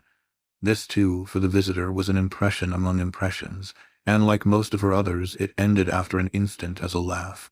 "Well, I hope he likes it." "I haven't seen many, Mum," Chivers boldly declared. "Not like it as much as you." She made with her handsome head a motion that appeared to signify still deeper things than he had caught. Her beautiful, wondering eyes played high and low, like the flight of an imprisoned swallow. Then, as she sank upon a seat, dropped at last as if the creature were bruised with its limits. "I should like it still better if it were my very own." "Well, Mum," Chivers sighed, "if it wasn't against my duty I could wish indeed it were. But the captain, Mum," he conscientiously added, "is the lawful heir." It was a wonder what she found in whatever he said. He touched with every word the spring of her friendly joy. "That's another of your lovely old things. I adore your lawful heirs." She appeared to have, about everything that came up, a general lucid vision that almost glorified the particular case. "He has come to take possession." Chivers accepted for the credit of the house this sustaining suggestion. "He's a taking of it now." This evoked, for his companion, an instantaneous show. "What does he do, and how does he do it? Can I see?" She was all impatience, but she dropped to disappointment as her guide looked blank. "There's no grand fuss." "I scarce think him, Mum," Chivers with propriety hastened to respond, "the gentleman to make any about anything." She had to resign herself, but she smiled as she thought, "Well, perhaps I like them better when they don't." She had clearly a great range of taste, and it all came out in the wistfulness with which, before the notice apparently served on her, she prepared to make way. I also, she lingered inside, have taken possession. Poor Chivers really rose to her. It was you, Mum, he smiled. Took it first. She sadly shook her head. Ah, but for a poor little hour. He's for life. The old man gave up, after a little, with equal depression, the pretense of dealing with such realities. For mine, Mum, I do at least hope. She made again the circuit of the great place, picking up without interest the jacket she had on her previous entrance laid down. I shall think of you, you know, here together. She vaguely looked about her as for anything else to take, then abruptly, with her eyes again on Chivers. Do you suppose he'll be kind to you? His hand, in his trousers pocket, seemed to turn the matter over. He has already been, Mum. Then be sure to be so to him, she replied with some emphasis. The house bell sounded as she spoke, giving her quickly another thought. Is that his bell? Chivers was hardly less struck. I must see whose. And hurrying on this to the front, he presently again vanished. His companion, left alone, stood a minute with an air in which happy possession was oddly and charmingly mingled with desperate surrender, so much as to have left you in doubt if the next of her lively motions were curiosity or disgust. Impressed, in her divided state, with a small framed plaque of enamel, she impulsively detached it from the wall and examined it with hungry tenderness. Her hovering thought was so vivid that you might almost have traced it in sound. Why, bless me if it isn't Limoges. I wish awfully I were a bad woman. Then, I do devoutly hope, I'd just quietly take it. It testified to the force of this temptation that on hearing a sound behind her she started like a guilty thing, recovering herself, however, and just, of course, not to appear at fault, keeping the object familiarly in her hand, as she jumped to a recognition of the gentleman who, coming in from the garden, had stopped in the open doorway. She gathered indeed from his being there a positive advantage, the full confidence of which was already in her charming tone. Oh, Captain Yule, I'm delighted to meet you. It's such a comfort to ask you if I may. His surprise kept him an instant dumb, but the effort not too closely to betray it appeared in his persuasive inflection. If you may, madam. Why, just be here, don't you know, and poke round. She presented such a course as almost vulgarly natural. Don't tell me I can't now, because I already have. I've been upstairs and downstairs and in my lady's chamber. I won't answer for it even perhaps that I've not been in my lord's. I got round your lovely servant. If you don't look out, I'll grab him. If you don't look out, you know, I'll grab everything. She gave fair notice and went on with amazing serenity. She gathered positive gaiety from his frank stupefaction. That's what I came over for, just to lay your country waste. Your house is a wild old dream, and besides, she dropped, oddly and quaintly, into real responsible judgment, you've got some quite good things. Oh yes, you have, several. Don't coyly pretend you haven't. Her familiarity took these flying leaps, and she alighted, as her victim must have phrased it to himself, without turning a hair. Don't you know you have? Just look at that.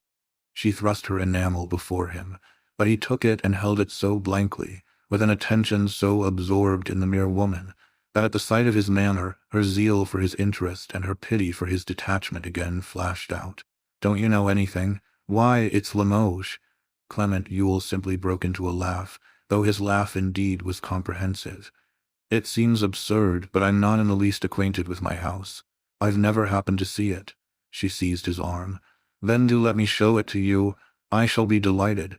His laughter had redoubled in a way that spoke of his previous tension, yet his tone, as he saw Chivers return breathless from the front, showed that he had responded sincerely enough to desire a clear field.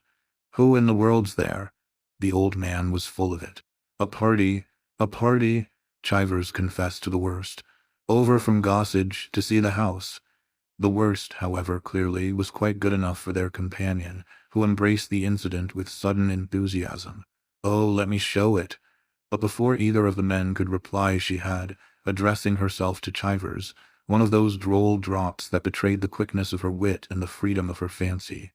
Dear me, I forgot, you get the tips. But you dear old creature, she went on, I'll get them too, and I'll simply make them over to you. She again pressed him into this service.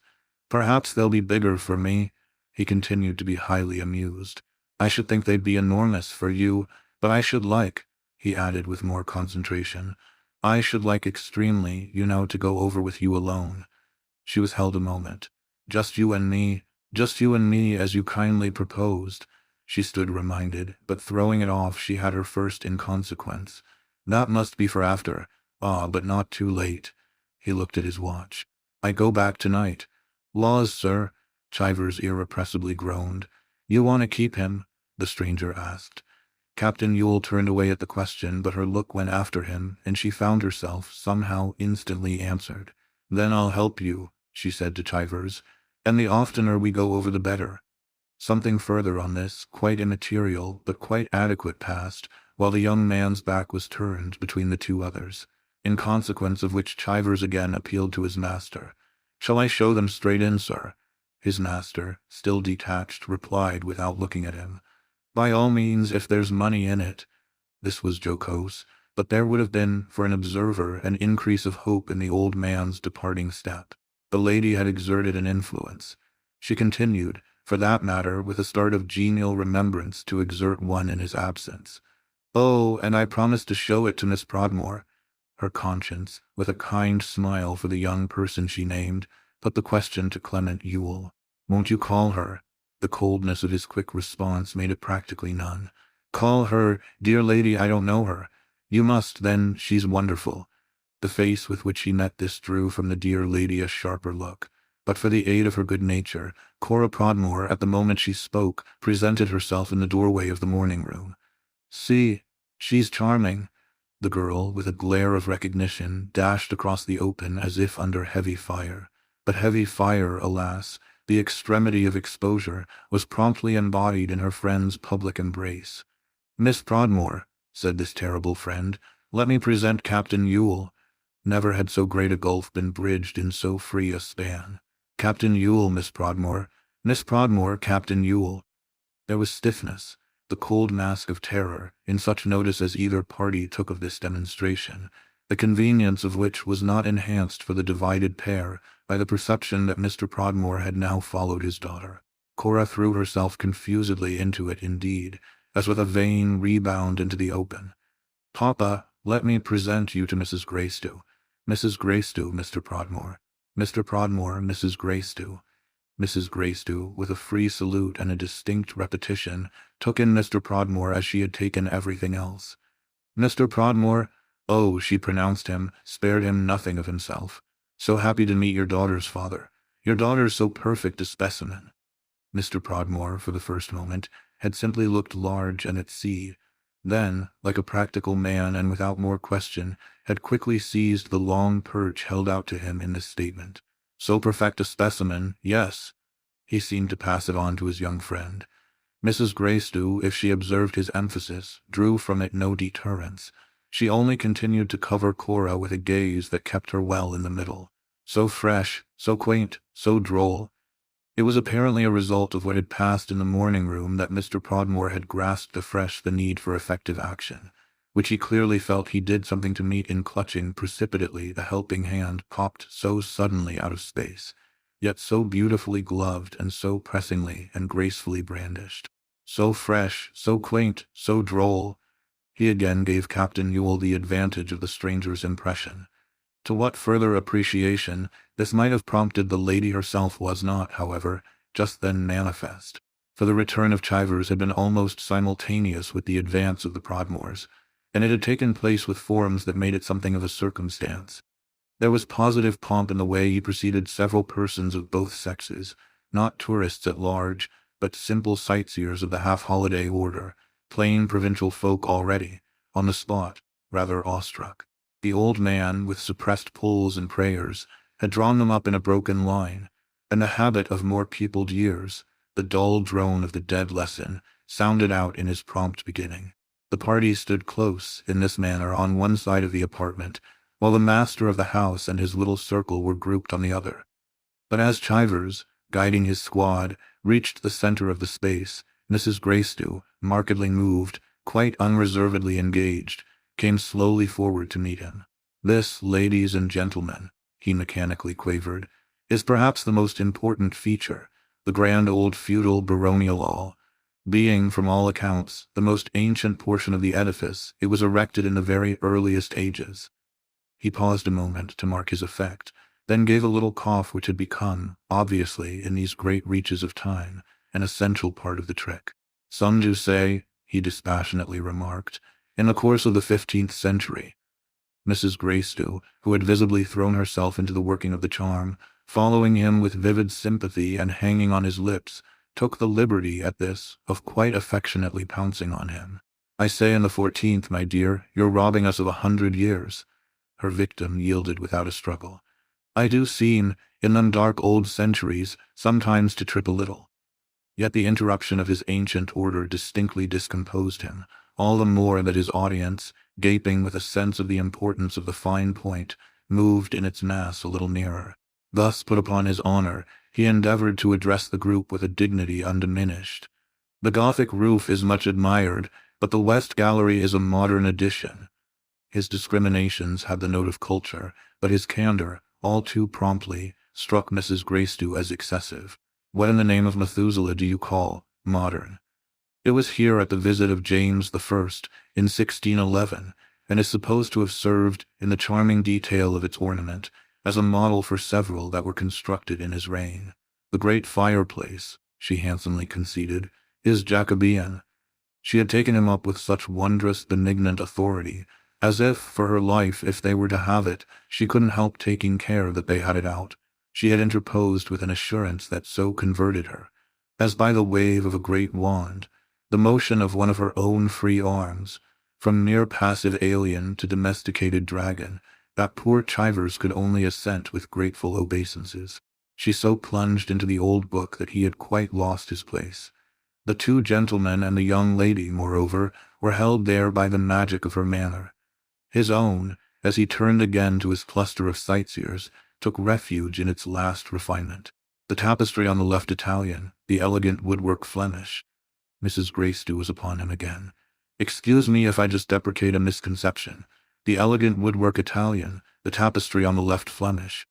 Suddenly she put it to him before them all, pleading as familiarly and gaily as she had done when alone with him, and looking now at the others, all round, gentry and poor folk alike, for sympathy and support. She had an idea that made her dance. Do you really mind if I just do it? Oh, I know how. I can do quite beautifully the housekeeper last week at Castle Gaunt. She fraternized with the company as if it were a game they must play with her, though this first stage sufficiently hushed them. How do you do? Ain't it thrilling? Then, with a laugh as free as if, for a disguise, she had thrown her handkerchief over her head or made an apron of her tucked-up skirt, she passed to the grand manner. Keep well together, please, we're not doing Puss in the Corner. I've my duty to all parties, I can't be partial to one. The contingent from Gossage had, after all, like most contingents, its spokesman. A very erect little personage in a very new suit and a very green necktie, with a very long face and upstanding hair.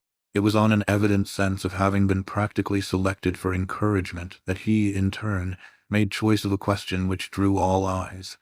How many parties, now, can you manage? Mrs. Gracedieu was superbly definite. 2. The party up and the party down. Chivers gasped at the way she dealt with this liberty, and his impression was conspicuously deepened as she pointed to one of the escutcheons in the high hall window. Observe in the center compartment the family arms. She did take his breath away, for before he knew it she had crossed with the lightest but surest of gestures to the black old portrait, on the opposite wall, of a long-limbed gentleman in white trunk hose. And observe the family legs. Her method was wholly her own, irregular and broad. She flew, familiarly, from the pavement to the roof, and then dropped from the roof to the pavement as if the whole air of the place were an element in which she floated. Observe the suit of armor worn at Tewkesbury. Observe the tattered banner carried at Blenheim. They bobbed their heads wherever she pointed, but it would have come home to any spectator that they saw her alone. This was the case quite as much with the opposite trio, the case especially with Clement Yule, who indeed made no pretense of keeping up with her signs. It was the signs themselves he looked at, not at the subjects indicated, but he never took his eyes from her, and it was as if, at last, she had been peculiarly affected by a glimpse of his attention. All her own, for a moment, frankly went back to him and was immediately determined by it. Observe, above all, that you're in one of the most interesting old houses of its type in England, for which the ages have been tender and the generations wise, letting it change so slowly that there's always more left than taken, living their lives in it, but letting it shape their lives.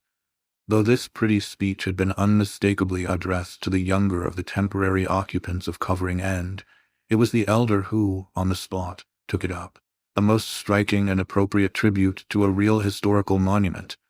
Mr. Podmore had a natural ease that could deal handsomely with compliments, and he manifestly, moreover, like a clever man, saw even more in such an explosion of them than fully met the ear. "You do, madam, bring the whole thing out." The visitor who had already with such impunity ventured, had on this a loud renewal of boldness, but for the benefit of a near neighbor. "Doesn't she indeed, Jane? Bring it out." Mrs. Gracedieu, with a friendly laugh, caught the words in their passage. "But who in the world wants to keep it in? It isn't a secret, it isn't a strange cat or a political party."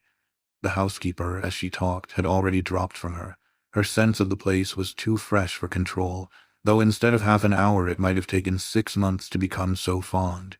She soared again, at random, to the noble spring of the roof. "Just look at those lovely lines." They all looked, all but Clement Yule and several of the larger company, subdued, overwhelmed, nudged each other with strange sounds. Wherever she turned, Mrs. Gracedieu appeared to find a pretext for breaking out. "Just look at the tone of that glass, and the gilding of that leather, and the cutting of that oak, and the dear old flags of the very floor." It came back easily, her impulse to appeal to the lawful heir, and she seemed, with her smile of universal intelligence, just to demand the charity of another moment for it. "To look in this place is to love." A voice from the party she had in hand took it up with an artless guffaw that resounded more than had doubtless been meant, and that, at any rate, was evidently the accompaniment of some private pinch applied to one of the ladies. "I say, to love," it was one of the ladies who very properly replied. "It depends on who you look at." Mr. Podmore, in the geniality of the hour, made his profit of the simple joke. "Do you hear that, Captain? You must look at the right person." Mrs. Gracedieu certainly had not been looking at the wrong one. "I don't think Captain Yule cares. He doesn't do justice." Though her face was still gay, she had faltered, which seemed to strike the young man even more than if she had gone on. "To what, madam?" "Well, on the chance she let him have it. To the value of your house." He took it beautifully. "I like to hear you express it. I can't express it." She once more looked all round, and so much more gravely than she had yet done that she might have appeared in trouble. She tried, but with a sigh broke down. "It's too inexpressible." This was a view of the case to which Mr. Podmore, for his own reasons, was not prepared to assent. Expression and formulation were what he naturally most desired, and he had just encountered a fountain of these things that he couldn't prematurely suffer to fail him. "Do what you can for it, madam. It would bring it quite home." Thus excited, she gave with sudden sombre clearness another try. "Well, the value's a fancy value." Mr. Podmore, receiving it as more than he could have hoped, turned triumphant to his young friend. "Exactly what I told you." Mrs. Gracedieu explained, indeed, as if Mr. Podmore's triumph was not perhaps exactly what she had argued for. Still, the truth was too great. When a thing's unique, it's unique. That was every bit Mr. Podmore required. "It's unique." This met, moreover, the perception of the gentleman in the green necktie. "It's unique." They all, in fact, demonstratively, almost vociferously now, caught the point. Mrs. Gracedieu, finding herself so sustained, and still with her eyes on the lawful heirs, put it yet more strongly. "It's worth anything you like." What was this but precisely what Mr. Podmore had always striven to prove? "Anything you like," he richly reverberated. The pleasant discussion and the general interest seemed to bring them all together. 20,000 now?"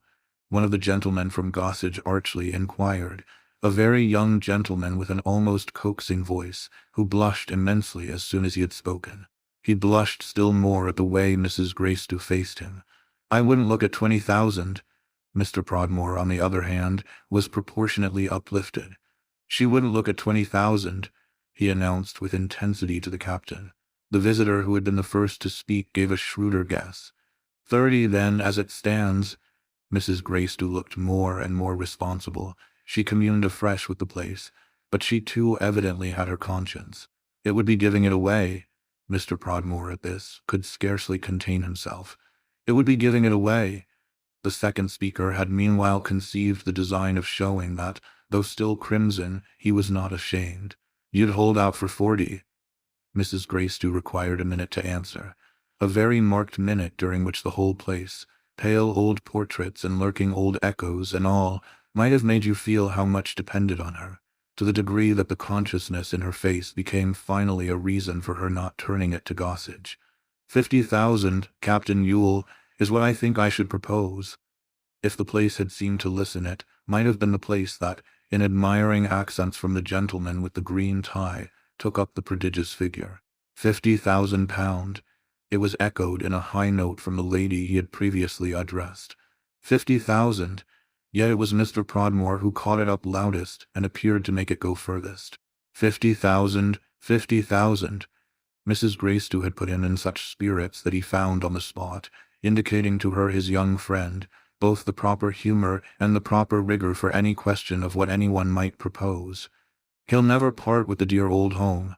Mrs. Gracedieu could match at least the confidence. "Then I'll go over it again while I have the chance." Her own humor enjoined that she should drop into the housekeeper, in the perfect tone of which character she addressed herself once more to the party. "We now pass to the grand staircase." She gathered her band with a brave gesture, but before she had fairly impelled them to the ascent, she heard herself rather sharply challenged by Captain Ewell, who, during the previous scene, had uttered no sound, yet had remained as attentive as he was impenetrable. "Please let them pass without you." She was taken by surprise. "And stay here with you? If you'll be so good, I want to speak to you." Turning then to Chivers and frowning on the party, he delivered himself for the first time as a person in a position. "For God's sake, remove them." The old man, at this blast of impatience, instantly fluttered forward.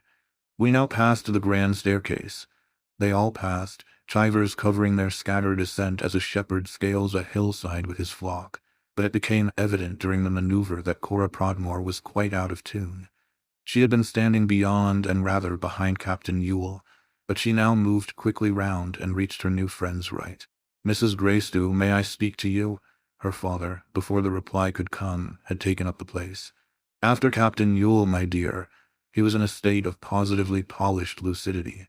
"You must make the most, don't you see, of the opportunity of the others." He waved her to the staircase as one who knew what he was about, but, while the young man, turning his back, moved consciously and nervously away, the girl renewed her effort to provoke Mrs. Gracedieu to detain her.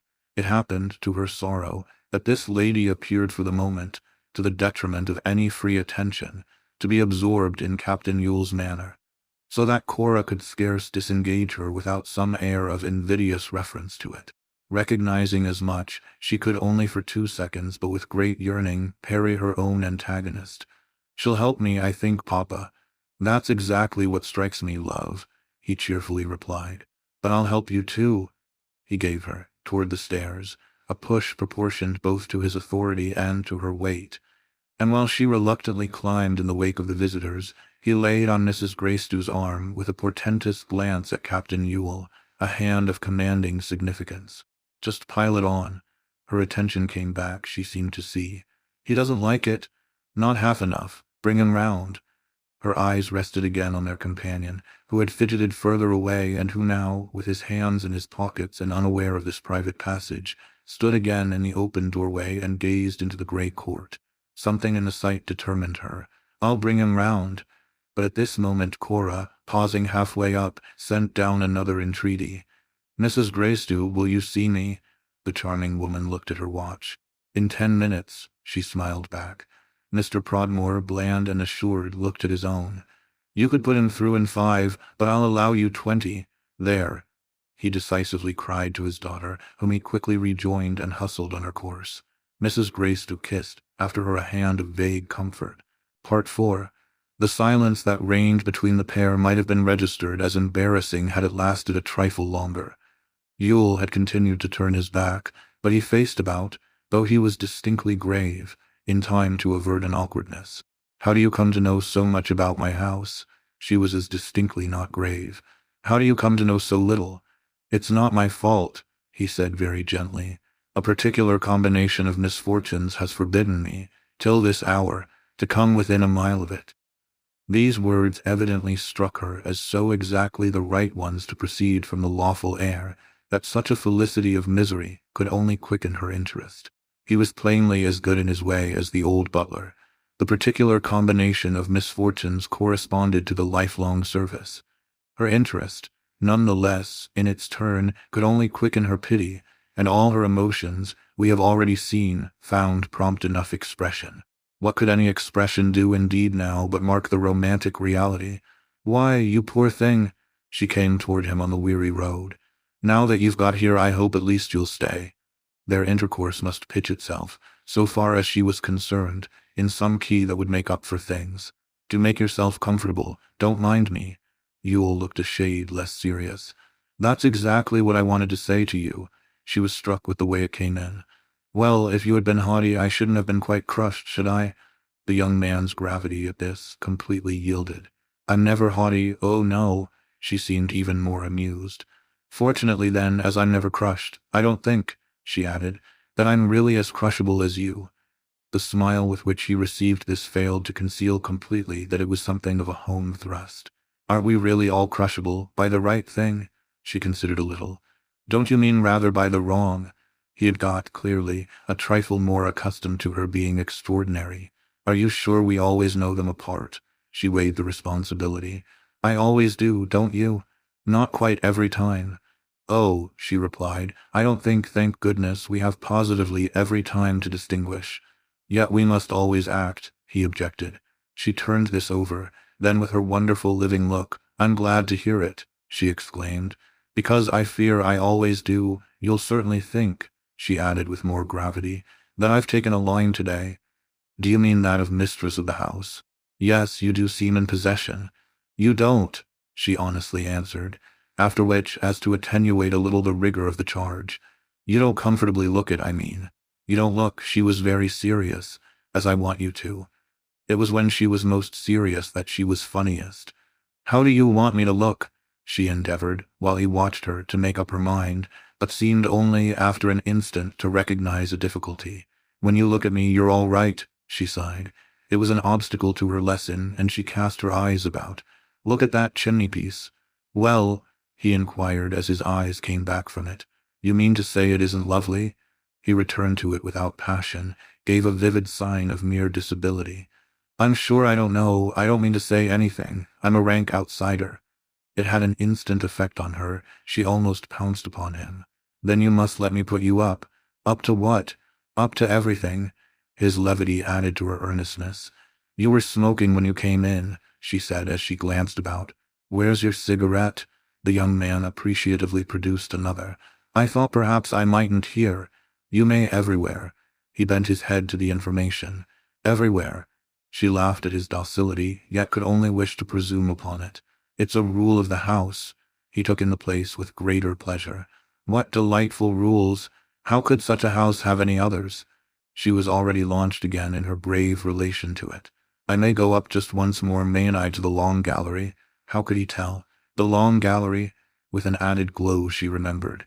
I forgot you've never seen it. Why, it's the leading thing about you. She was full on the spot of the pride of showing it. Come right up. Clement Yule, half seated on a table from which his long left leg nervously swung, only looked at her and smiled and smoked. There's a party up, she remembered afresh. So we must be the party down. Well, you must give me a chance.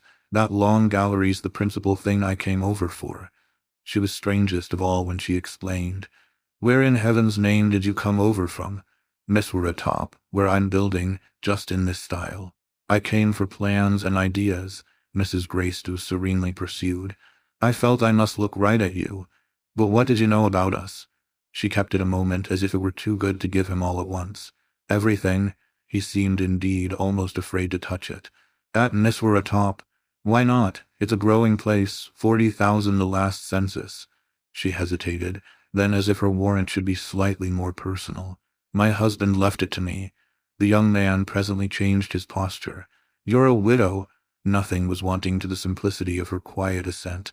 A very lone woman. Her face, for a moment, had the vision of a long distance. My loneliness is great enough to want something big to hold it, and my taste good enough to want something beautiful. You see, I had your picture." Yule's innocence made a movement. "Mine," her smile reassured him. She nodded toward the main entrance. "A watercolor I chanced on in Boston." "In Boston?" She stared. "Haven't you heard of Boston either?" "Yes, but what has Boston heard of me?" "It wasn't you, unfortunately. It was your divine South Front. The drawing struck me so that I got you up in the books." He appeared, however, rather comically, but half to make it out, or to gather at any rate that there was even more of it than he feared. "Are we in the books? Did you never discover it?" Before his blankness, the dim apprehension in his fine, amused and troubled face of how much there was of it, her frank, gay concern for him sprang again to the front. "Where in heaven's name, Captain Yule, have you come over from?" He looked at her very kindly, but as if scarce expecting her to follow. "The East End of London." She had followed perfectly, he saw the next instant, but she had by no means equally accepted. "What were you doing there?" He could only put it, though a little overconsciously, very simply. "Working, you see. When I left the army, it was much too slow unless one was personally a whirlwind of war. I began to make out that for a fighting man. There's always," she took him up, "somebody or other to go for." He considered her, while he smoked, with more confidence, as if she might after all understand. "The enemy, yes, everywhere in force. I went for him, misery and ignorance and vice, injustice and privilege and wrong, such as you see me. You're a rabid reformer." She understood beautifully. "I wish we had you at Miseratop." He literally, for a moment, in the light of her beauty and familiarity, appeared to measure his possible use there. Then, looking round him again, announced with a sigh that, predicament for predicament, his own would do. "I fear my work is nearer home. I hope," he continued, "since you're so good as to seem to care, to perform a part of that work in the next House of Commons. My electors have wanted me." "And you've wanted them," she lucidly put in, "and that has been why you couldn't come down." "Yes, for all this last time. And before that, from my childhood up, there was another reason." He took a few steps away and brought it out as rather a shabby one. "A family feud." She proved to be quite delighted with it. "Oh, I'm so glad. I hoped I'd strike a feud. That rounds it off and spices it up, and for the heartbreak with which I take leave of you, just neatly completes the fracture." Her reference to her going seemed suddenly, on this, to bring her back to a sense of proportion and propriety, and she glanced about once more for some rap or ridicule. This, in turn, however, was another recall. "Must I really wait to go up?" He had watched her movement, had changed color, had shifted his place, had tossed away, plainly unwitting, a cigarette but half-smoked, and now he stood in her path to the staircase, as if, still unsatisfied, he abruptly sought a way to turn the tables. "Only till you tell me this, if you absolutely meant, a while ago, that this old thing is so precious." She met his doubt with amazement, and his density with compassion. "Do you literally need I should say it? Can you stand here and not feel it?" If he had the misfortune of bandaged eyes, she could at least rejoice in her own vision, which grew intenser with her having to speak for it. She spoke as with a new rush of her impression. "It's a place to love, yet to say the whole thing was not easy. To love," he impatiently insisted. "Well, as you'd love a person." If that was saying the whole thing could only be to go. A sound from the party up came down at that moment, and she took it so clearly as a call that, for a sign of separation, she passed straight to the stairs. "Goodbye." The young man let her reach the foot, but then, though the greatest width of the hall now divided them, spoke, anxiously and nervously, as if the point she had just made brought them still more together. "I think I feel it, you know. But it's simply you, your presence, as I may say, and the remarkable way you put it, that make me. I'm afraid that in your absence—" He struck a match to smoke again. It gave her time apparently to make out something to pause for. "In my absence," he lit his cigarette. "I may come back. Come back." She took him almost sharply up. "I should like to see you not." He smoked a moment. "I mean to my old idea." She had quite turned round on him now. "Your old idea." He faced her over the width still between them. "Well, that one could give it up." Her stare at this fairly filled the space. "Give up covering. How in the world, or why?" "Because I can't afford to keep it." It brought her straight back, but only halfway. She pulled up short as at a flash. "Can't you let it?"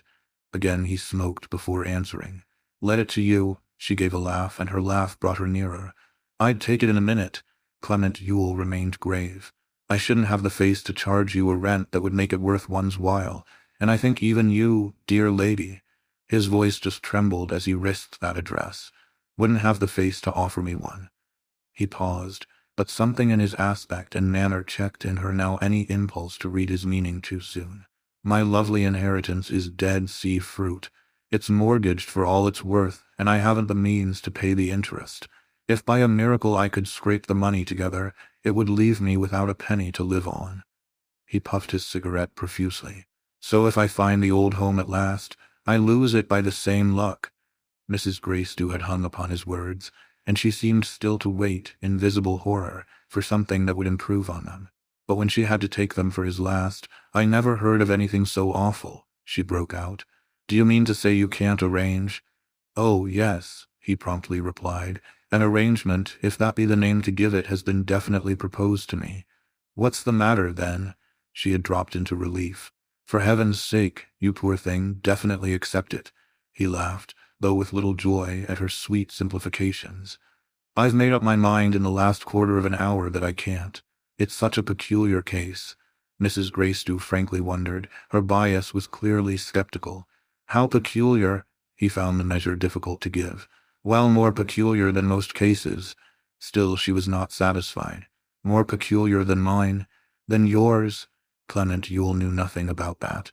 Something at this in his tone, his face, it might have been his British density, seemed to pull her up. "I forgot you don't know mine. No matter. What is yours?" He took a few steps in thought. "Well, the fact that I'm asked to change." To change what? He wondered how he could put it, then at last, on his own side, simplified. "My attitude." "Is that all?" She was relieved again. "Well, you're not a statue." "No, I'm not a statue, but on the other hand, don't you see, I'm not a windmill." There was good humor, none the less, in his rigor. "The mortgages I speak of have all found their way, like gregarious, silly sheep, into the hands of one person, a devouring wolf, a very rich, a very sharp man of money. He holds me in this manner at his mercy. He consents to make things comfortable for me, but he requires that, in return, I shall do something for him that, don't you know, rather sticks in my crop." It appeared on this light showing to stick for a moment even in Mrs. Gracedieu's. "Do you mean something wrong?" He had not a moment's hesitation. "Exceedingly so." She turned it over as if pricing a Greek Aldus. "Anything immoral?" "Yes, I may literally call it immoral." She courted, however, frankly enough, the strict truth. "Too bad to tell." He indulged in another pensive fidget, then left her to judge. "He wants me to give up." Yet again he faltered. "To give up what?" What could it be, she appeared to ask, that was barely nameable? He quite blushed to her indeed as he came to the point. "My fundamental views." She was disappointed. She had waited for more. "Nothing but them." He met her with astonishment. "Surely they're quite enough when one has unfortunately." He rather ruefully smiled. "So very many?" She laughed aloud. This was frankly so odd a plea. "Well, I've a neat collection too, but I'd swap, as they say in the West, the whole set." She looked about the hall for something of equivalent price, after which she pointed, as it caught her eye, to the great cave of the fireplace. "I'd take that set." The young man scarcely followed. "The fire irons, for the whole fundamental lot." She gazed with real yearning at the antique group. "They're 300 years old. Do you mean to tell me your wretched views have anything like that age?" "No, thank God." Clement Yule laughed. "My views, wretched as you please, are quite in their prime. They're a hungry little family that has got to be fed. They keep me awake at night." "Then you must make up your sleep." Her impatience grew with her interest. "Listen to me." "That would scarce be the way," he returned. But he added more sincerely, "You must surely see a fellow can't chuck his politics." "Chuck them?" "Well, sacrifice them." "I'd sacrifice mine," she cried, "for that old fireback with your arms." He glanced at the object in question, but with such a want of intelligence that she visibly resented it. "See how it has stood." "See how I've stood," he answered with spirit. "I've glowed with a hotter fire than anything in any chimney, and the warmth and light I diffuse have attracted no little attention. How can I consent to reduce them to the state of that desolate hearth?" His companion, freshly struck with the fine details of the desolation, had walked over to the chimney corner. where, lost in her deeper impression, she lingered and observed. At last she turned away with her impatience controlled. "It's magnificent. The fire back.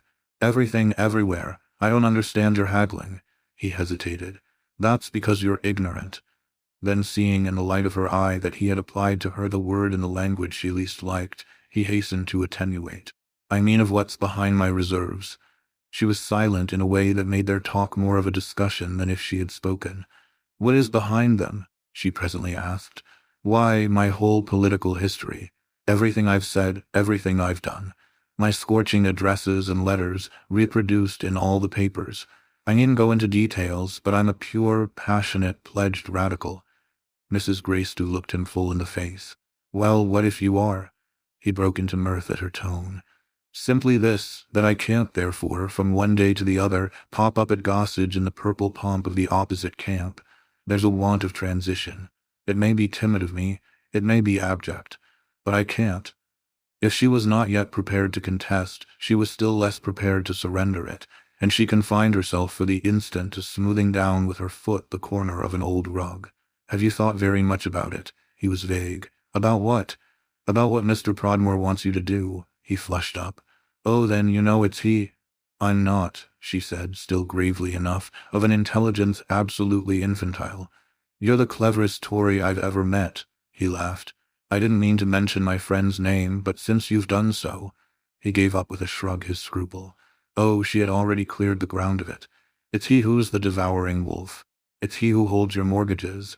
The very lucidity of her interest just checked his assent. "He holds plenty of others, and he treats me very handsomely." She showed of a sudden an inconsequent face. "Do you call that handsome, such a condition?" He shed surprise. "Why, I thought it was just the condition you could meet." She measured her inconsistency, but was not abashed. "We're not talking of what I can meet." Yet she found also a relief in dropping the point. "Why doesn't he stand himself?" "Well, like other devouring wolves, he's not personally adored." "Not even," she asked, "when he offers such liberal terms?" Clement Yule had to explain. "I dare say he doesn't offer them to everyone." "Only to you." At this she quite sprang. "You are personally adored, you will be still more if you stand, and that, you poor lamb, is why he wants you." The young man, obviously pleased to find her after all more at one with him, accepted gracefully enough the burden her sympathy imposed. "I'm the bearer of my name, I'm the representative of my family, and to my family and my name, since you've led me to it, this countryside has been for generations indulgently attached." She listened to him with a sentiment in her face that showed how now, at last, she felt herself deal with the lawful heir. She seemed to perceive it with a kind of passion. "You do of course what you will with the countryside." "Yes," he went with her, "if we do it as genuine Yules.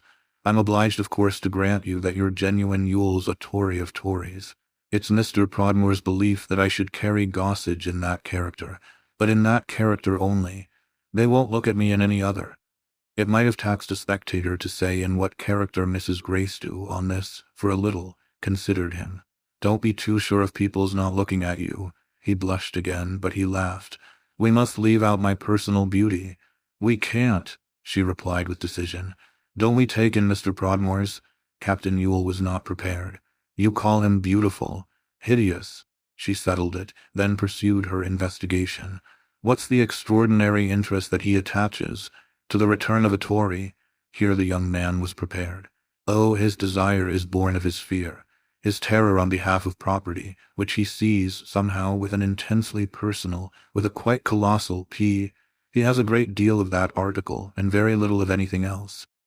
Mrs. Gracedieu, accepting provisionally his demonstration, had one of her friendly recalls. "Do you call that nice daughter very little?" The young man looked quite at a loss. "Is she very big? I really didn't notice her, and moreover she's just a part of the property. He thinks things are going too far." She sat straight down on a stiff chair, on which, with high distinctness, "Well, they are—" He stood before her in the discomposure of her again thus appearing to fail him. "Aren't you then a lover of justice?" "A passionate one." She sat there as upright as if she held the scales. "Where's the justice of your losing this house?" Generous as well as strenuous, all her fairness thrown out by her dark old high-backed seat, she put it to him as from the judicial bench. To keep covering, you must carry gossage. The odd face he made at it might have betrayed a man dazzled. As a renegade, as a genuine Yule, what business have you to be anything else? She had already arranged it all. You must close with Mr. Prodmore. You must stand in the Tory interest. She hung fire a moment. Then as she got up, if you will, I'll conduct your canvass. He stared at the distracting picture. That puts the temptation high. But she brushed the mere picture away. Ah, don't look at me as if I were the temptation. Look at this sweet old human home and feel all its gathered memories. Do you want to know what they do to me? She took the survey herself again, as if to be really sure. They speak to me for Mr. Prodmore. He followed with a systematic docility the direction of her eyes, but as if with the result only of its again coming home to him that there was no accounting for what things might do. Well, there are others than these, you know, he good-naturedly pleaded. Things for which I've spoken, repeatedly and loudly, to others than you. The very manner of his speaking on such occasions appeared, for that matter, now to come back to him. One's human home is all very well, but the rest of one's humanity is better. She gave, at this, a droll, soft wail. She turned impatiently away. I see you're disgusted with me, and I'm sorry, but one must take oneself, as circumstances and experience have made one, and it's not my fault, don't you know, if they've made me a very modern man. I see something else in the world than the beauty of old show houses and the glory of old show families. There are thousands of people in England who can show no houses at all, and I don't feel it utterly shameful to share their poor fate. She had moved away with impatience, and it was the advantage of this for her that the back she turned prevented him from seeing how intently she listened. She seemed to continue to listen even after he had stopped. But if that gave him a sense of success, he might have been checked by the way she at last turned round with a sad and beautiful headshake. We share the poor fate of humanity, whatever we do, and we do something to help and console when we've something precious to show. What on earth is more precious than what the ages have slowly wrought? They've trusted us, in such a case, to keep it, to do something in our turn for them. She shone out at him as if her contention had the evidence of the noonday sun, and yet in her generosity she superabounded and explained. It's such a virtue, in anything, to have lasted. It's such an honor for anything to have been spared. To all strugglers from the wreck of time hold out a pitying hand. Yule, on this argument, of a strain which even a good experience of debate could scarce have prepared him to meet, had not a congruous rejoinder absolutely pat, and his hesitation unfortunately gave him time to see how soon his companion made out that what had touched him most in it was her particular air in presenting it. She would manifestly have preferred he should have been floored by her mere moral reach.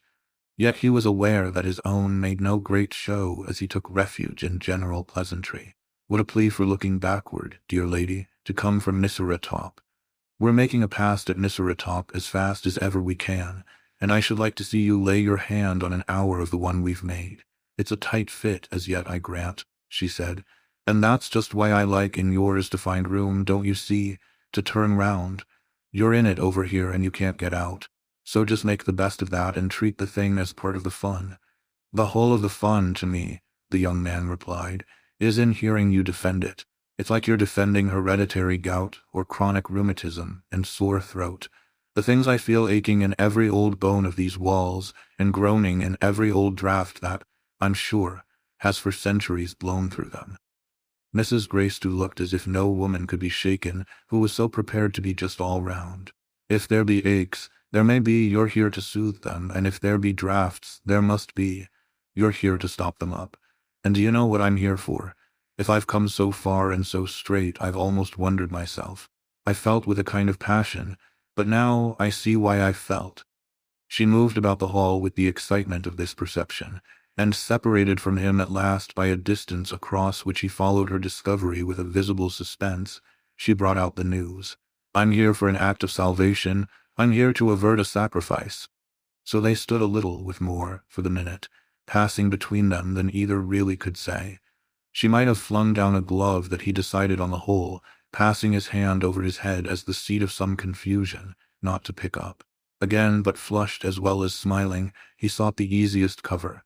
You're here, I think, madam, to be a memory for all my future. Well, she was willing. She showed as she came nearer to take it at the worst for that. You'll be one for mine if I can see you by that hearth. Why do you make such a fuss about changing your politics? If you'd come to Nissera top, you'd change them quick enough. Then, as she saw further and struck harder, her eyes grew deep, her face even seemed to pale, and she paused, splendid and serious with the force of her plea. What do politics amount to, compared with religions? Parties and programs come and go, but a duty like this abides.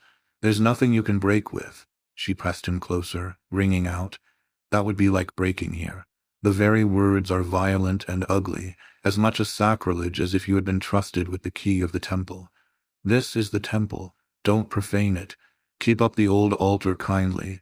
You can't set up a new one as good. You must have beauty in your life, don't you see? That's the only way to make sure of it for the lives of others. Keep leaving it to them, to all the poor others. She went on with her bright irony, and heaven only knows what will become of it. Does it take one of us to feel that? To preach you the truth? Then it's good, Captain Yule, we come right over, just to see, what you may happen to be about.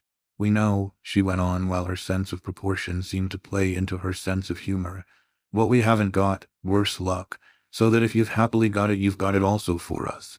You've got it in trust, you see, and oh, we have an eye on you. You've had it so for me, all these dear days that I've been drinking it in, that, to be grateful, I've wanted regularly to do something. With which, as if in the rich confidence of having convinced him, she came so near as almost to touch him. Tell me now, I shall have done it. I shall have kept you at your post. If he moved, on this, immediately further, it was with the oddest air of seeking rather to study her remarks at his ease than to express an independence of them. He kept, to this end, his face averted. He was so completely now in intelligent possession of her own. The sacrifice in question carried him even to the door of the court, where he once more stood so long engaged that the persistent presentation of his back might at last have suggested either a confession or a request. Mrs. Greystow, meanwhile, a little spent with her sincerity, seated herself again in the great chair, and if she sought, visibly enough, to read a meaning into his movement, she had as little triumph for one possible view of it as she had resentment for the other. The possibility that he yielded left her after all as vague in respect to a next step as the possibility that he merely wished to get rid of her. The moments elapsed without her abdicating, and indeed when he finally turned round his expression was an equal check to any power to feel she might have one. You have, he queerly smiled at her, a standpoint quite your own, and a style of eloquence that the few scraps of parliamentary training I've picked up don't seem at all to fit me to deal with. Of course I don't pretend, that I don't care for covering. That, at all events, she could be glad to hear, if only perhaps for the tone in it that was so almost comically ingenuous. But her relief was reasonable and her exultation temperate. You haven't even seen it yet. She risked, however, a laugh. Aren't you a bit afraid? He took a minute to reply, then replied, as if to make it up with a grand collapse. Yes, awfully, but if I am, he hastened in decency to add, it isn't only covering that makes me. This left his friend apparently at a loss. What else is it? Everything, but it doesn't in the least matter, he loosely pursued. You may be quite correct. When we talk of the house, your voice comes to me somehow as the wind in its old chimneys. Her amusement distinctly revived. I hope you don't mean I roar. He blushed again. There was no doubt he was confused. No, nor yet perhaps that you whistle. I don't believe the wind does either here. It only whispers, he sought gracefully to explain. And it sighs, and I hope, she broke in, that it sometimes laughs. The sound she gave only made him, as he looked at her, more serious. Whatever it does, it's all right. All right. They were sufficiently together again for her to lay her hand straight on his arm. Then you promise? Promise what? He had turned as pale as if she heard him, and she took her hand away. To meet Mr. Prodmore. Oh dear no, not yet. He quite recovered himself. I must wait, I must think. She looked disappointed, and there was a momentary silence. When have you to answer him? Oh, he gives me time. Clement Yule spoke very much as he might have said, oh, in 2 minutes. I wouldn't give you time, Mrs. Greystow cried with force. I'd give you a shaking. For God's sake, at any rate. And she really tried to push him off. Go upstairs. And literally find the dreadful man. This was so little his personal idea that, distinctly dodging her pressure, he had already reached the safe quarter. But it befell that at the same moment she saw Cora reappear on the upper landing, a circumstance that promised her a still better conclusion. "He is coming down!" Cora, in spite of this announcement, came down boldly enough without him and made directly for Mrs. Gracedieu, to whom her eyes had attached themselves with an undeviating glare. Her plain purpose of treating this lady as an isolated presence allowed their companion perfect freedom to consider her arrival with sharp alarm. His disconcerted stare seemed for a moment to balance. It wandered, gave a wild glance at the open door, then searched the ascent of the staircase, in which, apparently, it now found a coercion. "I'll go up," he gasped, and he took 3 steps at a time. Part 5. The girl threw herself in her flushed eagerness straight upon the wonderful lady. "I've come back to you. I want to speak to you." The need had been a rapid growth, but it was clearly immense. "May I confide in you?" Her instant overflow left Mrs. Gracedieu both astonished and amused. "You too," she laughed. "Why, it is good we come over." "It is, indeed," Cora gratefully echoed. "You were so very kind to me and seemed to think me so curious." The mirth of her friend redoubled. "Well, I loved you for it, and it was nothing moreover to what you thought me." Miss Prodmore found, for this, no denial. She only presented her frank high color. "I loved you, but I'm the worst," she generously added, "and I'm solitary." "Ah, so am I," Mrs. Gracedieu declared with gaiety, but with emphasis. "A very queer thing always is solitary, but since we have that link, by all means confide." "Well, I was met here by tremendous news." Cora produced it with a purple glow. "He wants me to marry him." Mrs. Gracedieu looked amiably receptive, but as if she failed as yet to follow. "He wants you. Papa, of course, he has settled it." Mrs. Gracedieu was still vague. "Settled what?" "Why, the whole question that I must take him." Mrs. Gracedieu seemed to frown at her own scattered wits. "But, my dear, take whom?" The girl looked surprised at this lapse of her powers. "Why, Captain Yule, who just went up." "Oh," said Mrs. Gracedieu with a full stare. "Oh," she repeated, looking straight away. "I thought you would know," Cora gently explained. Her friend's eyes, with a kinder light now, came back to her. "I didn't know." Mrs. Gracedieu looked, in truth, as if that had been sufficiently odd, and seemed also to wonder at 2 or 3 things more. It all, however, broke quickly into a question. "Has Captain Yule asked you?" "No, but he will." Cora was clear as a bell. "He'll do it to keep the house. It's mortgaged to Papa, and Captain Yule buys it back." Her friend had an illumination that was rapid for the way it spread. "By marrying you," she quavered. Cora, under further parental instruction, had plainly mastered the subject. "By giving me his name and his position. They're awfully great, and they're the price, don't you see?" she modestly mentioned. "My price. Papa's price. Papa wants them." Mrs. Gracedieu had caught hold, yet there were places where her grasp was weak, and she had, strikingly, begun again to reflect. "But his name and his position, great as they may be, are his dreadful politics." Cora threw herself with energy into this advance. "You know about his dreadful politics? He's to change them," she recited, "to get me, and if he gets me, he keeps the house." Mrs. Gracedieu snatched it up. Cora continued to show her schooling. "I go with it, he's to have us both. But only," she admonishingly added, "if he changes. The question is, will he change?" Mrs. Gracedieu appeared profoundly to entertain it. "I see. Will he change?" Cora's consideration of it went even further. "Has he changed?" It went, and the effect was odd, a little too far for her companion, in whom, just discernibly, it had touched the spring of impatience. "My dear child, how in the world should I know?" But Cora knew exactly how anyone would know.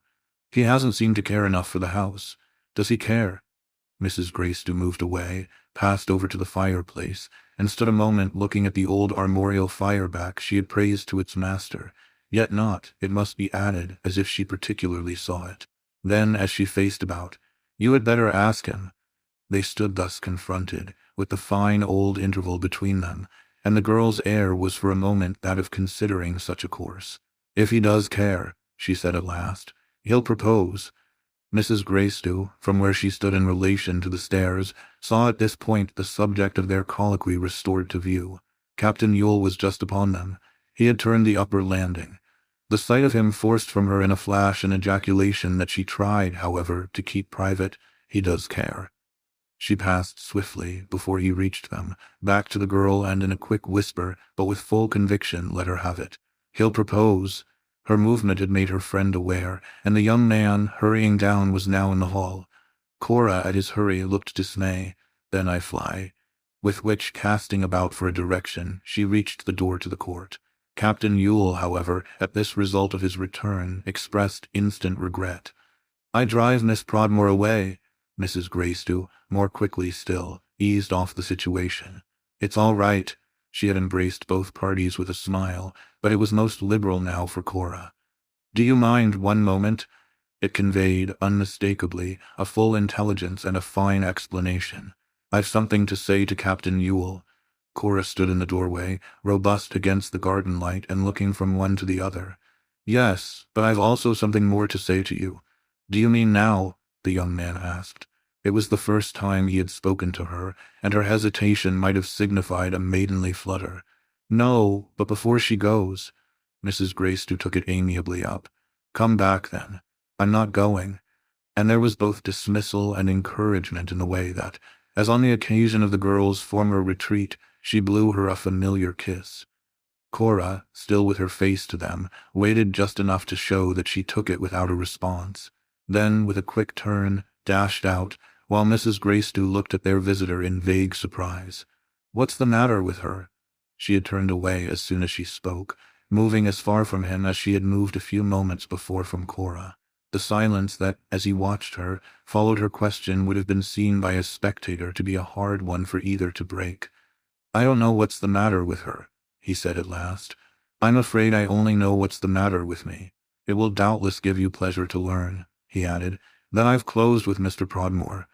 It was a speech that, strangely enough, seemed but half to dissipate the hush. Mrs. Greystow reached the great chimney again. Again she stood there with her face averted, and when she finally replied, it was in other words than he might have supposed himself naturally to inspire. "I thought you said he gave you time." "Yes, but you produced just now so deep an effect on me that I thought best not to take any." He appeared to listen to a sound from above, and for a moment, under this impulse, his eyes traveled about almost as if he were alone. Then he completed, with deliberation, his statement. "I came upon him right there, and I burnt my ships."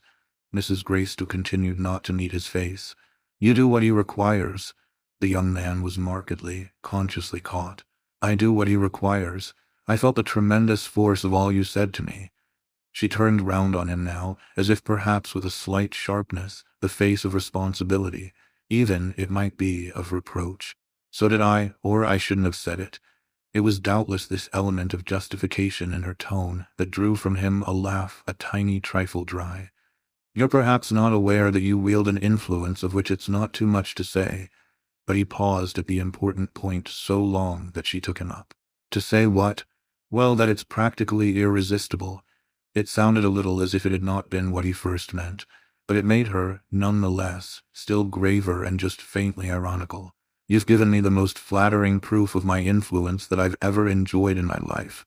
He fixed her very hard, now distinctly so mystified that he could only wonder what different recall of her previous attitude she would have looked for. "This was inevitable, dear madam, from the moment you had converted me, and in about 3 minutes too, into the absolute echo of your raptures." Nothing was, indeed, more extraordinary than her air of having suddenly forgotten them. "My raptures?" He was amazed. "Why, about my home?" He might look her through and through, but she had no eyes for himself, though she had now quitted the fireplace and finally recognized this illusion. "Oh, yes, your home." From where had she come back to it? "It's a nice tattered, battered old thing." This account of it was the more shrunken that her observation, even as she spoke, freshly went the rounds. "It has defects, of course." With this renewed attention they appeared suddenly to strike her. They had popped out, conspicuous, and for a little it might have been a matter of conscience. However, her conscience dropped. But it's no use mentioning them now. They had half an hour earlier been vividly present to himself, but to see her thus oddly pulled up by them was to forget on the spot the ground he had taken. "I'm particularly sorry," he returned with some spirit, "that you didn't mention them before."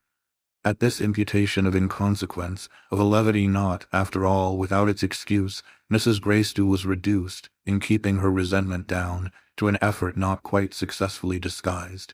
It was in a tone, nevertheless, all the more mild in intention that she reminded him of where he had equally failed. If you had really gone over the house, as I almost went on my knees to you to do, you might have discovered some of them yourself. How can you say that? The young man asked with heat, when I was precisely in the very act of it. It was just because I was that the first person I met above was Mr. Prodmore, on which, feeling that I must come to it sooner or later, I simply gave in to him on the spot, yielded him, to have it well over, the whole of his point. She listened to this account of the matter as she might have gazed, from afar, at some queer object that was scarce distinguishable. It left her a moment in the deepest thought, but she presently recovered her tone. Let me then congratulate you on at last knowing what you want. But there were, after all, he instantly showed, no such great reasons for that. I only know it so far as you know it. I struck while the iron was hot, or at any rate while the hammer was. Of course I recognize, she adopted his image with her restored gaiety, that it can rarely have been exposed to such a fire. I blazed up, and I know that when I burn, she had pulled up with the foolish sense of this. When you burn, well, I do it as Chicago does. He also could laugh out now. Isn't that usually down to the ground? Meeting his laugh, she threw up her light arms. As high as the sky. Then she came back, as with a scruple, to the real question. I suppose you've still formalities to go through. With Mr. Prodmore, well, he would suppose it too if she liked. Oh, endless, tiresome ones, no doubt. This sketch of them made her wonder. You mean they'll take so very, very long? He seemed after all to know perfectly what he meant. Every hour, every month that I can possibly make them last. She was with him here, however, but to a certain point. You mustn't drag them out too much, must you? Won't he think in that case you may want to retract? Yule apparently tried to focus Mr. Prodmore under this delusion, and with a success that had a quick, odd result. I shouldn't be so terribly upset by his mistake, you know, even if he did.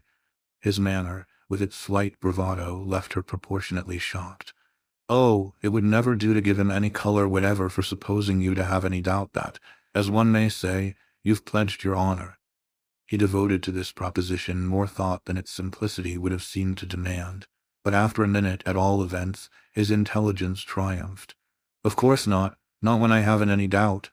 Though his intelligence had triumphed, she still wished to show she was there to support it. How can you possibly have any more than you can possibly have that one's honor is everything in life? And her charming eyes expressed to him her need to feel that he was quite at one with her on that point. He could give her every assurance. Oh, yes, everything in life. It did her much good, brought back the rest of her brightness. Wasn't it just of the question of the honor of things that we talked a while ago, and of the difficulty of sometimes keeping our sense of it clear?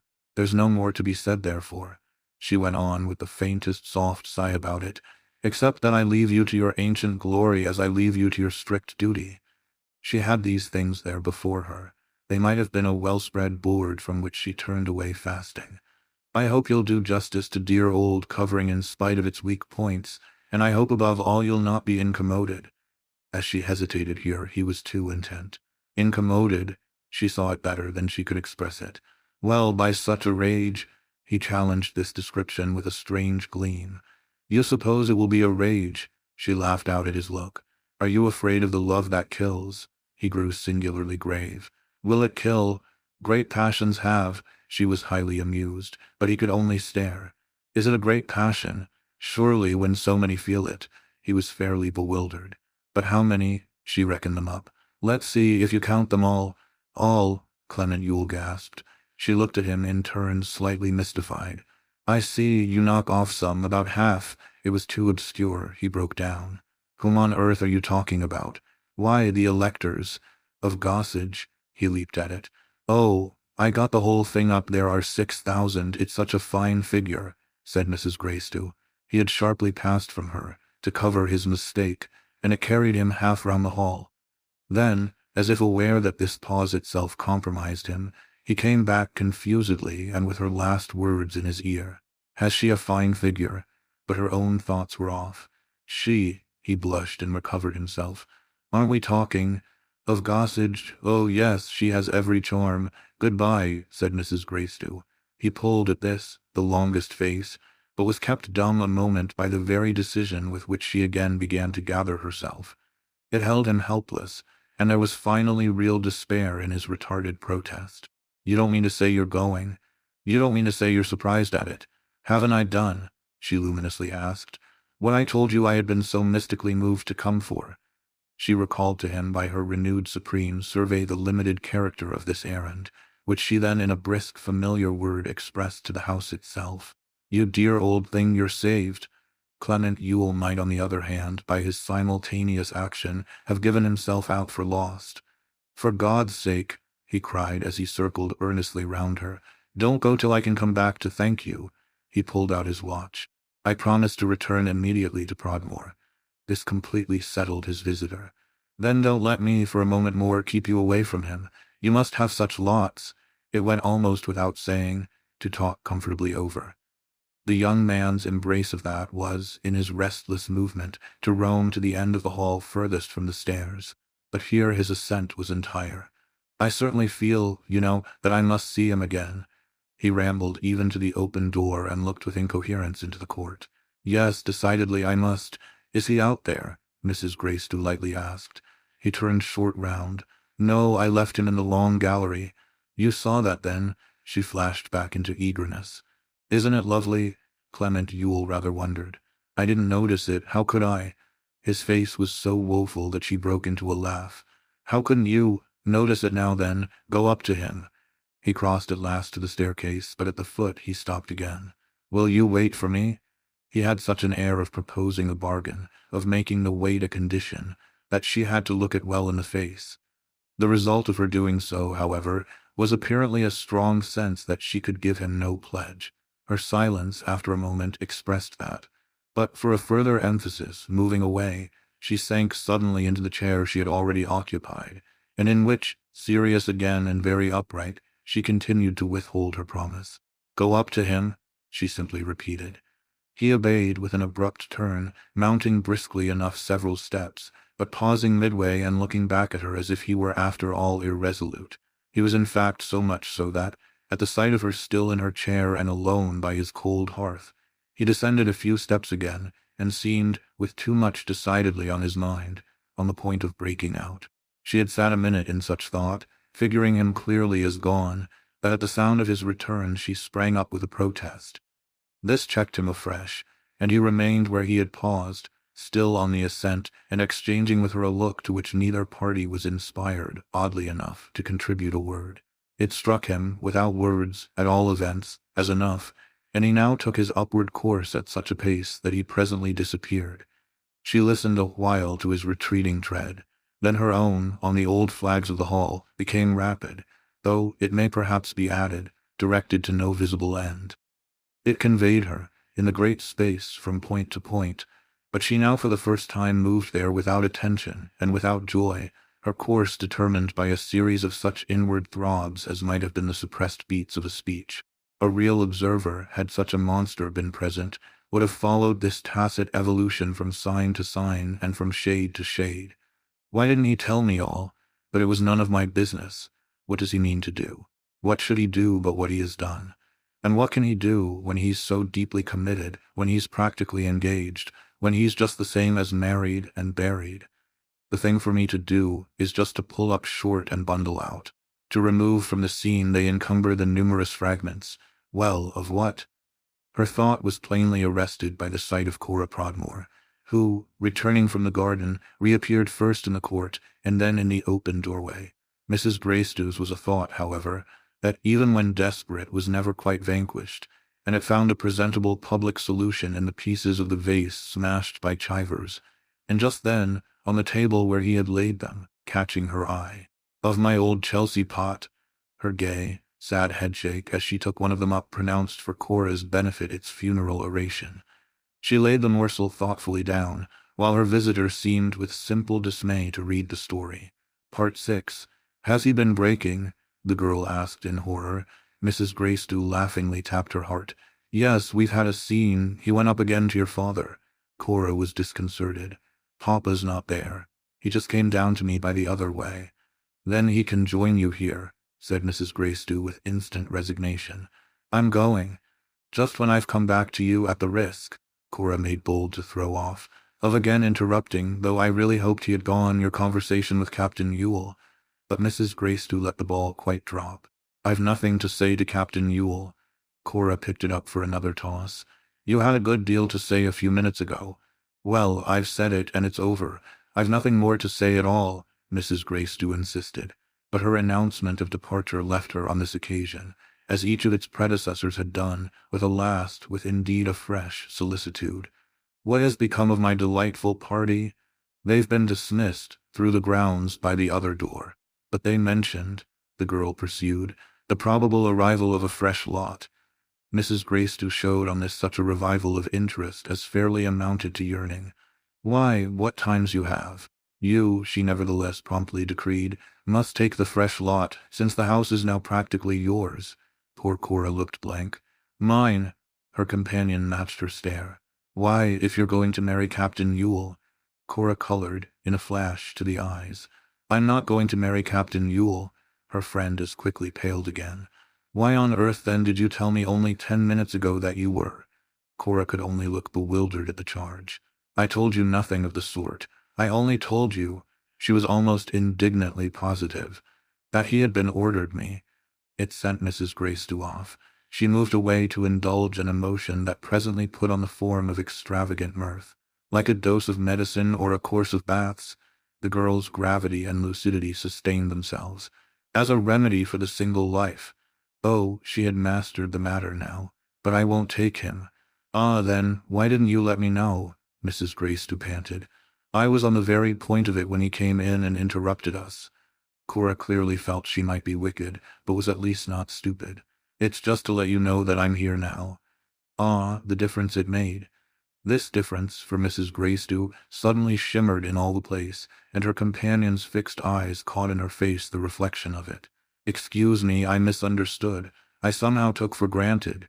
She stopped, a trifle awkwardly, suddenly tender for Cora, as to the way she had inevitably seen it. You took for granted I'd jump at him. Well, you can take it for granted I won't. Mrs. Gracedieu, fairly admiring her, put it sympathetically. You prefer the single life? No, but I don't prefer him. Cora was crystal bright. Her light, indeed, for her friend was at first almost blinding. It took Mrs. Gracedieu a moment to distinguish, which she then did, however, with immense eagerness. You prefer someone else? Cora's promptitude dropped at this, and starting to hear it, as you might well have seen, for the first time publicly phrased, she abruptly moved away. A minute's sense of her scruple was enough for Mrs. Gracedieu. This was proved by the tone of soft remonstrance and high benevolence with which that lady went on. She had looked very hard, first, at one of the old warriors hung on the old wall, and almost spoke as if he represented their host. He seems remarkably clever. Cora, at something in the sound, quite jumped about. Then why don't you marry him yourself? Mrs. Gracedieu gave a sort of happy sigh. Well, I've got 50 reasons. I rather think one of them must be that he hasn't happened to ask me. It was a speech, however, that her visitor could easily better. I haven't got 50 reasons, but I have got one. Mrs. Gracedieu smiled as if it were indeed a stroke of wit. You mean your case is one of those in which safety is not in numbers? And then on Cora's visibly not understanding. It is when reasons are bad that one needs so many. The proposition was too general for the girl to embrace, but the simplicity of her answer was far from spoiling it.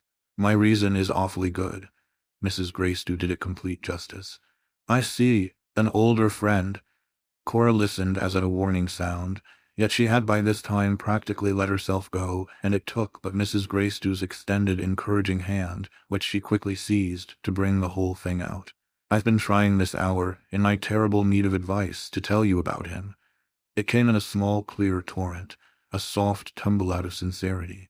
After we parted, you and I, at the station, he suddenly turned up there, and I took a little quiet walk with him which gave you time to get here before me, and of which my father is in a state of ignorance that I don't know whether to regard as desirable or dreadful. Mrs. Gracedieu, attentive and wise, might have been, for her face, the old family solicitor. You want me then to inform your father? It was a wonderful intonation. Poor Cora, for that matter too, might suddenly have become under this touch the prodigal with a list of debts. She seemed an instant to look out of a blurred office window pane at a grey London sky, then she broke away. I really don't know what I want. I think, she honestly admitted, I just want kindness. Mrs. Greystow's expression might have hinted, but not for too long, that Bedford Row was an odd place to apply for it. She appeared for an instant to make the revolving office chair creak. What do you mean by kindness? Cora was a model client, she perfectly knew. I mean help.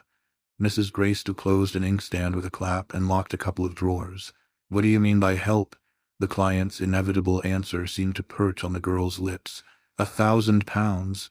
But it came out in a much more charming form. I mean that I love him. The family solicitor got up. It was a high figure. And does he love you? Cora hesitated. Ask him. Mrs. Greystow weighed the necessity. Where is he? Waiting. And the girl's glance, removed from her companion and wandering aloft and through space, gave the scale of his patience. Her adviser, however, required the detail. But where? Cora briefly demurred again. In that funny old grotto, Mrs. Greystow thought. Funny. Halfway from the park gate. It's very nice, Cora more eagerly added. Mrs. Greystow continued to reflect. Oh, I know it. She spoke as if she had known it most of her life. Her tone encouraged her client. Then will you see him? No. This time it was almost dry. No, no. If you want help, Mrs. Greystow, still musing, explained. Yes. Well, you want a great deal. Oh, so much. Cora but too woefully took it in. I want, she quavered, all there is. Well, you shall have it. All there is. She convulsively held her to it. Mrs. Greystow had finally mastered it. I'll see your father. You dear, delicious lady. Her young friend had again encompassed her, but passive and preoccupied, she showed some of the chill of apprehension. It was indeed as if to meet this that Cora went earnestly on. He's intensely sympathetic. Your father. Mrs. Greystow had her reserves. Oh, no, the other person. I so believe in him, Cora cried. Mrs. Greystow looked at her a moment. Then so do I, and I like him for believing in you. Oh, he does that, the girl hurried on. Far more than Captain Yule. I could see just with one glance that he doesn't at all. Papa has of course seen the young man I mean, but we've been so sure Papa would hate it that we've had to be awfully careful.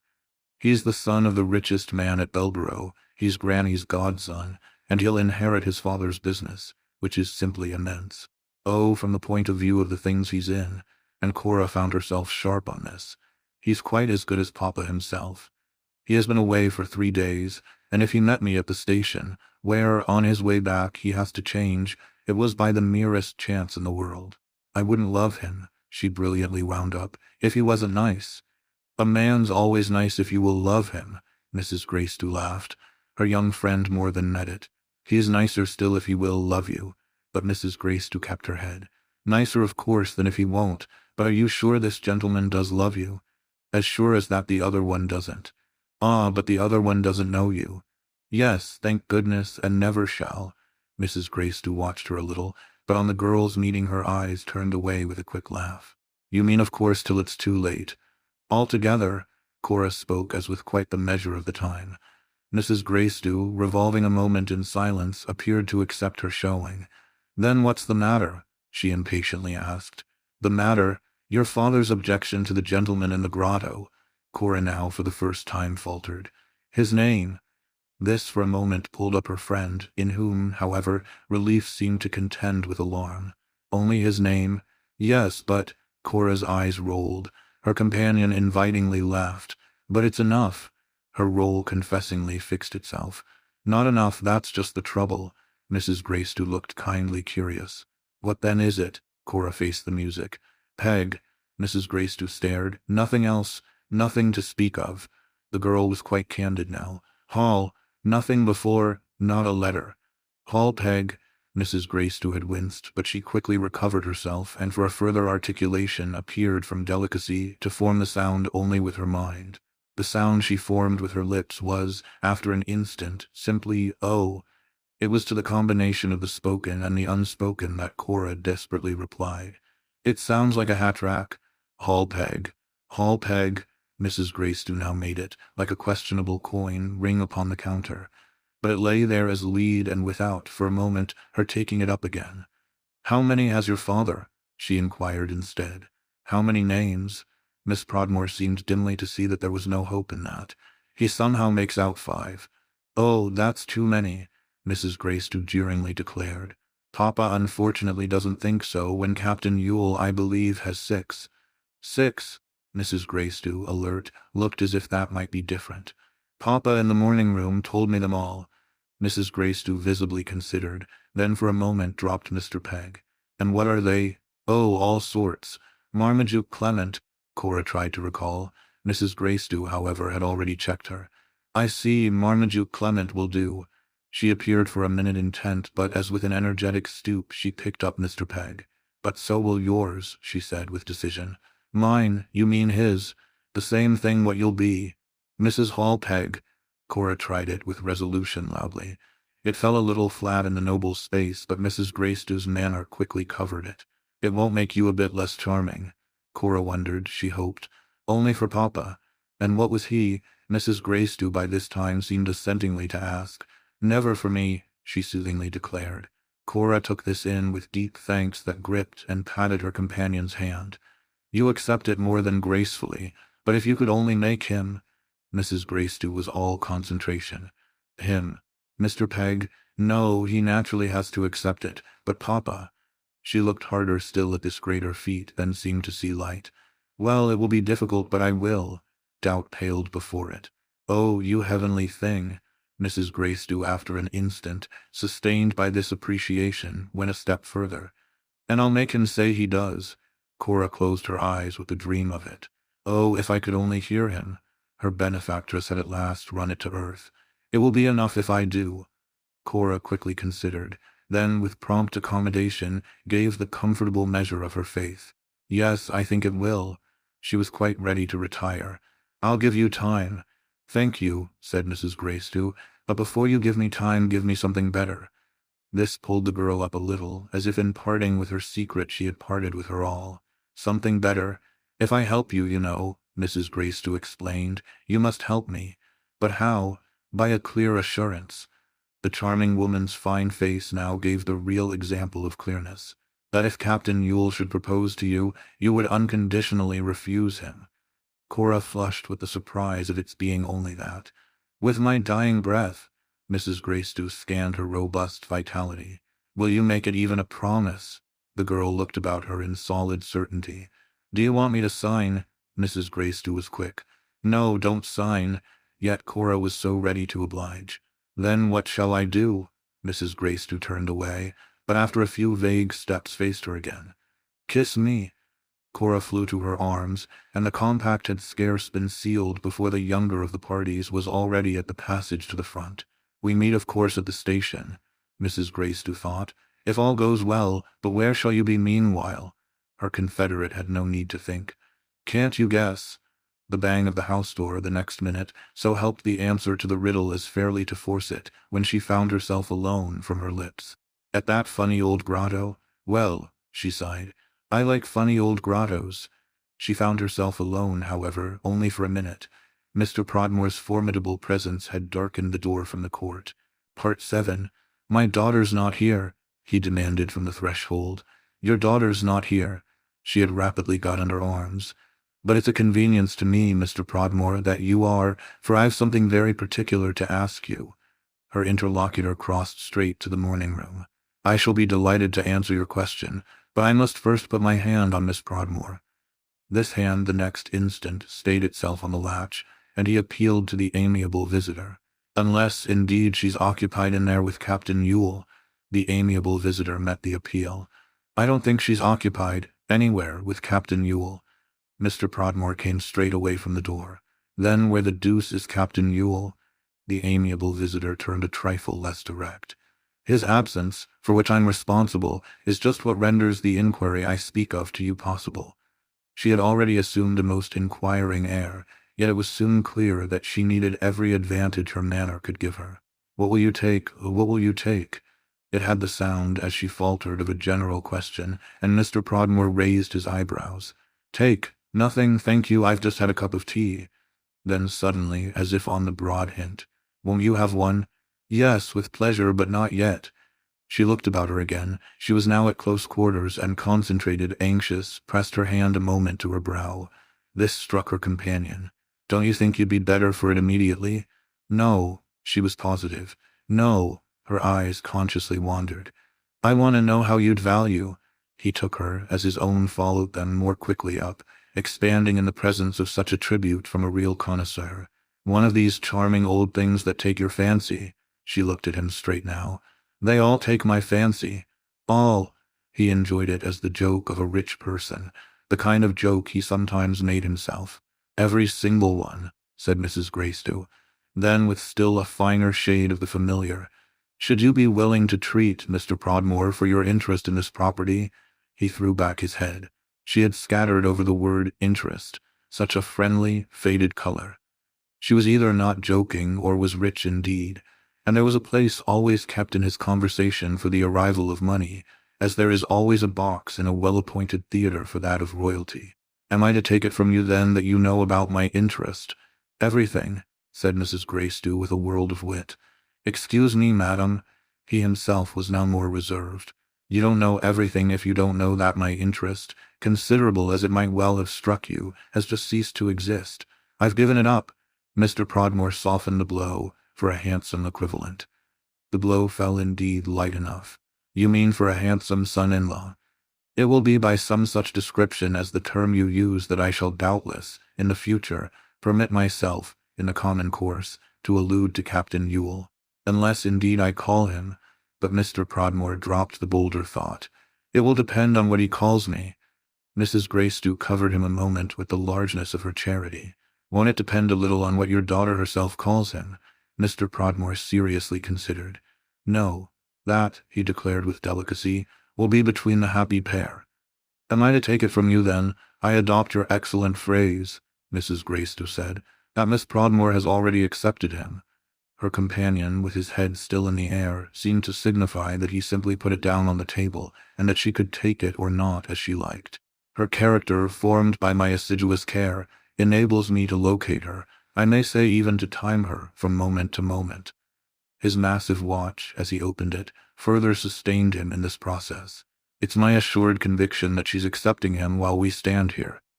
Mrs. Gracedieu was so affected by his assured conviction that, with an odd, inarticulate sound, she forbore to stand longer. She rapidly moved away, taking one of the brief excursions of step and sense that had been for her, from the first, under the noble roof, so many dumb but decisive communions.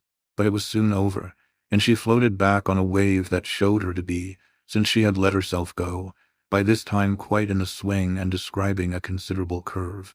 Dear Mr. Prodmore, why are you so imprudent as to make your daughter afraid of you? You should have taught her to confide in you. She has clearly shown me, she almost soothingly pursued, that she can confide. Mr. Prodmore, however, suddenly starting, looked far from soothed. She confides in you? You may take it from me, Mrs. Gracedieu laughed. Let me suggest that, as fortune has thrown us together a minute, you follow her good example. She put out a reassuring hand. She could perfectly show him the way. Tell me, for instance, the ground of your objection to poor Mr. Pegg. I mean Mr. Pegg of Belborough, Mr. Hall Pegg, the godson of your daughter's grandmother, and the associate of his father in their flourishing house, to whom, as he is to it, and to her, Miss Prodmore is devotedly attached. Mr. Prodmore had in the course of this speech availed himself of the support of the nearest chair, where, in spite of his subsidence, he appeared in his amazement twice his natural size. It has gone so far as that. She rose before him as if in triumph. It has gone so far that you had better let it go the rest of the way. He had lost breath, but he had positively gained dignity. It's too monstrous to have plotted to keep me in the dark. Why, it's only when you're kept in the dark that your daughter's kept in the light. She argued it with a candor that might have served for brilliancy. It's at her own earnest request that I plead to you for her liberty of choice. She's an honest girl, perhaps even a peculiar girl, and she's not a baby. You overdo, I think, the nursing. She has a perfect right to her preference. Poor Mr. Prodmore couldn't help taking it from her, and this being the case, he still took it in the most convenient way. And pray haven't I a perfect right to mine? He asked from his chair. She fairly seemed to serve it up to him, to put down the dish with a flourish. Not at her expense. You expect her to give up too much. And what has she, he appealed, expected me to give up? What but the desire of my heart and the dream of my life?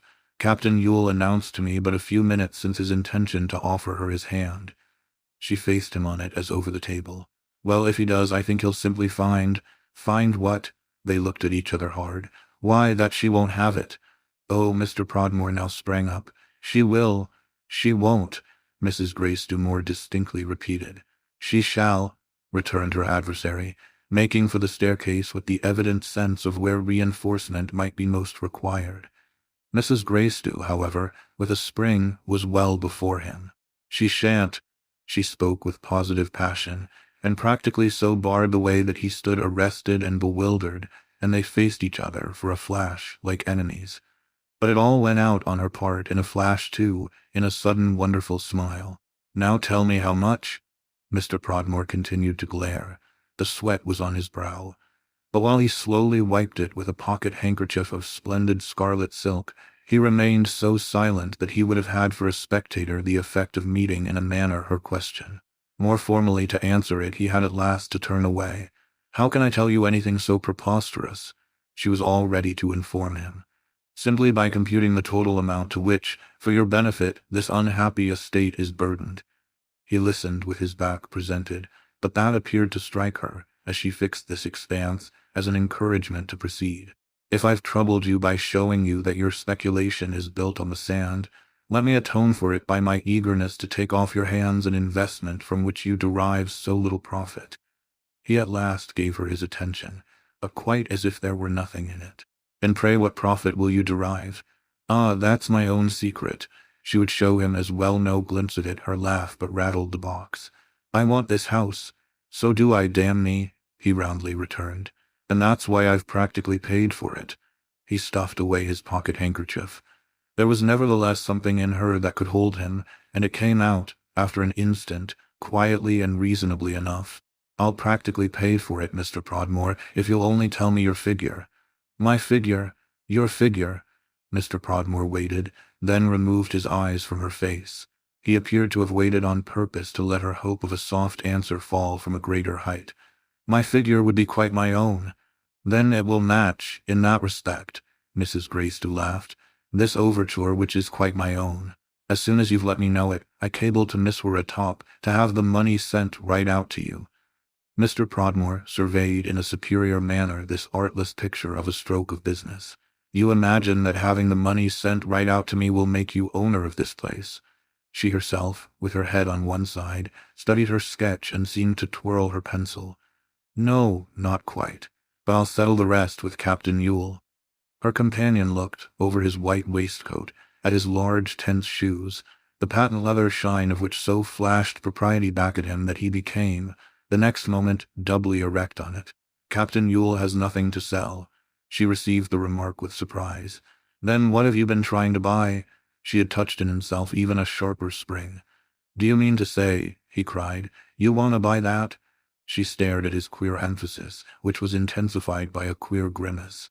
Then she turned from him with a change of color, and an ejaculation that led to nothing more, after a few seconds, than a somewhat conscious silence. A silence of which Mr. Prodmore made use to follow up his unanswered question with another. Is your proposal that I should transfer my investment to you for the mere net amount of it your conception of a fair bargain? This second inquiry, however, she could, as she slowly came round, substantially meet. Pray, then, what is yours? Mine would be, not that I should simply get my money back, but that I should get the effective value of the house. Mrs. Gracedieu considered it. But isn't the effective value of the house just what your money expresses? The lid of his hard left eye, the harder of the two, just dipped with the effect of a wink. No, madam, it's just what yours does. It's moreover just what your lips have already expressed so distinctly. She clearly did her best to follow him. To those people, when I showed the place off, Mr. Prodmore laughed. You seem to be taking bids, then. She was candid, but earnest. Taking them? Oh, like an auctioneer, you ran it up high. And Mr. Prodmore laughed again. She turned a little pale, but it added to her brightness. I certainly did, if saying it was charming. Charming? Mr. Prodmore broke in. You said it was magnificent. You said it was unique. That was your very word. You said it was the perfect specimen of its class in England. He was more than accusatory, he was really crushing. Oh, you got in deep. It was indeed an indictment, and her smile was perhaps now rather set. Possibly, but taunting me with my absurd high spirits and the dreadful liberties I took doesn't in the least tell me how deep you're in. For you, Mrs. Greystow. He took a few steps, looking at his shoes again, and as if to give her time to plead, since he wished to be quite fair that it was not for her. I'm in to the tune of 50,000. She was silent on this announcement, so long that he once more faced her. But if what he showed her in doing so at last made her speak, it also took the life from her tone. That's a great deal of money, Mr. Prodmore. The tone didn't matter, but only the truth it expressed, which he so thoroughly liked to hear. So I've often had occasion to say to myself, if it's a large sum for you then, said Mrs. Greystow, it's a still larger one for me. She sank into a chair with a vague melancholy. Such a mass loomed huge, and she sat down before it as a solitary herald, resigning himself with a sigh to wait, might have leaned against a tree before a besieged city. We women, she wished to conciliate, have more modest ideas. But Mr. Prodmore would scarce condescend to parley. Is it as a modest idea that you describe your extraordinary intrusion? His question scarce reached her. She was so lost for the moment in the sense of innocent community with her sex. I mean, I think we measure things often rather more exactly. There would have been no doubt of Mr. Prodmore's very different community as he rudely replied. Then you measured this thing exactly half an hour ago. It was a long way to go back, but Mrs. Greystow, in her seat, musingly made the journey, from which she then suddenly returned with a harmless, indeed quite a happy memento. Was I very grotesque? He demurred. Grotesque? I mean, did I go on about it? Mr. Prodmore would have no general descriptions. He was specific, he was vivid. You banged the desk, you raved, you shrieked. This was a note she appeared indulgently, almost tenderly, to recognize. We do shriek at Miss Weratop.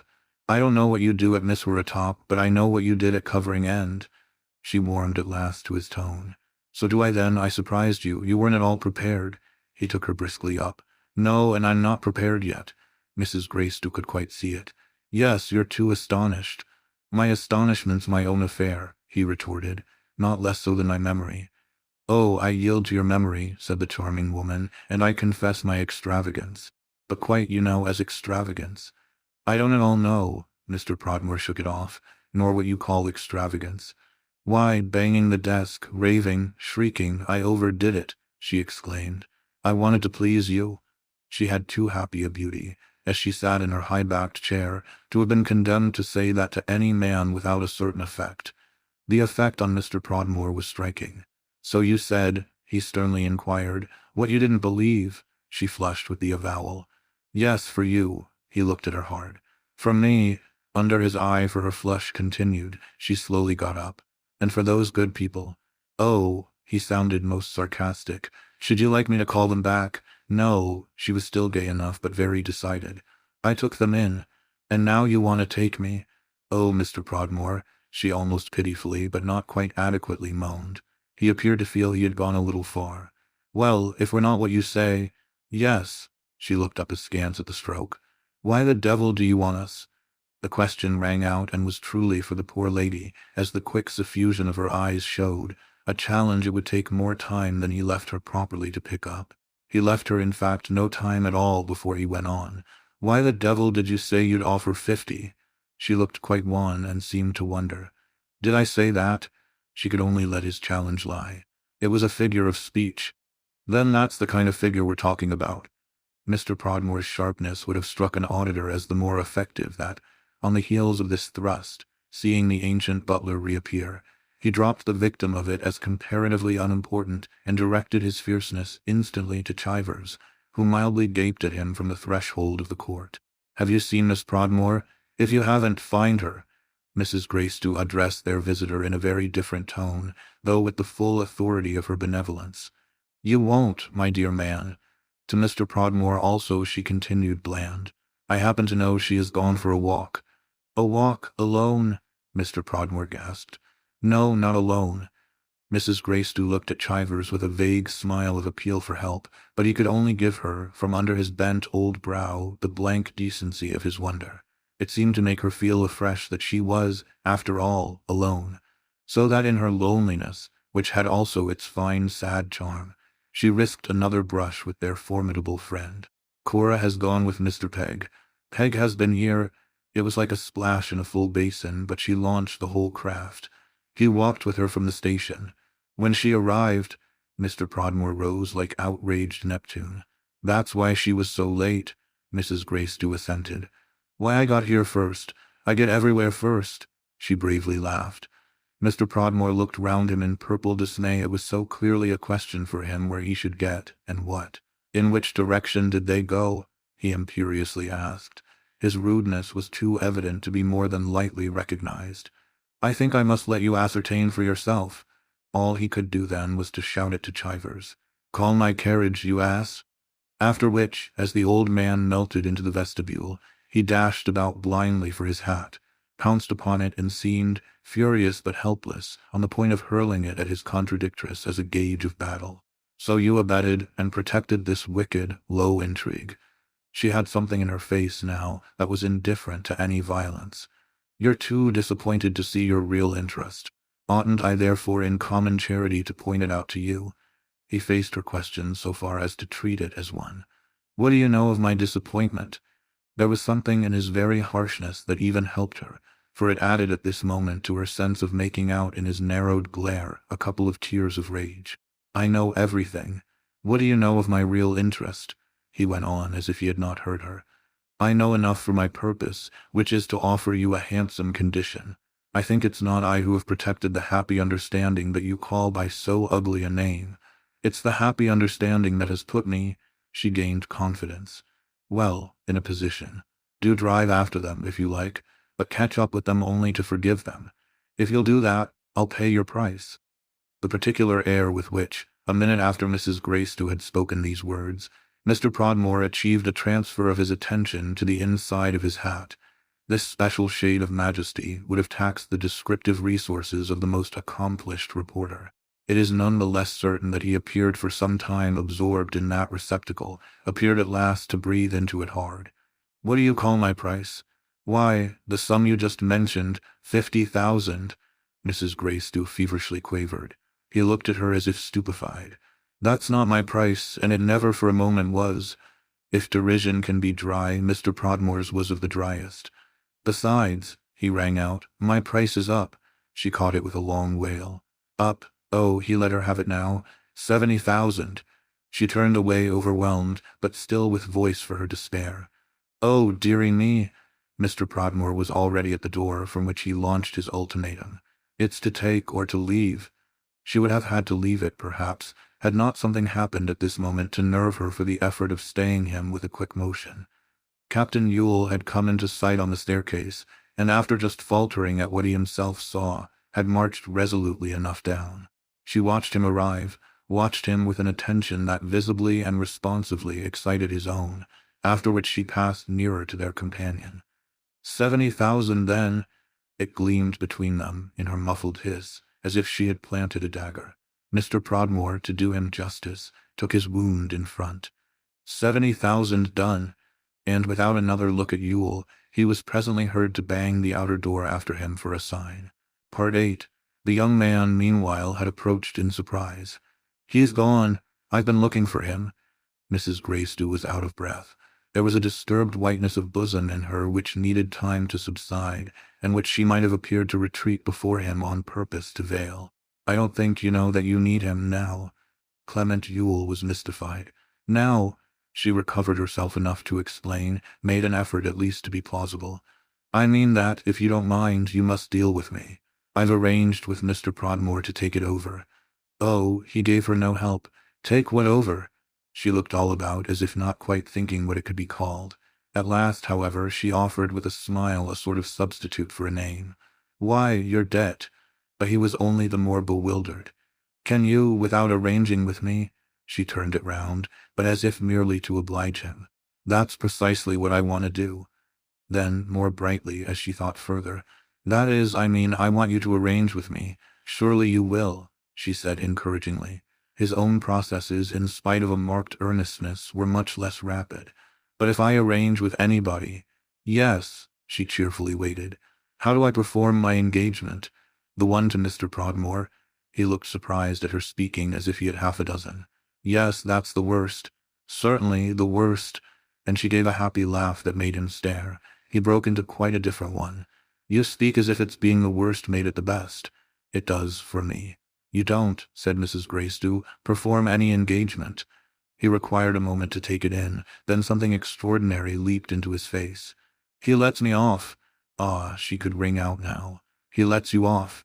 It lifted him high, but only to drop him with an audible thud. Oh, I see, I lose my house. Dear, no, that doesn't follow. She spoke as if the absurdity he indicated were the last conceivable, but there was a certain want of sharpness of edge in her expression of the alternative. You arrange with me to keep it. There was quite a corresponding want, clearly, in the image presented to the captain, of which, for a moment, he seemed with difficulty to follow the contour. How do I arrange? Well, we must think, said Mrs. Gracedieu. We must wait. She spoke as if this were a detail for which she had not yet had much attention, only bringing out, however, the next instant in an encouraging cry, and as if it were by itself almost a solution. We must find some way.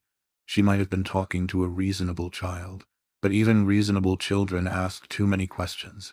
Yes, and what way can we find?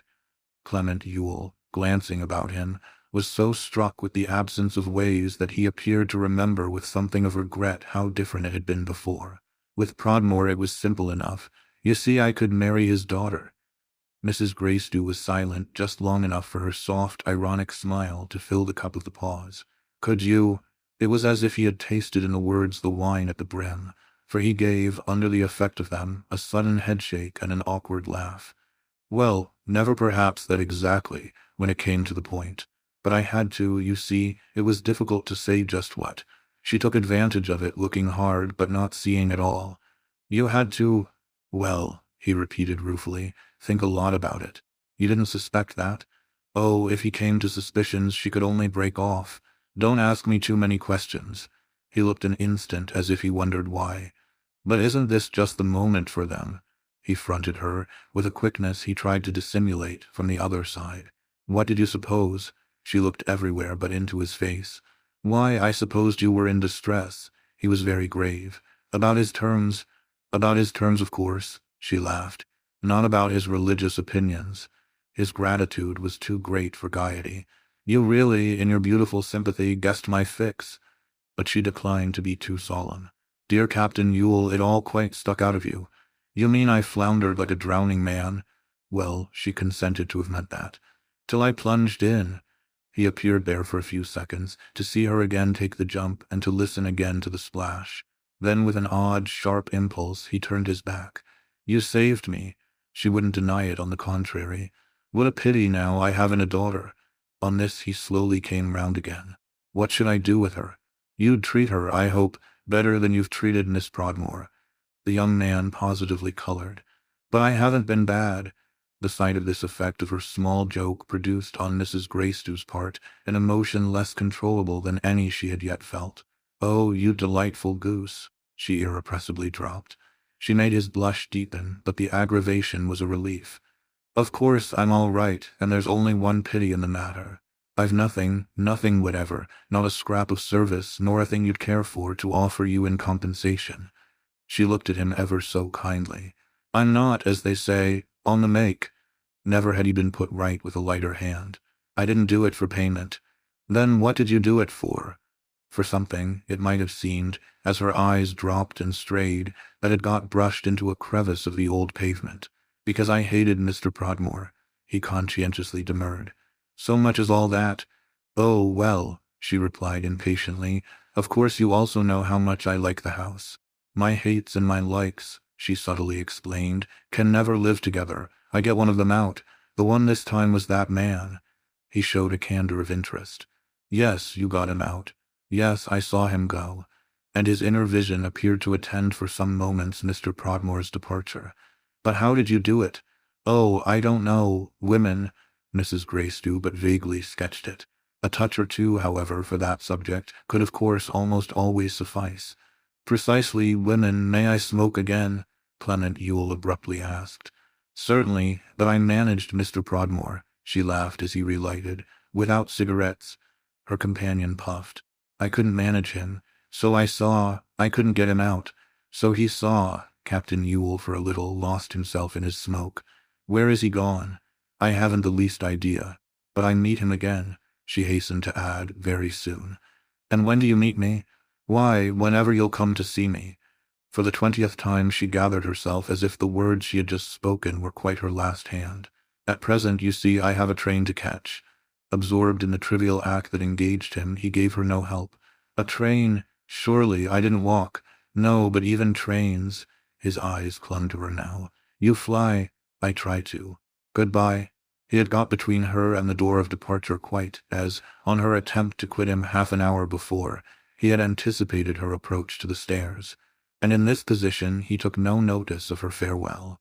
"I said just now that I had nothing to offer you, but of course I've the house itself." "The house?" She stared. "Why, I've got it. Got it. All in my head, I mean. That's all I want."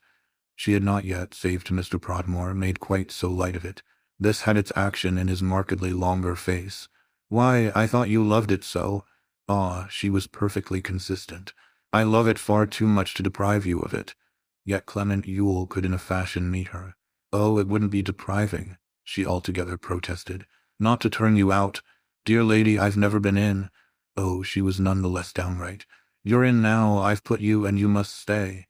He looked round so woefully, however, that she presently attenuated. "I don't mean all the while, but long enough." "Long enough for what?" "For me to feel you're here." "And how long will that take?" "Well, you think me very fast, but sometimes I'm slow. I told you just now, at any rate," she went on, "that I had arranged you should lose nothing. Is the very next thing I do, then, to make you lose everything?" "It isn't a question of what I lose," the young man anxiously cried. "It's a question of what I do. What have I done to find it all so plain?" Fate reversed, improved, and unnatural, too much for him, and his heated young face showed honest stupefaction. "I haven't lifted a finger. It's you who have done all." "Yes, but if you're just where you were before, how in the world are you saved?" She put it to him with still superior lucidity. "By my life's being my own again, to do what I want." "What you want?" Mrs. Greystow's handsome uplifted head had it all there, every inch of it. "Is to keep your house." "Ah, but only," he perfectly assented, "if, as you said, you find a way." "I have found a way, and there the way is. For me just simply not to touch the place." "What you want," she argued more closely, "is what made you give in to Prodmore. What you want is these walls and these acres. What you want is to take the way I first showed you." Her companion's eyes, quitting for the purpose her face, looked to the quarter marked by her last words as at an horizon now remote. "Why, the way you first showed me was to marry Cora." She had to admit it, but as little as possible. "Practically, yes." "Well, it's just practically that I can't." "I didn't know that then," said Mrs. Greystow. "You didn't tell me." He passed, with an approach to a grimace, his hand over the back of his head. "I felt a delicacy. I didn't even know that." She spoke it almost sadly. "It didn't strike you that I might?" She thought a moment. "No," she thought again. "No, but don't quarrel with me about it now." "Quarrel with you?" He looked amazement. She laughed, but she had changed color. "Cora, at any rate, felt no delicacy. Cora told me." Clement Yule fairly gaped. "Then she did know. She knew all, and if her father said she didn't, he simply told you what was not." She frankly gave him this, but the next minute, as if she had startled him more than she meant, she jumped to reassurance. "It was quite right of her. She would have refused you." The young man stared. "Oh!" He was quick, however, to show, by an amusement perhaps a trifle overdone, that he felt no personal wound. "Do you call that quite right?" Mrs. Greystow looked at it again. "For her, yes, and for Prodmore." "Oh, for Prodmore!" His laugh grew more grim. "With all my heart." This, then, her kind eyes seemed to drop it upon him, was all she meant. "To stay at your post, that was the way I showed you." He had come round to it now, as mechanically, in intenser thought, he smoothed down the thick hair he had rubbed up. But his face soon enough gave out, in wonder and pain, that his freedom was somehow only a new predicament. "How can I take any way at all, dear lady? If I only stick here in your path." She had taken him straight up and with spirit, and the same spirit bore her to the end. I won't stick a moment more. Haven't I been trying this age to leave you?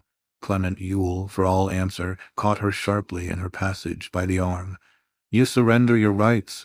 He was for an instant almost terrible. She quite turned pale with it. Weren't you ready to surrender yours? I hadn't any, so it was deuced easy. I hadn't paid for them. Oh, that, she let him see, even though with his continued grasp he might hurt her, had nothing in it. Your ancestors had paid. It's the same thing.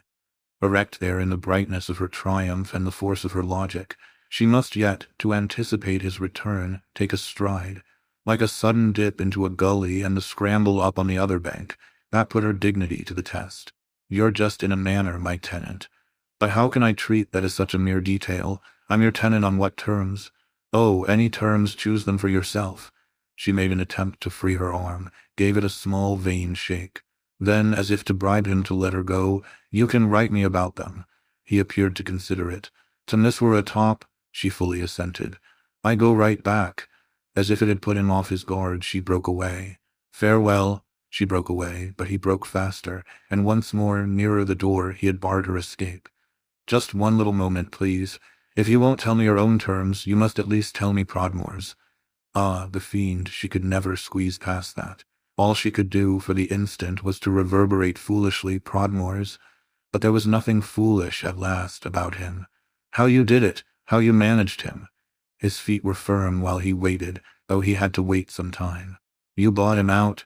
She made less of it than clearly he had ever heard made of a stroke of business. It might have been a case of his owing her ninepence. I bought him out. He wanted at least the exact sum. For how much? Her silence seemed to say that she had made no note of it, but his pressure only increased. I really must know. She continued to try to treat it as if she had merely paid for his cab. She put even what she could of that suggestion into a tender, helpless, obstinate headshake. You shall never know.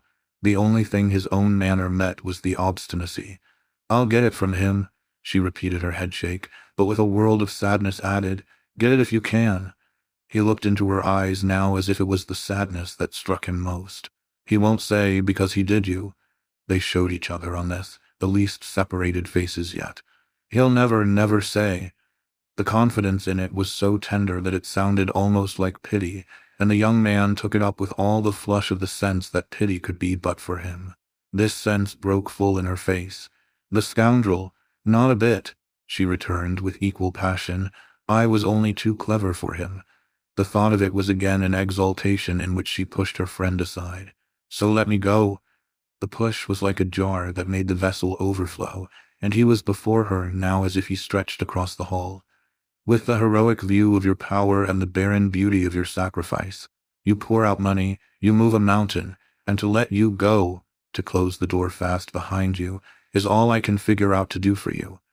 His emotion trembled out of him with the stammer of a new language, but it was as if in a minute or two he had thrown over all consciousness.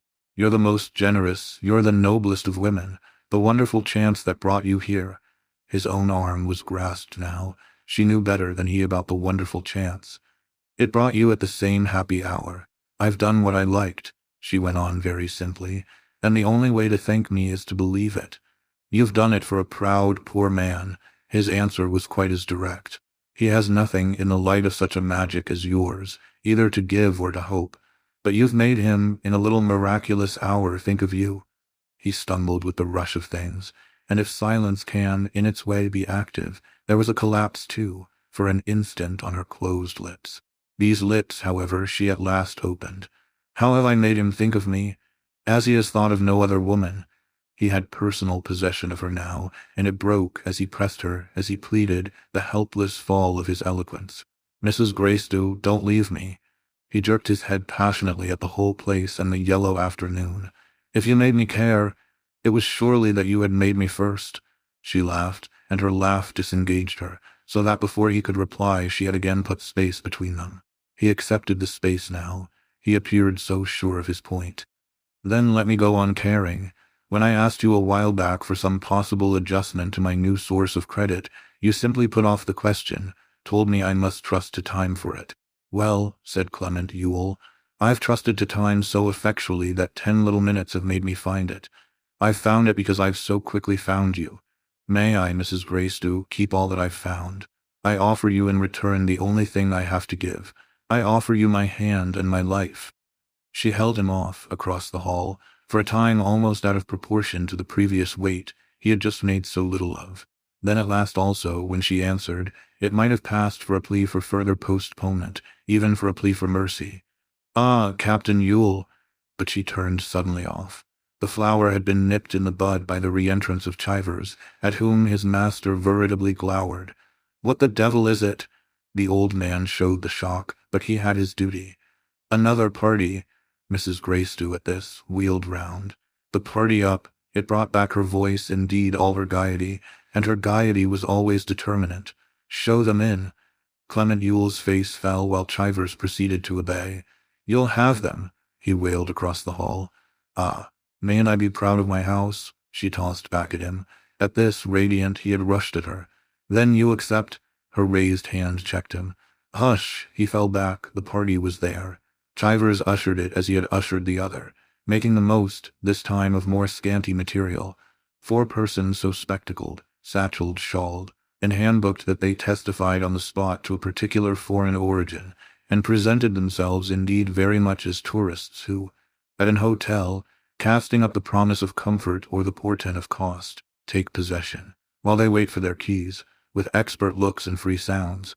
Clement Yule, who had receded, effacing himself, to the quarter opposed to that of his companion, addressed to their visitors a covert but dismayed stare, and then, edging round in his agitation, to the rear instinctively sought relief by escape through the open passage.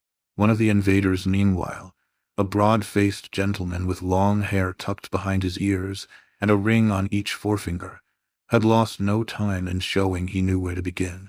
He began at the top, the proper place, and took in the dark pictures ranged above the tapestry. "Old Vamily portraits," he appealed to Chivers and spoke very loud. Chivers rose to the occasion and, gracefully pawing the air, began also at the beginning. "Dame Dorothy Yule, who lived to 101. 101 Oxo," broke, with a resigned absence of criticism, from each of the interested group, another member of which, however, indicated with a somewhat fatigued skip the central figure of the series, the personage with the long white legs that Mrs. Gracedieu had invited the previous inquirers to remark. "Who's dis?" the present inquirer asked. The question affected the lovely lady over by the fireplace as the trumpet of battle affects a generous steed. She flashed on the instant into the middle of the hall and into the friendliest and most familiar relation with everyone and with everything. "John Anthony Yule, sir, who passed away, poor duck in his flower." They met her with low salutations, a sweep of ugly shawls, and a brush of queer German hats. She had issued, to their glazed convergence, from the dusk of the Middle Ages and the shade of high pieces, and now stood there, beautiful and human and happy, in a light that, whatever it was for themselves, the very breadth of their attention, the expression of their serious faces, converted straightway for her into a new, and into the right one. To a detached observer of the whole, it would have been promptly clear that she found herself striking these good people very much as the lawful heir had, half an hour before, struck another stranger, that she produced in them, in her setting of assured antiquity, quite the romantic vibration that she had responded to in the presence of that personage. They read her as she read him, and a bright and deepening cheer, reflected dimly in their thick thoroughness, went out from her as she accepted their reading. An impression was exchanged, for the minute, from side to side. Their grave admiration of the finest feature of the curious house, and the deep free radiance of her silent, grateful "why not?" It made a passage of some intensity and some duration, of which the effect, indeed, the next minute, was to cause the only lady of the party, a matron of rich Jewish type, with small nippers on a huge nose, and a face out of proportion to her little Freyschutz hat, to break the spell by an uneasy turn and a stray glance at one of the other pictures. "Who's dat?" "That." The picture chanced to be a portrait over the wide arch, and something happened at the very moment to arrest Mrs. Gracedieu's eyes rather above than below. What took place, in a word, was that Clement Yule, already fidgeting in his impatience back from the front, Just occupied the arch, completed her thought, and filled her vision. "Oh, that's my future husband." He caught the words, but answered them only by a long look at her as he moved, with a checked wildness of which she alone, of all the spectators, had a sense, straight across the hall again and to the other opening. He paused there as he had done before, then with a last dumb appeal to her dropped into the court and passed into the garden. Mrs. Gracedieu, already so wonderful to their visitors, was, before she followed him, wonderful with a greater wonder to poor Chivers. "You dear old thing, I give it all back to you,"